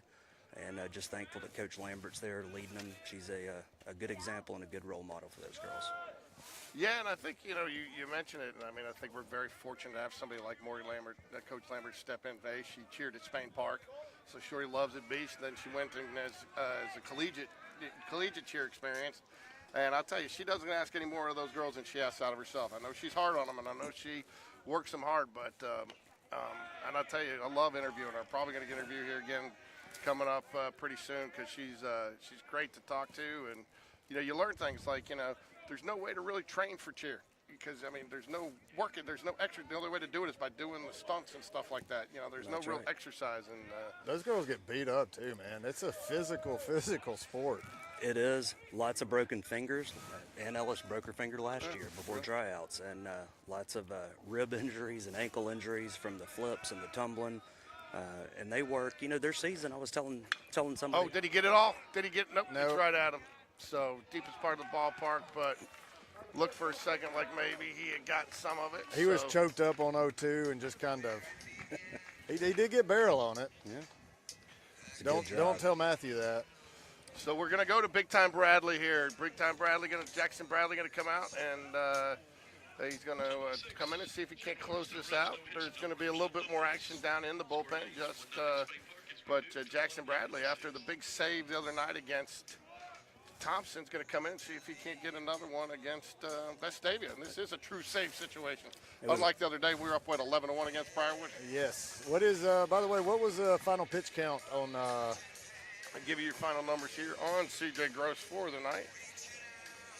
What an unbelievable closing job Jack did against Thompson the other night. Coming in as a tight game and just absolutely shutting him down, too. Yes. He was fantastic. CJ Gross faced 20 batters, throwing 77 pitches, 46 strikes, allowing 1 hit, 3 walks, and 6 strikeouts. All right, George, I'm through 5 innings. I'm going to give you credit. You said you thought they'd hold him around 75, so there you go. Good job, George. Well, you finally got something right. Well, finally. From what I've been told, that they have all the pitchers on a fairly strict limit this year after what happened last year with CJ, and and again, that's one of the reasons why, Blake's not sure if he'll pitch Friday, because they're pretty strict on keeping him the Thursday guy because of the way it's going to set up going into area. Right. And they want him to be that Thursday guy. They want their starters to get 7 days. Like, CJ will be done until the tournament. You won't see CJ until probably next Wednesday when we play again. Okay. And he may not even pitch then because, again, when we come back in area Tuesday. So they're trying to get on a pretty firm rotation to give these guys the rest that they need. All right, George, I hate to interrupt right now, but I do think you have somebody trying to steal your cart. Oh, that's okay. The Target, I'm sorry, that's an equipment cart. We know the owner of that child. We'll be able to retrieve it. It won't fit in her mother's trunk or his mother's trunk. So heading into so Jackson Bradley comes in for CJ Gross here in a 1-0 ball game. So Kevin, George was wondering, he said he got a lot of compliments after the Thompson game. People were real excited that he put the camera up, and he said, we got so many views, I'm starting to think maybe we shouldn't talk. I was one of those views. I sat at home and watched that game, couldn't make it down to Alabaster that night. It's such a blessing, though, George, for you to be able to put this on for people that can't make it to the games. It's great to be able to pull it up and watch it from the comfort of your own sofa. I'm glad, man. It's the whole reason we do it. And again, a lot of it's, you've been there. You've had, do you go to a cross-country meet or a cheer competition? Do you, and it makes it, I've been there. Absolutely. And I can't tell you how many times. That's where NFHS used to be great. I think they've slipped on their technology in some places and well, your video quality and certainly the commentary is always better than NFHS. well, thank you. So 2 balls, 1 strike here as we start the bottom of the 6th. The number 3 hole hitter, center fielder Tonsmeyer, up to bat. 1 strikeout on the day, 0 for 2. Where does that miss? Jackson Bradley, Ricky Jackson seems like a little more velocity today than He definitely does. He got a little more pop to it, and throwing with some confidence. well, I think he's throwing with confidence and getting innings, man. As these guys get innings, they relax. Everything gets a little harder, a little faster. The more they play, the better they get. It's also something else, too, that we're not used to seeing because we've, over the years, seen Jackson start games more. Yeah. And now if they're going to use him in this closer role, it's a lot easier to know I only have to throw 20 or 30 pitches so I can come in and just let it all go. Don't have to hold anything back. But and the Tonsmeyer kid he just issued a walk to, we played against him since, I don't know, these kids have been 8, 9 years old. Very good runner at first, very good batter. Good all-around player. Yeah, the other Tonsmeyer that's out here, is he as fast as this one on first base? Because I know this one on first base last year started in the field and was lightning fast running the bases. His brother's a little bigger kid. Yeah, he's taller and ranked pretty high in the rankings for 2025 graduates. Okay. And he starts, so if you're starting at Vestavia, you're a good player. We got all that one. That's going to be off the wall down the left field line there. Vestavia is going to send him. He's going to score. He's going to score easy. It's going to be a stand-up double there. Lucas has been. Oh. Wow. Lucas has been the bright light. He's got both of Vestavia's hits. Game is now tied after a double. Yeah, he has the only 2 hits for Vestavia tonight. Yep, and he's now 2 for 2 with a walk and 2 hits, a double and a single, and driving in the lone run. George, who had the other hit besides Reese Jones for Spain Park? That was the one that they ruled an error on the scoreboard, but it was definitely not. Richard Moon had one, and that's Matthew it. Weidrer had one, and Reese Jones had one. We've got 3 hits. Okay. Number 14, Leighton Downey, now hitting for the Rebels. The shortstop, number 17, Mason Perigo. Mason Perigo now up for, with nobody out here. Did you find out is Perigo still going to Duke? No, he's not. The story is that, with people transferring in, they had apparently came to him and asked him to go to the junior college route, and then they would have a spot for him because of with transfer, the transfer portal and everything. So I think he's looking at a lot of different schools from what I was told the other day, and has not made a decision on what he's going to do. So that's the story I was given. Another really good baseball player. Yep. I mean, you need to look no farther than some of our own Jaguars last year who ended up in programs and were there, and they were told they didn't have a spot for them anymore. Mm-hmm. I mean, at some point, the commitment's got to be a commitment regardless of the transfer portal. Yeah, the transfer portal's thrown everything into a washing machine and flipped it around, but there's a high fly ball. Should be an out, no tag. Who's that? I mean, it looks like we got some defensive. Bird. We do have some defensive. That's Jacob Bird in left field. Jacob Bird's and out there in left field. Thornton is in center. I like the fact that Thornton made it all the way over from center to back him up on that. I know the ball was up there a while, but good job by Andrew. Young player doing what he's supposed to do. Speed's probably why he plays wide receiver for football team as well. Yep. Kid can fly. So I did, Kevin. I got to give you credit, though. I don't know if you listened to my interview with Blake Patrick the other day, but I finally found out where Skillet came from. Skillet. I guess it came from flag football. Huh? Yep, that goes back. Also, we started calling Matt again in Jag Elite, and it just That's gonna be a base hit. Is he going to send him? He's going to hold him.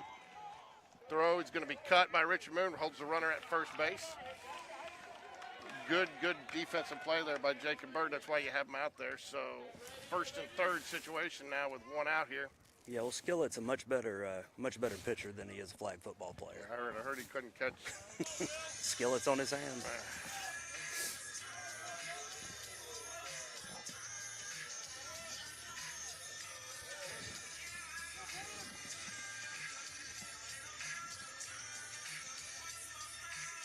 Ladies and gentlemen, your attention please. Pinch hitting for Vestavia. Number 43, Will Moreland. You know, it's just fun as these kids get ready to graduate. It has been a joy watching all of them come up over the years. Oh, yeah. And to get I'm just trying to soak in as many opportunities to see them here before they graduate, and they've all gotten so much better as they've just gotten older and stronger, faster. But it's also his people. You know, I love having them come over and sit in my kitchen. You know, That's right. I had one make me breakfast one morning. You know, came over after football workouts, and now he was making himself some eggs out of my refrigerator. I'm sure. But I don't mind, man. Well, something, Kevin, I know you probably understand this extremely well too. Like these guys, when they're 12, 13, 14 years old, and you spend all weekend with them, waiting on games, in between games, coaching, batting practice, and everything. You just really get to know them, and some of them you feel like you know as well as your own kid sometimes, and some of them you get closer with because your own kid doesn't like talking to you as That's uh, much. right. That's right. As some of the others do. So That's right. you know, and there's so many of them that you're just like, you know, that kid's one of my own, and It doesn't surprise me somebody would make eggs in your kitchen, George. and it would not be you. And No. Hey, man, I made eggs the other night. I make good eggs. So we got a first and third situation here. What is this called, Ricky? This is runners on the corners, George. Yeah, but not when we want them. So, but Coach Smith gives his defensive signal, defensive alignment, defensive. So, you got a pinch hitter here for Vestavia. Borland is the first at bat tonight, facing Jackson Bradley. And obviously, I don't think that one pitcher is better than the other, anything like that. Line drive, it's going to be right at Jacob Bird. They are going to try to tag. The throw comes home. Richard Moon is going to cut it. Safe at home. good play to hang on that by Coleman Gray on the relay from Moon. It's a tough hop. Yeah. But it likely kept the runner at first and prevented him from moving on down to second. Yeah. But back to what I was saying, though, it's like sometimes, you change pitchers and a guy's just really coasting and got a team's number. And no matter who you bring in, anybody but the guy that had their number is just going to get hit. Oh, it's tough. Yeah. Well, and we talked earlier, Ricky, you knew both these offenses, it was going to be tough to keep them at bay all night long. Right. Yeah, that's the strength of both of these teams is the hitting, really. And, and the Jags are still very much in this if they can stop it here. Come in with last at bat here, down one. Rafferty, as well as he's pitched, is getting close to 80 pitches. There is no activity in the Vestavia bullpen, so you got to figure he is going to go. Oh, yeah, I told you at the beginning of this game, I don't think they have any chance of taking him out unless he starts struggling. And, you are going to be in the middle of the Jaguars lineup with Weidrer, Waldrop, and Moon. The other thing to tag on to what you were saying, Ricky, once you chase that starting pitcher who has been so dominant for the entire game, it's just a sigh of relief for the opponent because they just want to see someone else. It doesn't matter who it is. So Greg Maddox could be coming in his prime, and it's not the guy that has just struck them out and grounded them out. And, That's right. And shut them out for 6 innings or 5 innings. So suddenly it's just there. All of a sudden their confidence just goes sky high. That's right. Their swings change. Yeah, it's a ground ball to Richard Moon. Dickerson was the there we go. Gets out of the inning. So that's it. So the Vestavia does get 2.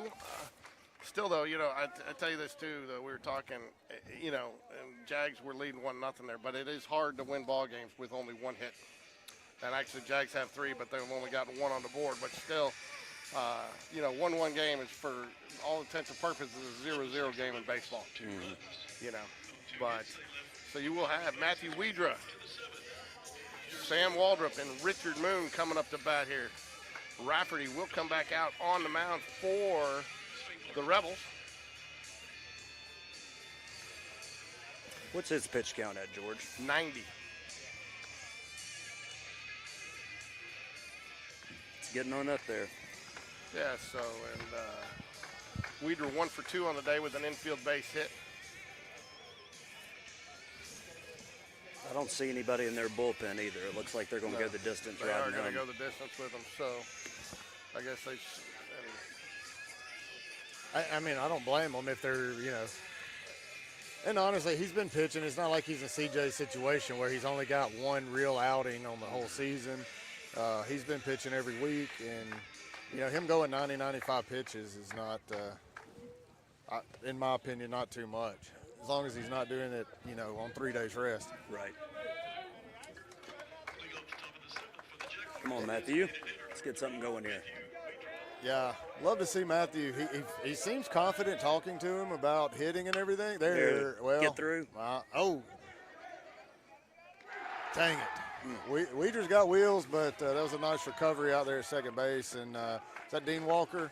Yeah. Yeah, Dean, like I said, I told you, I think last time we played him, Dean's definitely my favorite player on this team. Well, here's the deal, too. This goes to show, and that's a good lesson right there. He did bobble. He did make an error there, but he stuck with it, didn't panic, found the ball, made the throw, and still got the out. A lot of times people panic, throw that away, and compound the error, but nice defensive play there. Oh, 59-footer, Doug. George. I like calling Where you did Doug. Doug come from? I don't know. Doug's sitting up there behind me, and he's better looking than you, so I just. Who isn't? That's true. You make a valid Swing and a point. miss. You make a valid point.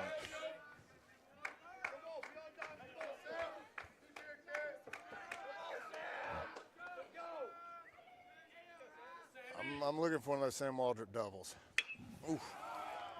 Foul back at the concession stand. Get a window? No, it looked like it hit the roof. I think Sean Jones will be okay. Well, Waldrop's a kid that he's also got enough power to get one out of here if he can connect with one. Yeah, we were talking about that earlier.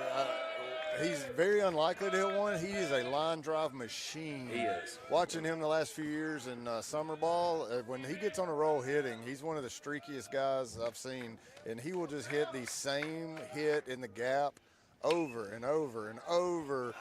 It's a good play. Hard hit ball right at it. Good bounce. Got the bounce. I tell you, Plugie's had a nice day at first base for the Vestavia where he is. He's had a couple of nice digs out there. He really has. So, and kind of saved his infield a little bit because there was one, that was a tough one. That was not an easy play he just made there. It was. Good play by the shortstop, too. Yeah. Just to even get rid of it in plenty of time. I tell you, that's part of them. Hey, just want to quick shout out to everybody that texted in when they couldn't hear Kevin. Appreciate it. That's sometimes the only way we find some of this out.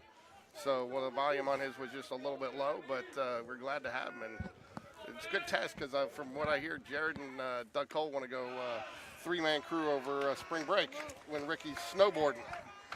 You going snowboarding, Ricky? I am. Where are you headed? British Columbia. So 1 ball, 1 strike here. Jags down to their last out. It's going to be a ball outside. 2 balls, 1 strike. Jags need something. Only 1 run down there. 1 swing from any bat here can make it happen. Yeah, Kevin, this has been, we always go snowboarding in BC for spring break, and this will be the first time we get to stay for 7 days. Perfect. We always have to rush back for baseball midweek and have a 3-day trip, and that's a long way to go for a 3-day trip. Is that Whistler? No, we're actually going to. Revelstoke? Well, Fouls it away. I wish it was Revelstoke this time. We've been to Revelstoke a few times, but we're going to go to Big White, British Columbia. That is the 100th pitch there for Rafferty. 100th pitch for Rafferty. Still There's a 2-2. fouls it away. Richard Moon hanging tough here. Jacob Bird on deck for the Jaguars. Moon said not on my watch. Those of you, after tonight's game, will be back on for Friday night's doubleheader against Jane Clement at Spain Park. Doubleheader. Totally missed everybody there. Hit the ball. I don't know how he laid off that one. So doubleheader. In fact, we're interviewing Coach Johnson tomorrow. I am interviewing Coach Johnson up in Huntsville tomorrow from James Clements. Going to do a little show with him. Ball 4. Great at bat by Richard Moon. Gets the base runner. That's what you want. As they say in poker, a chip in a chair, right? Chip in a chair. Chip in a chair. And but for those of you heading down to spring break, you don't have to watch. You can just listen. That's one of the reasons we kind of do a hybrid TV/radio broadcast. Call it out. Some people ask why you calling out all the stuff. Well, we can watch it because not everybody watches. Some people are driving around listening. I think Chris Patrick was doing that earlier. Jacob Bird, your batter. Seems like Rafferty's overthrown a little bit, wanting to make this one, get this last strikeout, Ricky. Yeah, he definitely seems like he pitches with a lot of emotion, and He's overthrowing. he's overthrowing for sure. Ron Halla's going to make a little visit out. So what's the is it 110 or 120, Ricky, that you have to pull them? 120. I honestly do not know. It must be 120. You have to. There's a pitch number you absolutely have to pull him, even if it's middle batter. I think it's 120 because he's coming up on 100 and that's 105 pitches there. I don't know if it was 110 or 120. I'm not. Vestavia is starting to send some people down to the bullpen here. I think that's part of the reason for the visit. Maybe give somebody. And apparently they told him to get ready in a hurry because he is going through. He's getting after it, isn't he? He's getting after it. That looks like George getting out of the shower. So you got Jacob Bird. Andrew Thornton was on deck, but it looks like Tyler Walker has now grabbed a bat, and he will pinch hit if he gets that far. If you're a Jag fan, you hope it does.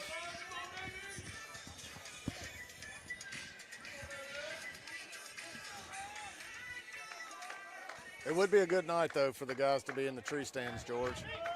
It would be wide so they can catch Jacob Bird's home run ball here. Yes. Jacob Bird has gone deep before. Has he? Yeah. Ball low. 2 balls, no strikes here. How about one in the gap right here, Bird? And then this pitcher gets pulled, and the new guy comes in and gives one up. We win it. I don't know, Ricky. That inside pitch hasn't been there all night. He's called it on righties all night. Where he really seems to struggle is on the outside corner. He don't want to give anything on the corner, on the outside. 2 balls, 1 strike. And that's a little flare. I think it's not going to get deep enough, and that's it. The Jags do it. And Vestavia just won their World Series. So that'll do it, folks. Good 2-1 game, Ricky. So Ricky, if I said to you Spain Park didn't play, I didn't think they played bad enough to lose that game, but I don't think they played good enough to win. Yeah, I agree with that. You know, the bats just weren't there. We couldn't, and I mean, you got to give Rafferty some credit there.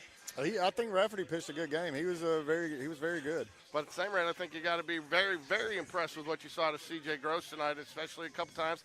Got the back on his wall on the triple on the air and got out of it with no runs scored. And I think if as long as C.J. comes back healthy after this, you got to feel good heading in the area play with him is definitely your number. He's probably, Blake is number 1 and C.J. is your number 2. Oh, yeah, absolutely. So, I think that's going to be good going into area play, having those guys healthy. And I think to your point, I think, no matter who you bring in at that point, just seeing somebody different after you've been dominated like that, it just looks a little different. You got to take advantage of it. Well, yeah, I mean, because he came in, he didn't throw. He pitched really well, actually, but they were just ready to hit at that point and not see C.J. Yeah. So anyway, go Jags. Go Jags, and that is your final. Vestavia takes it 2-1. We will be back with you 4:30.